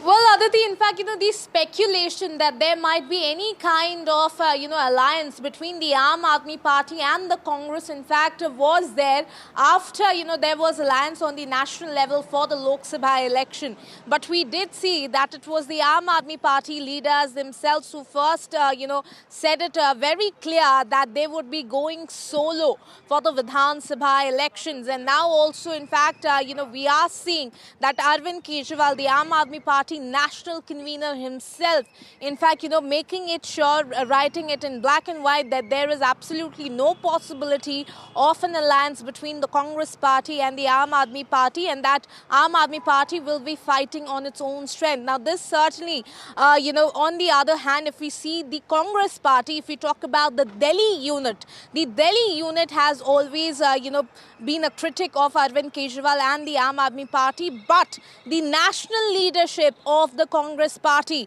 they certainly are neither denying nor they are agreeing to any possibility of an alliance. So it is the national leadership of the Congress Party that still continues to remain silent whether or not there could be any kind of talks regarding the alliance with the Aam Aadmi Party. But certainly, if you look at the Aam Aadmi Party's strategy so far, they have in fact said that they are strong enough to fight the Vidhan Sabha election, and that is why, in fact, they have come up with this strategy. So how will it pan out, and will there be any possibility of an alliance even in the end? That certainly will be interesting to see. Over to you. Right. Thank you so much, Ashika, for those updates. Also listen into how the AAP MP Raghav Chadha reacted to when asked about if there will be any alliance with the Congress Party. मैं बात स्पष्ट कर देता हूं कि आने वाला दिल्ली चुनाव आम आदमी पार्टी अपने संगठन की ताकत और अपने राजनीतिक बलबूते पे लड़ेगी। किसी प्रकार का कोई गठबंधन का सवाल ही पैदा नहीं होता। ये जो खबरें हैं कि क्या आम आदमी पार्टी और कांग्रेस के बीच गठबंधन हो सकता है, होने जा रहा है, अन्य प्रकार की खबरें, ये पूरी तरीके से निराधार हैं। आम आदमी पार्टी पिछले 3 दिल्ली चुनाव लगातार अपने बलबूते लड़ती आई है। चौथी बार भी वर्ष 2025 में जब दिल्ली में विधानसभा चुनाव होंगे तो आम आदमी पार्टी अपने काम की और अरविंद केजरीवाल जी के नाम की बदौलत चुनाव लड़ेगी और चुनाव जीतेगी। किसी प्रकार के गठबंधन की कोई गुंजाइश ही नहीं है। And now in the Bengaluru techie suicide case, police have filed an FIR against a wife and 4 others for alleged abetment to suicide of a 34-year-old man died by suicide at his home in Bengaluru shortly after recording a video accusing his estranged wife and her family of harassment. Bengaluru police have also found a suicide note and registered a case of abetment of suicide following a complaint. The man alleged mental harassment and extortion by his wife and her family in a 42-page note detailing why he was resorting to such a step. Atul Subhash was found dead at his home in Bengaluru. A placard that read "Justice is due" was found in his room. His brother Vikas Kumar has told police that Atul's estranged wife had filed false cases against him and his parents, that he was mentally upset. We have reactions coming in from Atul's family. Take a look. मेरा बच्चा को torture किया, हम लोग को भी torture किया, पर मेरा बच्चा अपने ऊपर सब लेके अपना मेरा बच्चा सब बर्दाश्त किया, हम लोग को भी नहीं सहने दिया, अपना कष्ट अपने झेलता रहा अंदर ही अंदर। मार्च के महीना में वो गया था। मार्च के महीना के बाद जब आया ना तो कहा कि पापा वहाँ का जो मीडिएशन का जो जज है, चाहे जो भी लोग है, वकील है, चाहे जज है, जो भी है, वो वहाँ की कानून व्यवस्था जो लॉ है अपने भारत का, उस लॉ से नहीं चलता है। लोग उस लॉ को मानता ही नहीं है। जो ये बता रहा था कि इस धारा में ये लॉ होना चाहिए, तो वो उसको हाई कोर्ट के, सुप्रीम कोर्ट के लॉ को भी नहीं मानता था। उनको तो 40 बार बेंगलोर, कम से कम 40 बार गया होगा बेंगलोर से जौनपुर, और माने इतनी धारा उस पर एक खत्म हो जाता था केस तो दूसरा लगा देती थी। इस बात के कारण जो है तो भीतर से फ्रस्ट्रेट था, लेकिन हम लोग को महसूस नहीं होने दिया कि क्या है नहीं है। बहुत ही सैडनिंग है, क्योंकि पूरा 1 महीने या 2 महीने से जो प्लानिंग, डिटेल प्लानिंग करके जो जिम्मेदारियां हैं वो लिख के रखना, और फिर सुइसाइड नोट में भी डिटेल रखना, इन-लॉज का हरासमेंट, पेरेंट्स का हरासमेंट होना, और जज पर भी आरोप लगाया है। तो ये जो विजुअल हम टीवी में देख रहे हैं, तो उससे तो डेफिनेटली आई थिंक एवरी जो नागरिक हैं डिस्टर्ब हो रहा है।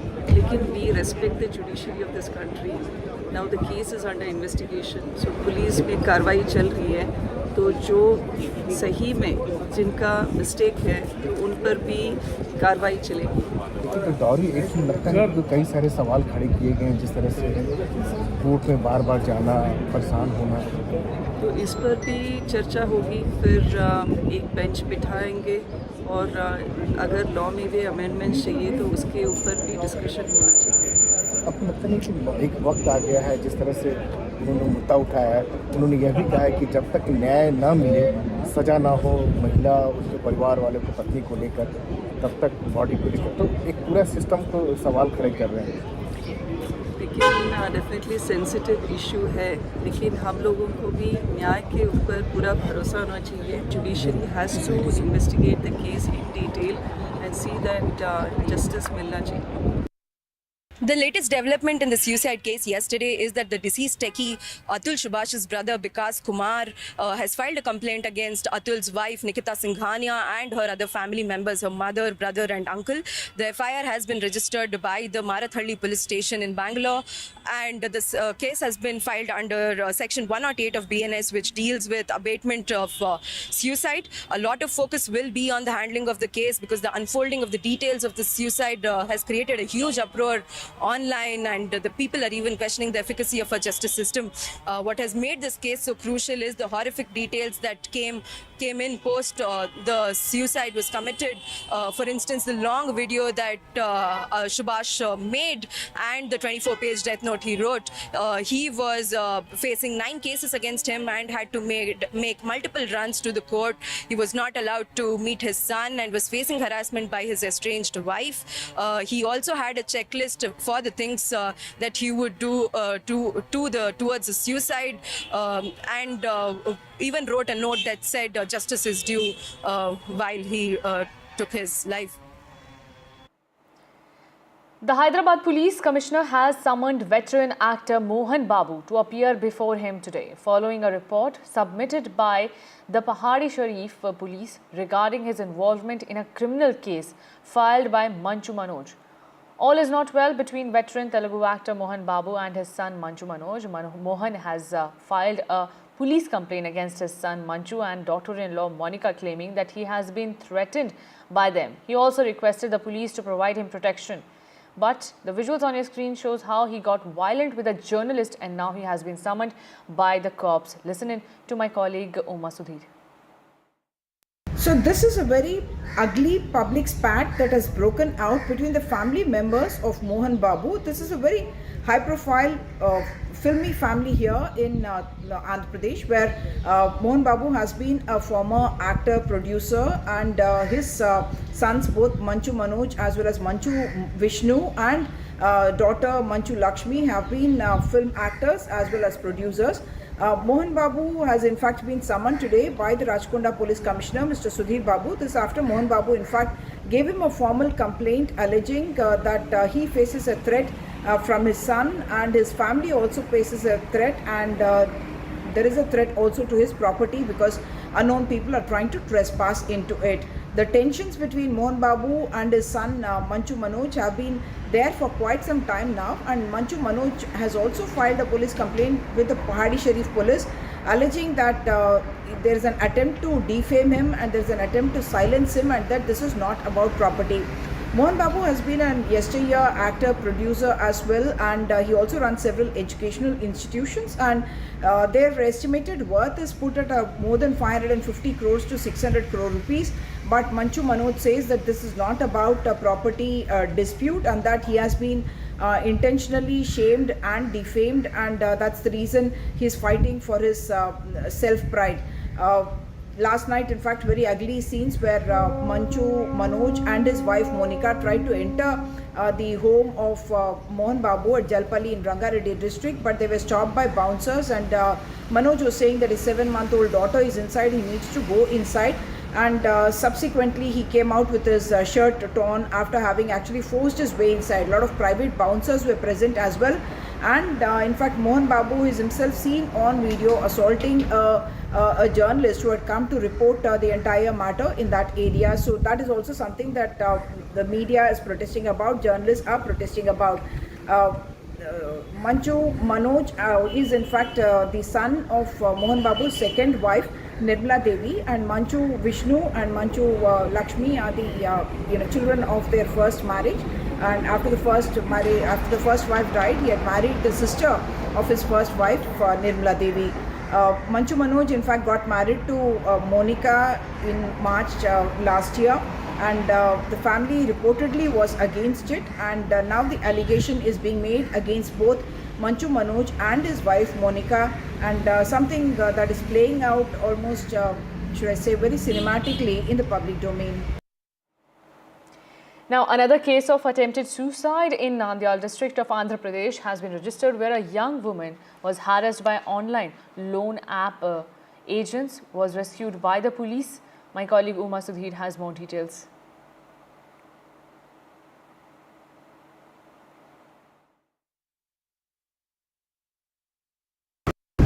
After the unfortunate case of a 26-year-old man, Narendra, who died by suicide after being harassed by loan app agents, online loan app agents, yet another case has come up now in Nandyal, where in fact a young woman went to visit the temple and subsequently jumped off a valley into about 10 feet kind of a trench. Police have subsequently saved her, and once again It's the loan app agents' harassment that has been cited as the reason why she attempted to end her own life. In the case of Visakhapatnam, in fact, Narendra was just young man who had just been married a little over 6 weeks ago, and he had taken a loan of 2,000 rupees because he was in fact a fisherman who was unable to go fishing because of adverse weather conditions, and because of the financial strain he had taken 2,000 rupees as loan, and subsequently he was harassed by them. His wife was sent morphed photograph, and I believe I'm told that the contacts, friends, all of them received a photograph of the wife putting a price to her, and reportedly a nude photograph, morphed photograph of the wife, and that led to a lot of humiliation that this young man felt. He had had a love marriage, and after convincing both sets of parents, it was an intercaste marriage, and he ended his life, after which the Home Minister has in fact said that these kind of loan apps are becoming huge traps because they have very little documentation, and therefore it becomes an easy way of accessing a loan. But the harassment that follows seems to lead to huge amount of distress and suicide deaths as well. Not limited to Andhra Pradesh, this is something that in the entire country we get multiple cases of these kind of online loan app harassment and death. And yes, the authorities do list out those agencies which are being reported by the people, and they get taken off, but the new apps seem to take their place. Adani Ports and Special Economic Zone Limited has said it will finance the Colombo West International Terminal project in Sri Lanka through the company's internal accruals and opted out of US funding. The Colombo project is progressing well and is on track for commissioning by early next year, the company said in an exchange filing. The decision to withdraw from US financing comes after the Sri Lanka Ports Authority last month reaffirmed its commitment for Adani Ports Colombo West International project. In a statement, SLPA Chairman Admiral Srimasam has emphasized that there is no immediate plan to reassess or terminate the agreement.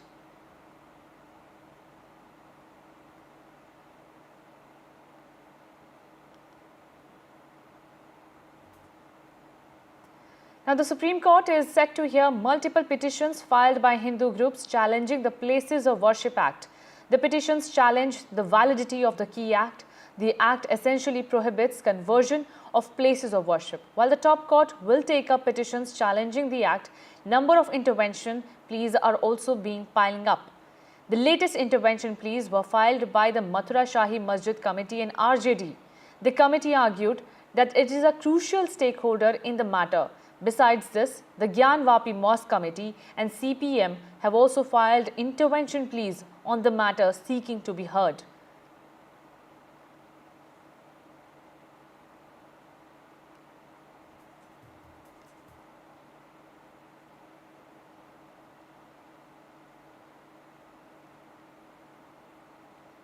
And hectic parleys continue over the portfolios that are to be assigned in the Maharashtra cabinet. Who will get what?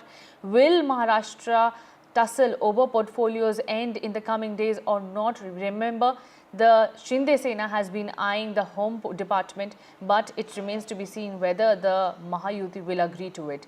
Now, there will be a Delhi visit for Chief Minister Devendra Fadnavis along with the Deputy Chief Ministers Eknath Shinde and Ajit Pawar. My colleague Radhika joins me for more on this. Radhika, the hectic parleys seem to be not ending for the Mahayuti. Government is formed, the oath ceremony is done, but the tussle over who will get which department remains the same.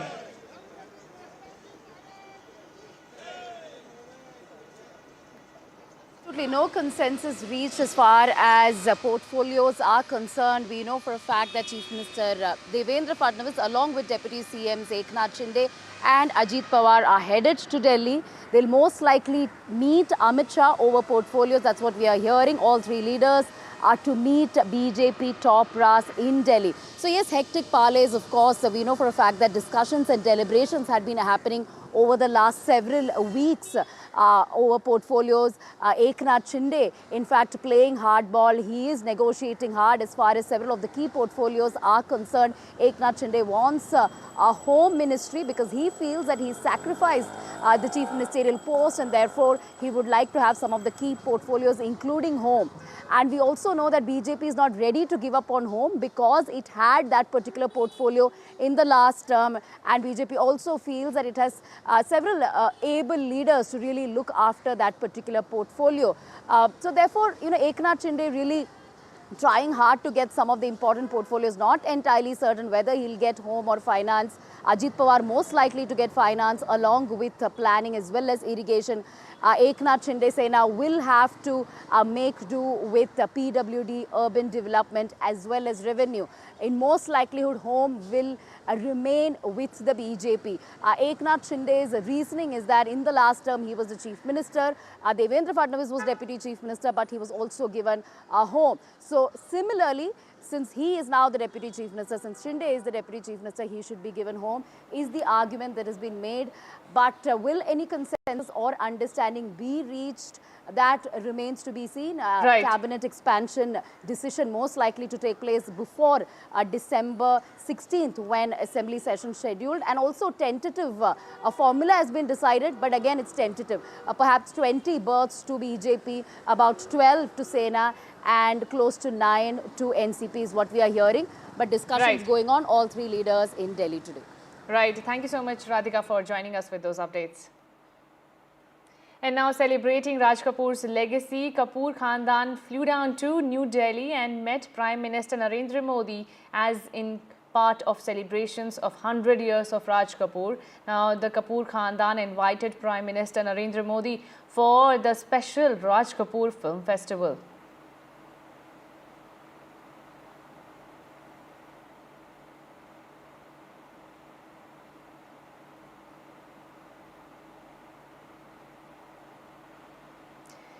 Asia's first consent cafe was launched at the Hornbill Festival in Kisama Heritage Village of Nagaland as part of a Durex The Birds and Bees Talk program. This groundbreaking initiative promotes a crucial aspect of healthy relationships and social interactions. Let's watch this special report.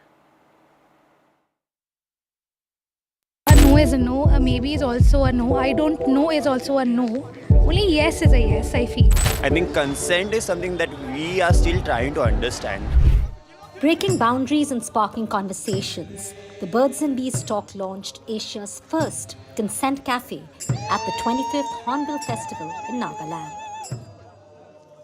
The cafe aims to provide a safe space to initiate dialogues on consent and promote a culture of mutual respect.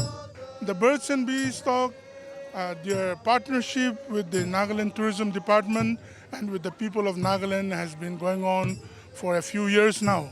And their initiatives are quite genuine. And I think we are going ahead with deeper partnerships with our people. So we are very glad that the Birds and Bees Talk, and they are part and parcel of today's Nagaland. This innovative approach is crucial to normalize discussions around consent, break down stigmas, and empower individuals to prioritize their own comfort and well-being. There's no other occasion better than today to actually start the Consent Cafe, which is full of vibrance, full of culture. And really, in this, need of the hour is basically we need to have the consent cafes in India, across India, because consent is something which is very sensitive. Gen Z is asking for it. Millennials have experienced life. Baby boomers have been seeing the changes India is experiencing. So there's more the reason to have the Consent Cafe. The Consent Cafe offers an immersive experience combining light, music and art to encourage reflection on the meaning of consent and foster healthy connections. As you know, the TBBT program, the Birds and the Bees Talk, has been running in Nagaland and other states of Northeast for about 6 years. So now the next step that they are taking is to create safe spaces within tie-ups with coffee shops across the states. And these are going to be spaces where young people are able to come and talk and speak and have, interesting engagements and activities that they'll do. So here we've created a consent dome. The idea of the dome is also a safe space, so that dome structure gives a very safe environment. And what we've come together to do is to put the 5 pillars of TBBT to bring them alive. And then there is a light fixture here which is actually meant to create that idea of these 5 pillars, which are all about human connection at the end of the day. Empowering conversations, one cup at a time. The Consent Cafe strives to make discussions on consent, equality, and inclusivity comfortable, accessible, and normal.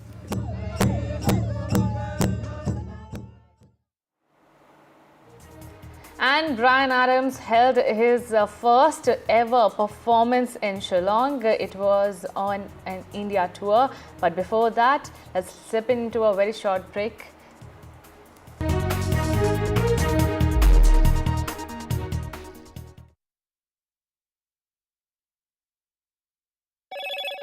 Hello, Moto. Motorola Edge 50 Pro. World's first AI-powered pro-grade camera.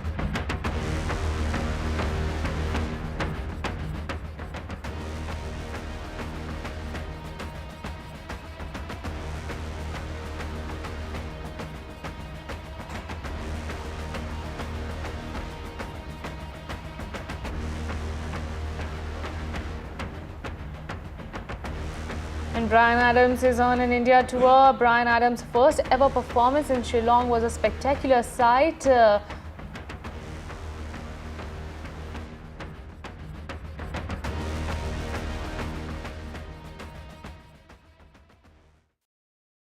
हमारा संविधान भारत की महान परंपरा अखंड धारा, उस धारा की आधुनिक अभिव्यक्ति है।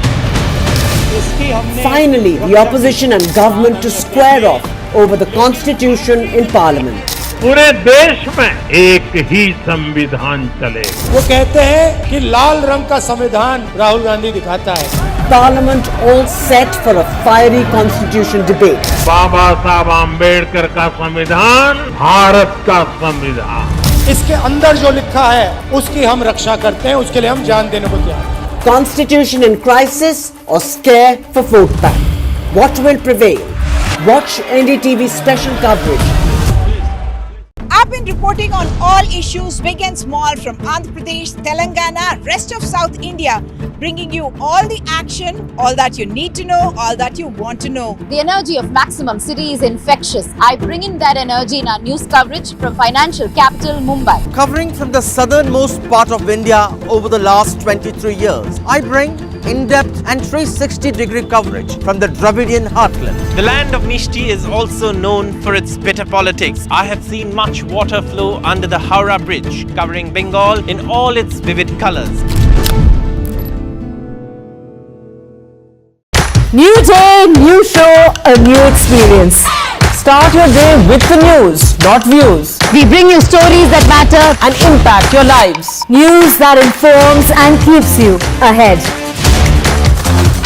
From Maximum City, Mumbai, to the seat of governance, Delhi, NDTV brings to you the best breakfast show. The breakfast show only on NDTV 24/7 every morning at 8 a.m. NDTV proudly upholds its legacy of trust and credibility. According to the prestigious Reuters Institute's Digital News Report 2024, NDTV is the top-most news platform in the country. #1 in both online and offline reach in India. Beating all its competition, NDTV stands for trust. In today's interconnected world, India's voice is more crucial than ever. When India speaks, the world listens. At NDTV World, we are that voice, bringing you intelligent and insightful.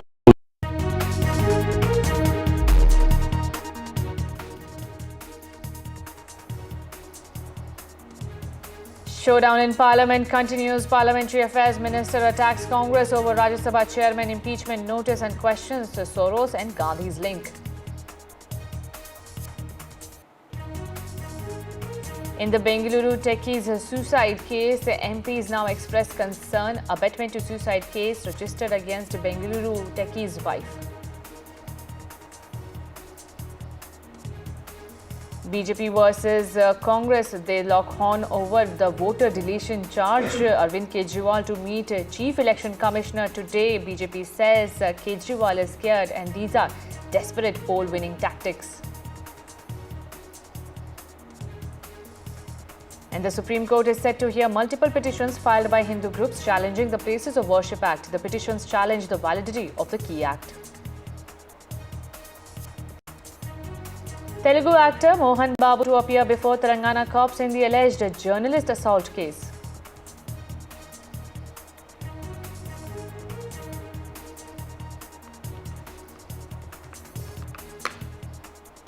And viewers, the ruckus continues in both the houses of Lok Sabha and Rajya Sabha. The Rajya Sabha witnessed high sloganeering and the opposition raised demands of moving the impeachment notice.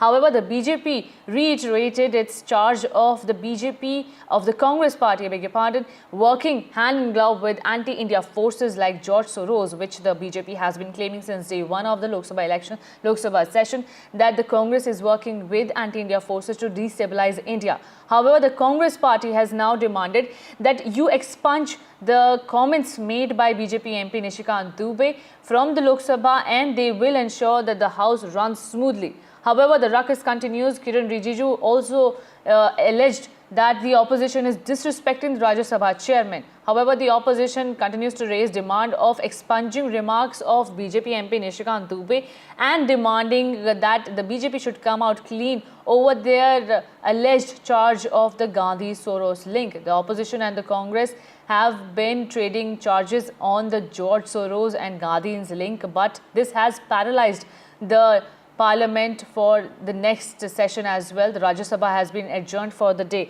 Sample the reactions coming in. भारतीय लोकतंत्र में 72 साल बाद एक ऐसा किसान का बेटा उपराष्ट्रपति के पद में पहुंच करके इस देश को सेवा करने का काम किया है। इस राज्यसभा सदन का सभापति के रूप में पूरा देश देख रहा है किस तरीके से उपराष्ट्रपति महोदय ने इस सदन का गरिमा को रखा है और हम शुरू से देख रहे हैं कि विपक्ष के लोग ना लोकतंत्र को मानते हैं ना चेयर का गरिमा को ध्यान रखते हैं। आप लोगों ने मैं नाम लेकर कह सकता हूं टेलीविजन में बाहर जाकर के पब्लिक के सामने में उपराष्ट्रपति का नाम लेकर के आप लोग बेमतलब से आरोप लगाते हैं। आप लोग इस सदन का सदस्य होने का लायक नहीं है। आप चेयर को अगर इज्जत नहीं दे सकते हैं तो इस सदन का सदस्य होने का कोई अधिकार नहीं रखते हैं आप। उपराष्ट्रपति का पद को उपराष्ट्रपति का गरिमा को अगर आप लोग अटैक करेंगे तो हम बिल्कुल बचाव करेंगे और आप लोगों का जो इंटेंशन है इसको हम कामयाब नहीं होने देंगे। आज जब सोनिया गांधी जी और सोरोस का लिंक का जो नाम आ रहा है हमने ये लिंक नहीं किया है। ये रिपोर्ट हमारा नहीं है। अंतरराष्ट्रीय जगत में पूरा दुनिया में ये रिपोर्ट पढ़ रहा है। कांग्रेस का नेतृत्व और सोरोस का OCCRP का ये लिंक है। ये देश के सामने में है। शर्म आना चाहिए आप लोगों को। देश के विरोध में काम करने वाले भारत के खिलाफ काम करने वालों के साथ आप लोग तालमेल में रहते हैं। जो जॉर्ज सोरोस बोलते हैं आप लोग भारत में वही भाषा बात करते हैं। With me is Congress Member of Parliament Manikam Tagore. Sir, why red rose in your hands? Today is not a Valentine's Day. Yeah, the rose is for our brothers of BJP MPs who are coming, and we are giving a national card which has the message that Desh bikna nahi dena hai. Therefore, we don't want the country to be sold to one individual. Therefore, our expression of this message is that we need to save India and we all need India to be more strong. Parliamentary Affairs Minister Kiran Rijiju yesterday lashed out at the Congress party. He stated that it is indiscipline on the part of the Congress members who are protesting outside the parliament in different ways. How do you respond to him? Parliamentary Affairs Minister has become a parliamentary disturbance minister now, and he disturbed the parliament more than this. Yesterday, our Sonwalji was introducing a bill in the on the ports issue, and Kiran Rijiju disturbed that bill itself. Therefore, we think that the government is on the to disturb the parliament, and the Parliamentary Affairs Minister is leading that disturbance. The Bharatiya Janata Party has also been saying that it is the opposition who is not letting the House function. It is the opposition who is not giving a statement on the alleged links between George Soros and Rahul Gandhi and Sonia Gandhi. We want the parliament, let them give the mic to the parliament, leader of opposition. For the past 4 or 5 days, the leader of opposition is not allowed to speak. One day also, the whole session, 11 days, Mr. Rahul Gandhi is coming to parliament. He is not allowed to speak in the parliament. Let him give the mic and let them allow leader of opposition or the leader of the MPs of the opposition parties to speak. They are not giving the MPs the opportunity to speak. It is only becoming Man Ki Baat of BJP.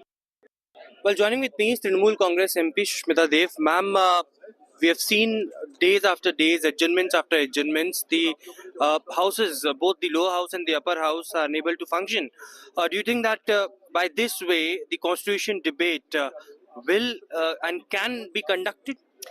You see, it is blasphemous what the Bharatiya Janata Party and NDA is doing. Parliamentary Affairs Ministers himself instrumental in stalling the house by diversionary tactics. Today, for instance, in the 0 hour, Trinamool Congress had rising prices of fertilizer and how to eliminate poverty. Did they allow it? So the question is, it is crystal clear. Anybody who's watching the proceedings of Rajya Sabha, it is crystal clear BJP doesn't want the parliament to function. That's their only modus operandi, because they don't have answers to people's issues. You're asking me about the constitution. I mean, this is a party that's running the entire nation unconstitutionally. And if that debate happens, BJP has everything to lose and nothing to gain. We will expose them bitterly. You watch if that debate happens. So what is the modus operandi of the BJP? Bring up irrelevant issues, diversionary tactics to stall the parliament, and that's what happened today. Parliamentary Affairs Minister Kiran Rijiju also lashed out at the opposition, stating that the Rajya Sabha chairperson is a son of a farmer, and it's an insult by bringing the notice against the Rajya Sabha chairperson as far as the impeachment is concerned. The Constitution of India has equality of law. Everybody is treated equally under law. You can be the Prime Minister, President, Vice President, Chief Minister, Deputy Chief Minister. The law applies equally to everybody. Nobody is above the law. That's why I say that the BJP has never read the Constitution. They don't know what's in it. As you've mentioned, that this is an India Bloc, India Alliance led initiative. Biju Janata Dal is not part of the India Alliance.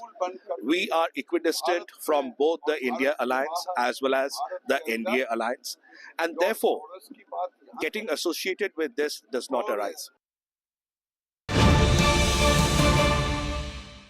Breaking news coming in at this moment.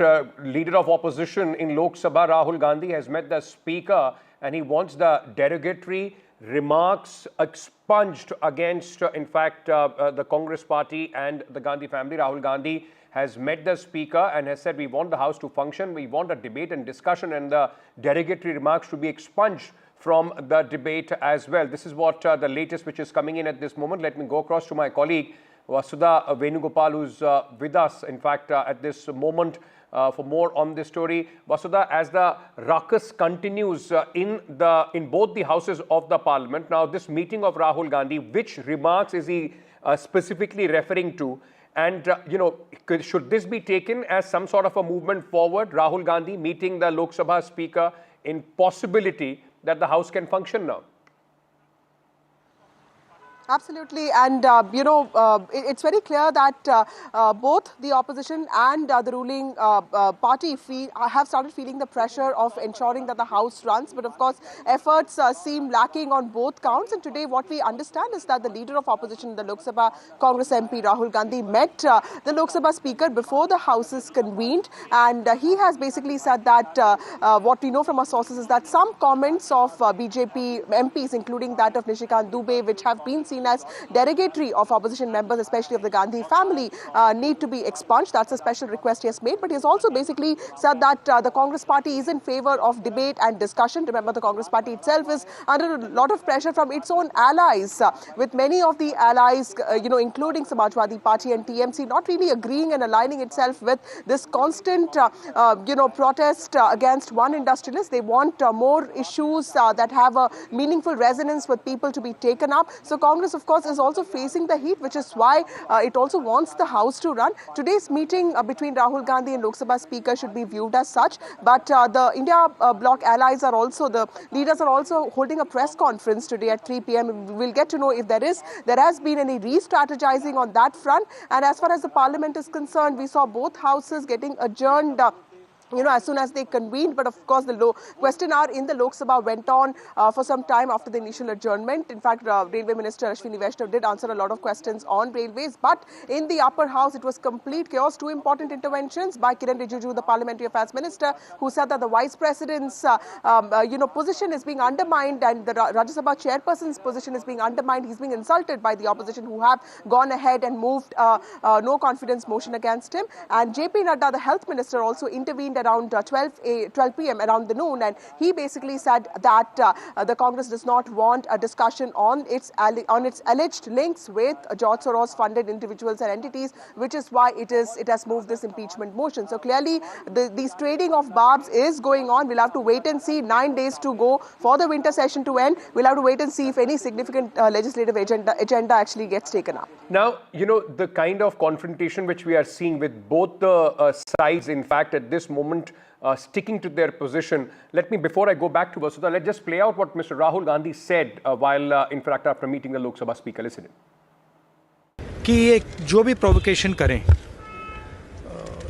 इनको हम करने देंगे, but हम house को run कराएंगे और हमारी पूरी कोशिश होगी कि हम किसी ना किसी तरह हम हाउस को रन करें. हम चाहते हैं कि डिबेट हो, डिस्कशन हो. 13 तारीख को कमिटमेंट था कि कॉन्स्टिट्यूशन पे डिबेट होगा. हम चाहते हैं कि वो डिबेट हो और हम हाउस को रन करने देंगे. Let me bring my colleague Vasudha back, in fact, at this moment. Vasudha, with the stated positions of both the sides very, very clear, the Treasury benches sticking to the Soros issue and Rahul Gandhi and the opposition sticking to their side. Now, under the shadow of these, will it be even possible for a constitutional debate to take place where the Prime Minister is also set to speak? Absolutely, Ankit.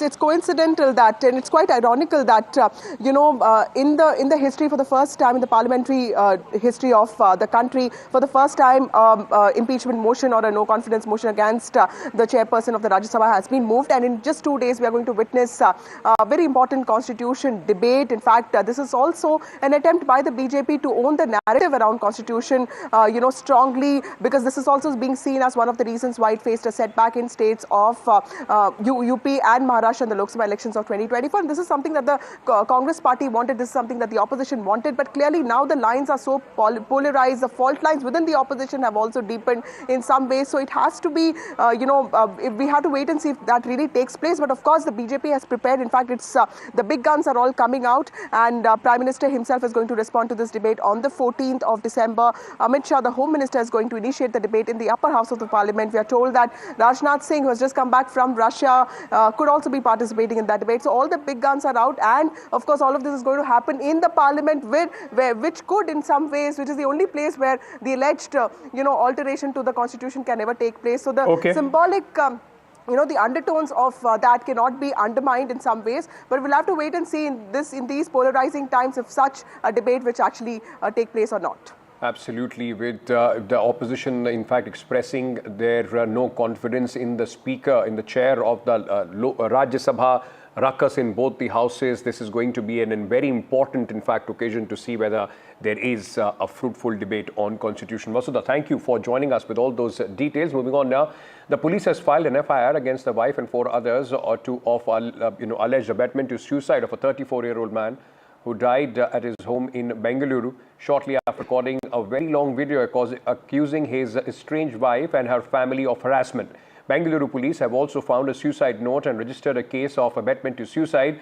The man alleged mental harassment and extortion by his wife and her family in 40-page note detailing why he was taking such a drastic step.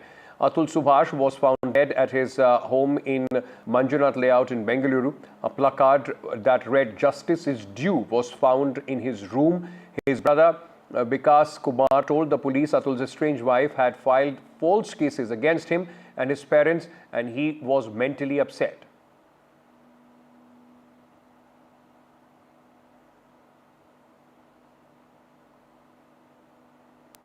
बहुत ही saddening है क्योंकि पूरा 1 महीने या 2 महीने से जो detail planning करके जो जिम्मेदारियां हैं वो लिख के रखना और फिर सुसाइड नोट में भी डिटेल रखना, इन-लॉज का हरासमेंट, पेरेंट्स का हरासमेंट होना और जज पर भी आरोप लगाया है। तो ये जो विजुअल हम टीवी में देख रहे हैं तो उससे तो डेफिनेटली आई थिंक एवरी जो नागरिक हैं डिस्टर्ब हो रहा है, लेकिन we respect the judiciary of this country.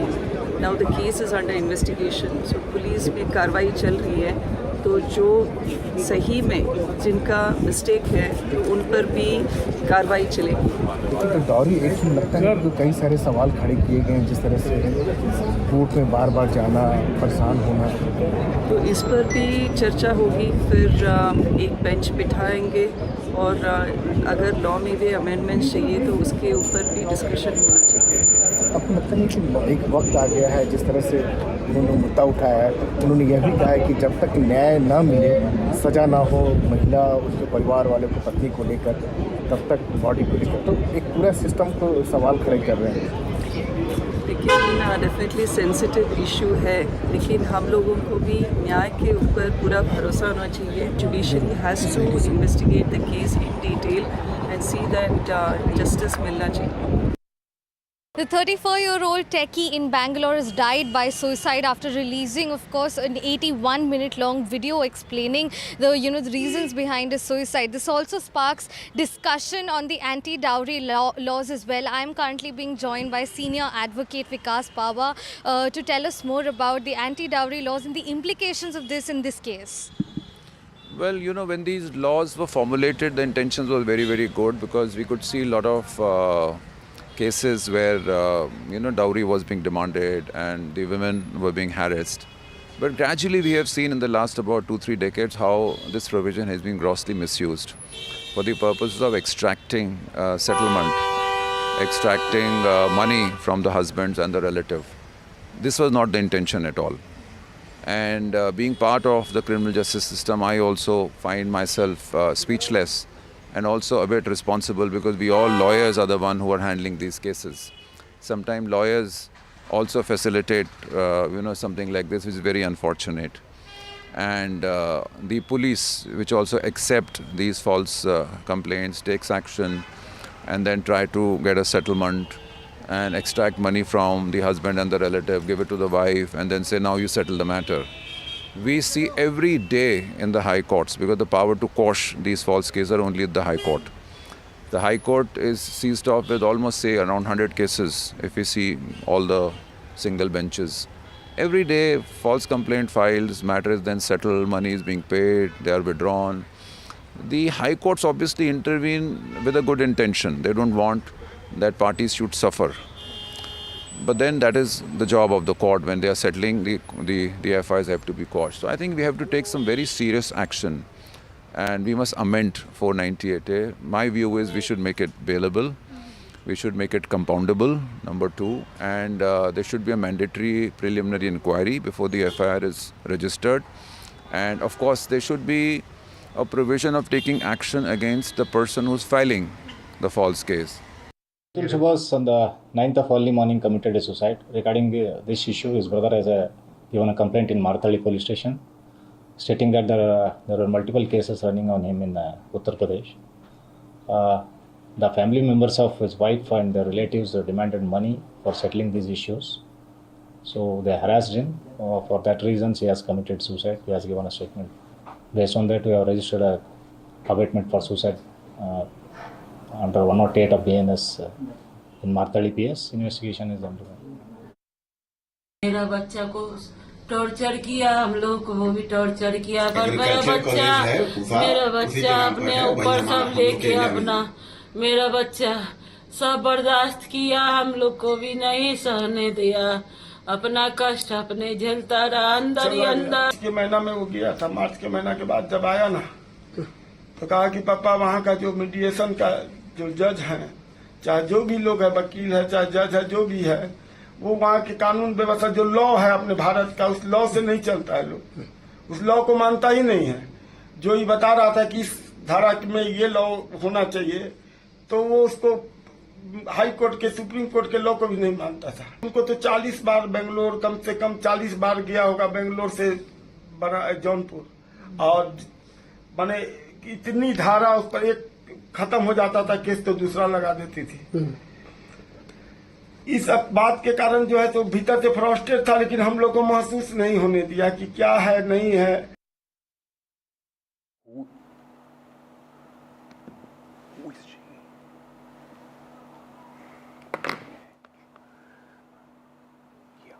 Hari Priya, my colleague, is joining us at this moment on the phone line for more on this story. Just give our viewers some details. What is the police's investigation showing so far? They have registered a case of abetment to suicide, but in this entire case and the suicide note that was written, there have been people, his wife's family, their members have been named, and also a judge in Jaunpur. That's right. A lot of escalation has been happening in Subhash's suicide case. We see that her brother, the wife, the mother, the brother and the uncle have been, the case has been filed against them and they are looking to be questioned. They will be questioned soon. We are also seeing escalation in terms of parliamentarians expressing concern now. Karnataka's Davangere MP Prabha Mallikarjun has come out and spoken about this case and has reassured that the case is being investigated right by the police. The MP has also said that all the matters will be discussed, a bench will be set up for the inquiry, and the amendments in the law will also be looked at. She also says that the system should be trusted and judiciary should be respected. Of course, this is amidst when there is a huge uproar on and questioning on the family court justice system. Thank you. All right, thank you for joining us with all those details. Haripriya reporting there from Bengaluru. In fact, moving on to the national capital, where the Aam Admi Party has renewed its attack on the Bharatiya Janata Party for allegedly getting AAP supporters' names deleted from the electoral rolls in the national capital. The BJP vowed not to allow bogus voting in the upcoming assembly elections. Arvind Kejriwal will meet the election commission officers this afternoon ahead of the Delhi polls. Meanwhile, the BJP has denied the charge and has said its strategy is to blame others. That's what the Aam Admi Party is doing. Joining us now is the Delhi BJP President Viren Sachdeva ji with us. Sir, जो allegations लगाए थे अरविंद केजरीवाल ने कि voters के जो नाम है वो डिलीट हो रहे हैं, उसको लेके आज वो चीफ इलेक्शन कमिश्नर से मिलने वाले हैं 3:30 बजे, आप इसे कैसे देखते हैं? निराशा है, और ये आम आदमी पार्टी हो या एनडी गठबंधन हो, इनका काम है संवैधानिक जो संस्थाएं हैं उन पर उंगली उठाना। अनार्किस्ट लोग हैं, ये सिस्टम पे बिलीव नहीं करते हैं। जहाँ तक हमारी जानकारी है, हमने स्पष्ट रूप से इनके लोग दिखा दिए कि कहाँ आप लोगों ने अवैध रूप से बसाए हुए हैं। और इलेक्शन कमीशन का एक प्रोसेस है, फॉर्म नंबर 7 भरा जाता है, उसके बाद नोटिस दिया जाता है, नोटिस के जवाब की वेट की जाती है, फिर दोबारा दिया जाता है। नाम काटना आसान काम नहीं है, नाम जोड़ना बहुत आसान है, नाम काटना आसान नहीं है। लेकिन अरविंद केजरीवाल को मालूम है कि दिल्ली में ज़मीन खिसक चुकी है, लोगों में उनके प्रति आक्रोश है, गुस्सा है, तो अब उसका दोष वो किसी न किसी पे मढ़ना चाहते हैं, तो उससे मुझे लगता है कि वो अपनी खींच उतार रहे हैं। All right, let's listen to some reactions that we got on this story. To you first, the party is responsible for deleting the voters who are supporting the Aam Aadmi Party in the upcoming elections?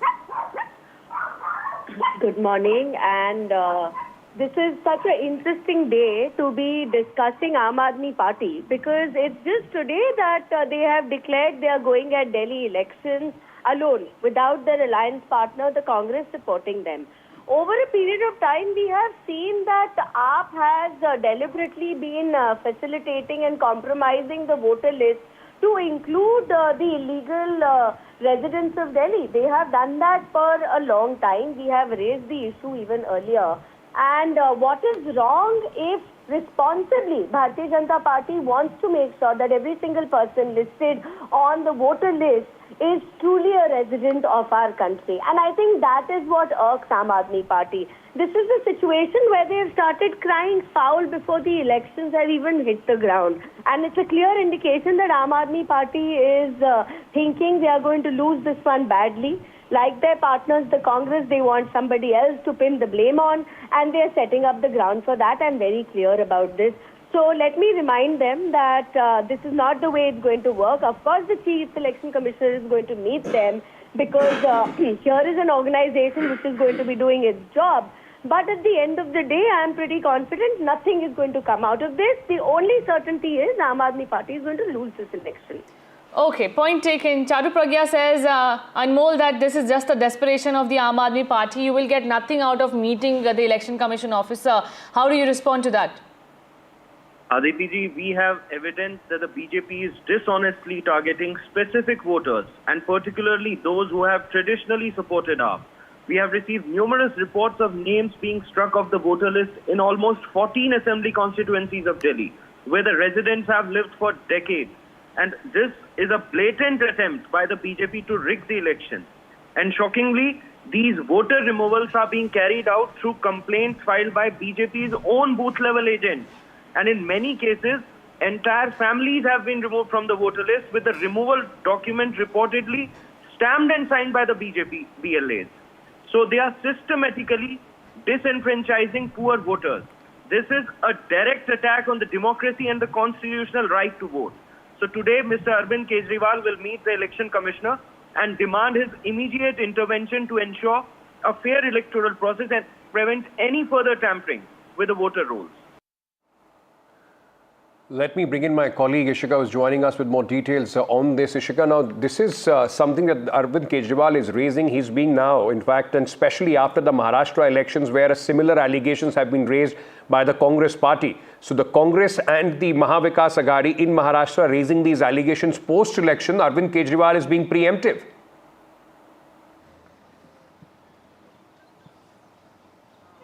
Well, yes, certainly, and we did see that he himself, in fact, also held a press conference, with the other senior leaders of the Aam Aadmi Party, and then he made this very serious allegations that it is over 11,000 voters, in fact, whose name has allegedly been cut from the voters list, and all of this is being done only after the complaints that were given by the BJP's booth level, workers to the Election Commission, and that is why, we saw, in fact, today as well, the Aam Aadmi Party saying that Arvind Kejriwal himself will be going to meet the Election Commission officers and to hold a meeting regarding this only. So now what will the conclusion be?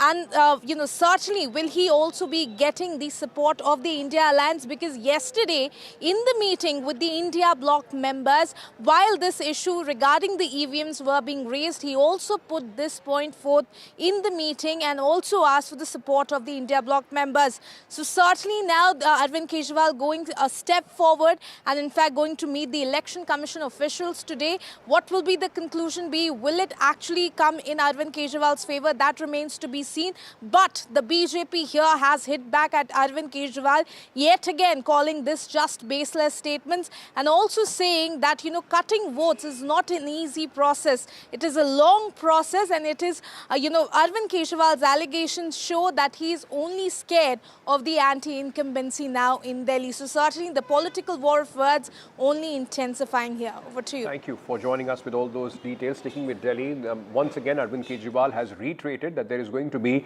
no coalition or alliance with the Congress party for the upcoming Delhi elections. Both the Congress and the Aam Admi Party have been reiterating the fact that they are going to fight the election alone. Remember, both these parties are part of the India bloc, which fought the election in Delhi together, where the Aam Admi Party fought on 4 seats and Congress on 3.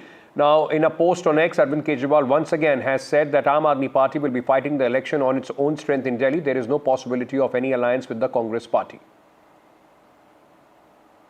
देखिए, मैं ये बात स्पष्ट कर देता हूं कि आने वाला दिल्ली चुनाव आम आदमी पार्टी अपने संगठन की ताकत और अपने राजनीतिक बलबूते पे लड़ेगी. किसी प्रकार का कोई गठबंधन का सवाल ही पैदा नहीं होता.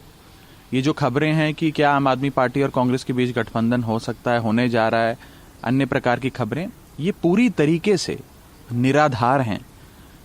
आम आदमी पार्टी पिछले 3 दिल्ली चुनाव लगातार अपने बलबूते लड़ती आई है. चौथी बार भी वर्ष 2025 में जब दिल्ली में विधानसभा चुनाव होंगे तो आम आदमी पार्टी अपने काम की और अरविंद केजरीवाल जी के नाम की बदौलत चुनाव लड़ेगी और चुनाव जीतेगी. किसी प्रकार के गठबंधन की कोई गुंजाइश ही नहीं है. Ishika continues to be with us on this story. Ishika, while the Aam Admi Party is preparing for the Delhi elections, this once again Arvind Kejriwal reiterating that we'll fight the election alone. It's more of a messaging for his own supporters and the voters of Delhi that don't go and vote for the Congress party. Both the Congress and the Aam Admi Party largely have the same vote bank.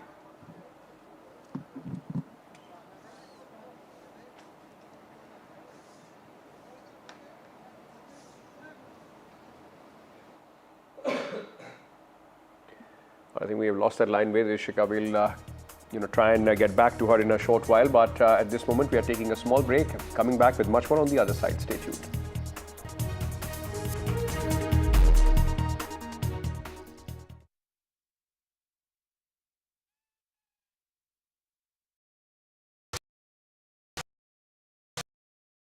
हमारा संविधान भारत की महान परंपरा, अखंड धारा, उस धारा की आधुनिक अभिव्यक्ति है. Finally, the opposition and government to square off over the constitution in parliament. पूरे देश में एक ही संविधान चले. वो कहते हैं कि लाल रंग का संविधान राहुल गांधी दिखाता है.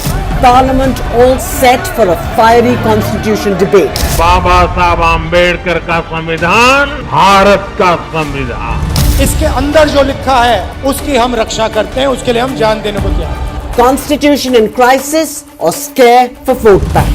What will prevail? Watch NDTV special coverage. I've been reporting on all issues, big and small, from Andhra Pradesh, Telangana, rest of South India, bringing you all the action, all that you need to know, all that you want to know. The energy of Maximum City is infectious. I bring in that energy in our news coverage from financial capital Mumbai. Covering from the southernmost part of India over the last 23 years, I bring in-depth and 360-degree coverage from the Dravidian heartland. The land of Mishti is also known for its bitter politics. I have seen much water flow under the Howrah Bridge, covering Bengal in all its vivid colors. New day, new show, a new experience. Start your day with the news, not views. We bring you stories that matter and impact your lives. News that informs and keeps you ahead. From Maximum City, Mumbai, to the seat of governance, Delhi, NDTV brings to you the best breakfast show. The breakfast show only on NDTV 24/7 every morning at 8 a.m. NDTV proudly upholds its legacy of trust and credibility. According to the prestigious Reuters Institute's Digital News Report 2024, NDTV is the top-most news platform in the country. Number 1 in both online and offline reach in India. Beating all its competition, NDTV stands for trust. In today's interconnected world, India's voice is more crucial than ever. When India speaks, the world listens. At NDTV World, we are that voice, bringing you intelligent and insightful news from India and beyond.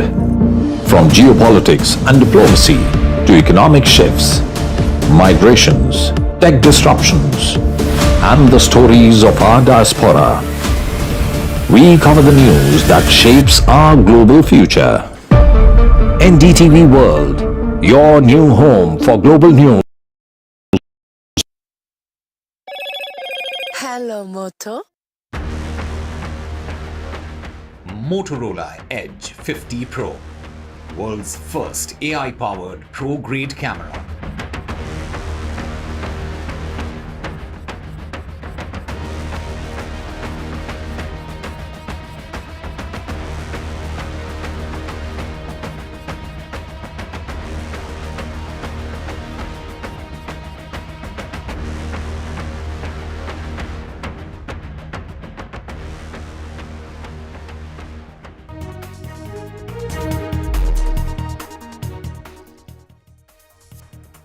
Before going into the break, as we were discussing, that the Aam Admi Party has joined the alliance with the Congress Party. There is no, in fact, question of any alliance. Both Congress and the Aam Admi Party for the Lok Sabha elections together could not win a single seat in the national capital.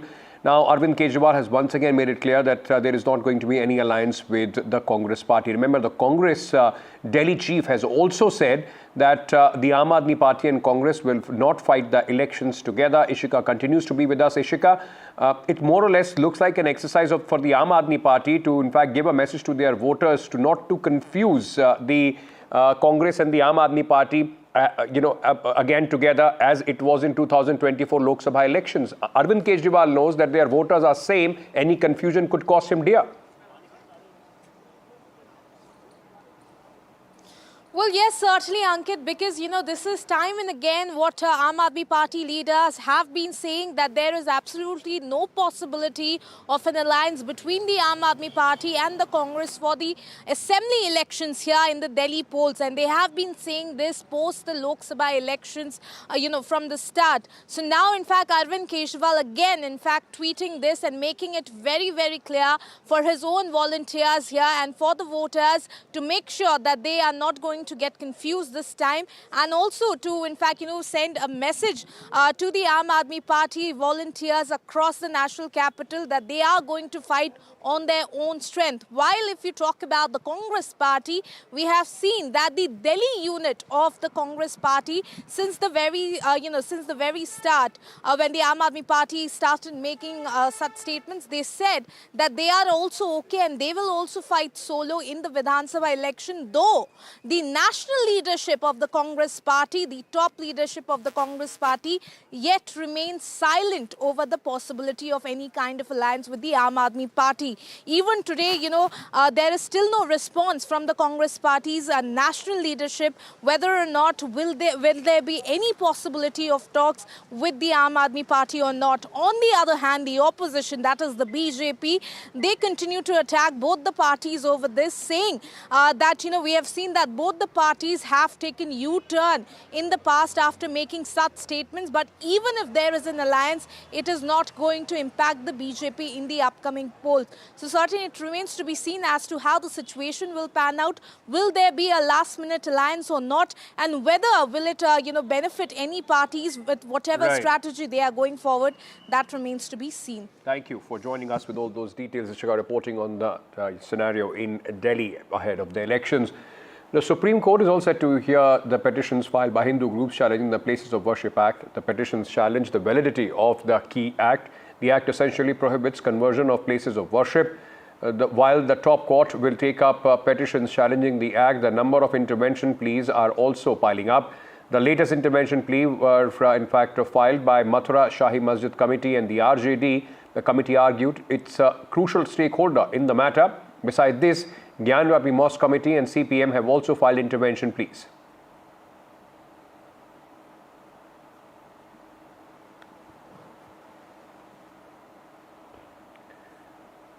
The headache in Maharashtra just over for the Mahayuti to decide the Chief Minister. Now there is an extended headache on the portfolio distribution, which has resulted in numerous Delhi visits of Chief Minister Devendra Fadnavis, Deputy Chief Ministers Eknath Shinde and Ajit Pawar to the national capital to meet the top leadership of the BJP. The portfolios are still undecided. Remember, it took 11 days before the Mahajuti could in fact cement their chief minister in Devendra Fadnavis, and now post that it has taken almost a week that the portfolios have not been sanctioned so far. All eyes on the Maharashtra cabinet expansion as Devendra Fadnavis and both his deputies are heading to Delhi to try and finalize their names and the departments for their own parties. No consensus reached on portfolios in Maharashtra. All three leaders, including Chief Minister Devendra Fadnavis, along with the Deputy CMs Eknath Shinde and Ajit Pawar, heading to Delhi to hold discussions with BJP top brass, most likely over a portfolio distribution. We know for a fact that no understanding has been reached. Eknath Shinde are trying hard, negotiating hard for some of the key portfolios, including home. He feels that because he sacrificed chief ministership position, he should be given the plush plum portfolio of a home, and therefore he is playing hardball at this point is what we are hearing. Most likely Sena may have to make do with urban development as well as PWD and also revenue. But will he get home? That remains to be seen. BJP at this point not ready to give up a home portfolio. They feel that because they have some able leaders to look after home portfolio and because it was held by the BJP in the last term, it should go to the BJP. But as far as Ajit Pawar is concerned, he would want finance as it was held by him in the last term. But we're also hearing that Eknath Shinde is vying for finance as well. Most likelihood Ajit Pawar will get finance along with planning as well as irrigation. So remains to be seen how the division will happen. A tentative formula, we believe, has been reached as per the numbers won by all the three parties, as per the seats won by all the three parties. Most likely BJP to get 22 berths, NCP to get 9 and Sena to get close to 12 is what we are hearing. The cabinet expansion decision will have to take place before the assembly session, which is scheduled to happen from December 16. But will this Delhi visit yield any results? Will all the differences be ironed out? Will Eknath Shinde be made happy, as far as divisions of portfolios are concerned? And will BJP really give in? All that remains to be seen, but an important meeting to be held in Delhi. Breaking news coming in at this moment. In fact, in the Parliament showdown, the TMC has slammed both the Congress and the BJP. TMC MP Kalyan Banerjee has slammed the Congress party and the BJP for disruption and said no one is willing to listen. Every day, House will continue only on the choice of the Congress and BJP. If Congress thinks that today House will continue, the House will continue. If the Congress thinks half an hour House will continue, the half an hour House will continue. If BJP thinks that half an hour House will continue, the House will continue. This is not proper. There are so many parties are there. Parliamentary democracy does not depend upon the Congress and the BJP. One day Congress wants to continue, the BJP is disturbing. One day BJP is trying to continue, Congress is disturbing. And we, the rest of the parties, can't speak anywhere. We can't speak. BJP ruling party, they get the preference. Congress is the main opposition, get the preference. We are not getting, we can't point out our points, our conditions of the state. This is not appreciable. That was Kalyan Banerjee. The TMC, ladies and gentlemen, has been quite aggressive in their approach, not only against the BJP, but also against their own partners in the India bloc, the Congress. Aishwarya, my colleague, joins us with more details on this story. TMC, once again, Aishwarya, Ekla Chalo Re is their mantra hitting out at both the Congress and the BJP. Well, that's right. In fact, for the very first time, it is the Trinamool Congress who had come out very openly and attacked the Congress party being in the India bloc as well, and the Bharatiya Janata Party as well. It is Trinamool Congress who had clearly stated that because of their own agendas, because of their own issues, there are regional parties who are the main sufferers, and it is the regional parties who are not able to raise their issues, what they want to raise inside the parliament, and BJP and Congress should understand as to there are different regional parties as well. It is Kalyan Banerjee who had clearly lashed out at both the national parties both from the opposition and treasury benches, and stated that they should understand the issues of the regional parties as well, and they should be given chance. Because of them, the real sufferer are the people of this country, and the Lok Jam had been continuing because of these two major parties in the parliament. Thank you for joining us with all those details at this moment. In fact, Ashwar reporting from the Parliament. Moving on now, ladies and gentlemen, in fact, the menace of the loan apps has claimed another victim in Andhra Pradesh, a case of attempted suicide in the Nandyal district of Andhra Pradesh, where a young woman harassed by online loan app agents was in fact rescued by the police. My colleague Uma Sudhir has more. After the unfortunate case of a 26-year-old man, Narendra, who died by suicide after being harassed by loan app agents, online loan app agents, yet another case has come up now in Nandyal, where in fact a young woman went to visit the temple and subsequently jumped off a valley into about 10 feet kind of a trench.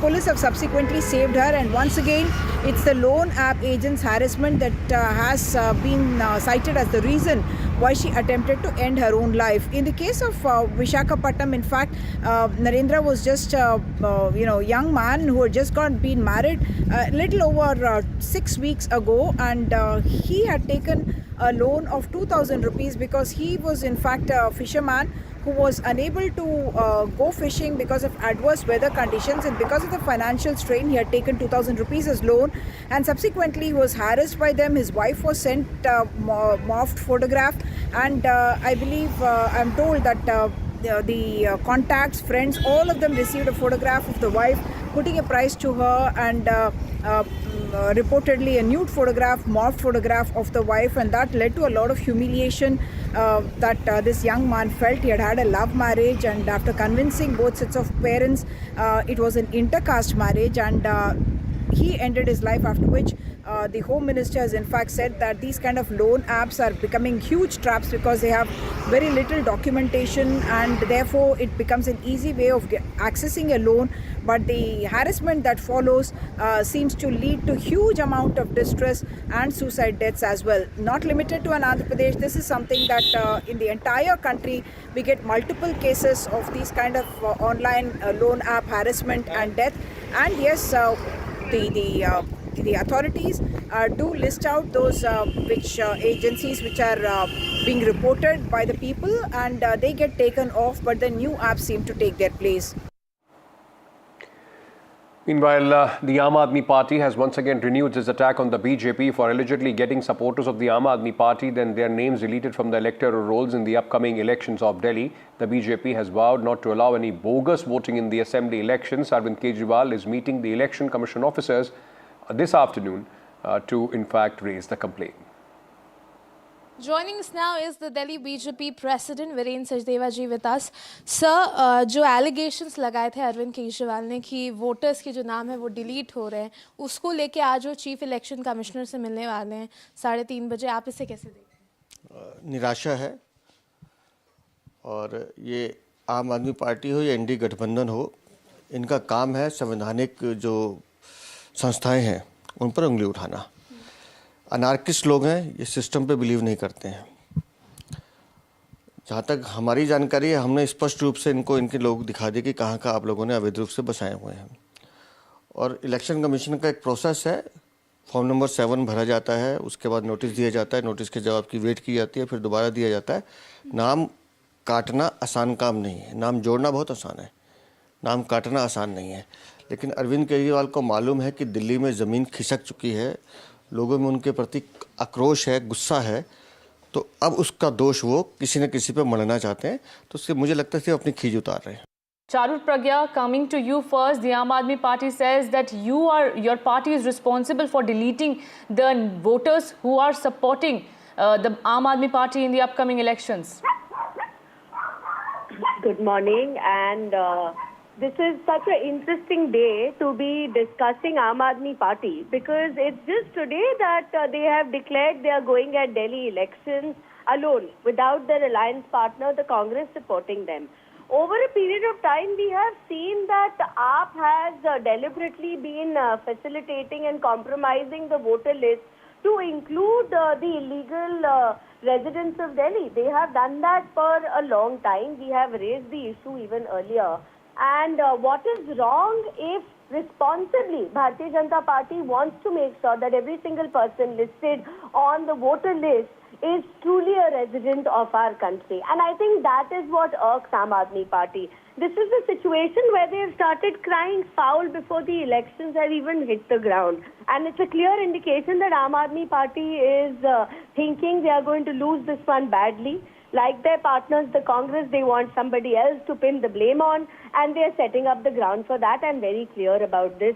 So let me remind them that this is not the way it's going to work. Of course, the Chief Election Commissioner is going to meet them because here is an organization which is going to be doing its job. But at the end of the day, I'm pretty confident nothing is going to come out of this. The only certainty is Aam Aadmi Party is going to lose this election. Okay, point taken. Charu Pragya says, Anmol, that this is just the desperation of the Aam Aadmi Party. You will get nothing out of meeting the Election Commission officer. How do you respond to that? Aditi ji, we have evidence that the BJP is dishonestly targeting specific voters, and particularly those who have traditionally supported AAP. We have received numerous reports of names being struck off the voter list in almost 14 assembly constituencies of Delhi, where the residents have lived for decades. And this is a blatant attempt by the BJP to rig the election. And shockingly, these voter removals are being carried out through complaints filed by BJP's own booth-level agents. And in many cases, entire families have been removed from the voter list with the removal document reportedly stamped and signed by the BJP BLAs. So they are systematically disenfranchising poor voters. This is a direct attack on the democracy and the constitutional right to vote. So today, Mr. Arvind Kejriwal will meet the election commissioner and demand his immediate intervention to ensure a fair electoral process and prevent any further tampering with the voter rolls. Now, Sanjay Malhotra has taken over as the new RBI governor for a 3-year term. Mr. Malhotra is the 26th RBI governor and succeeds Shaktikant Das. Malhotra led India Central, Bank for the past. Shaktikant Das led India's central bank for the last 6 years. Malhotra is a 1990 batch IAS officer from the Rajasthan cadre, was the former revenue secretary.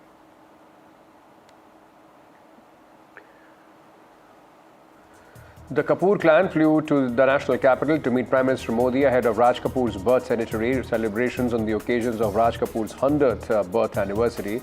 The Kapoors have organized the Raj Kapoor Film Festival. The festival will be held from December 13th to 15th in 101 theatres across 34 cities in India. This event is expected to be one of the most extensive retrospectives ever dedicated to Raj Kapoor's cinema.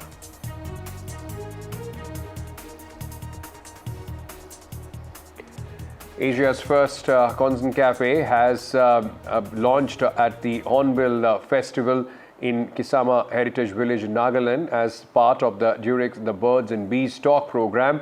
The groundbreaking initiative promotes a crucial aspect of healthy relationships and social interactions. Let's take a look. A no is a no, a maybe is also a no, I don't know is also a no. Only yes is a yes, I feel. I think consent is something that we are still trying to understand. Breaking boundaries and sparking conversations, the Birds and Bees Talk launched Asia's first consent cafe at the 25th Hornbill Festival in Nagaland. The cafe aims to provide a safe space to initiate dialogues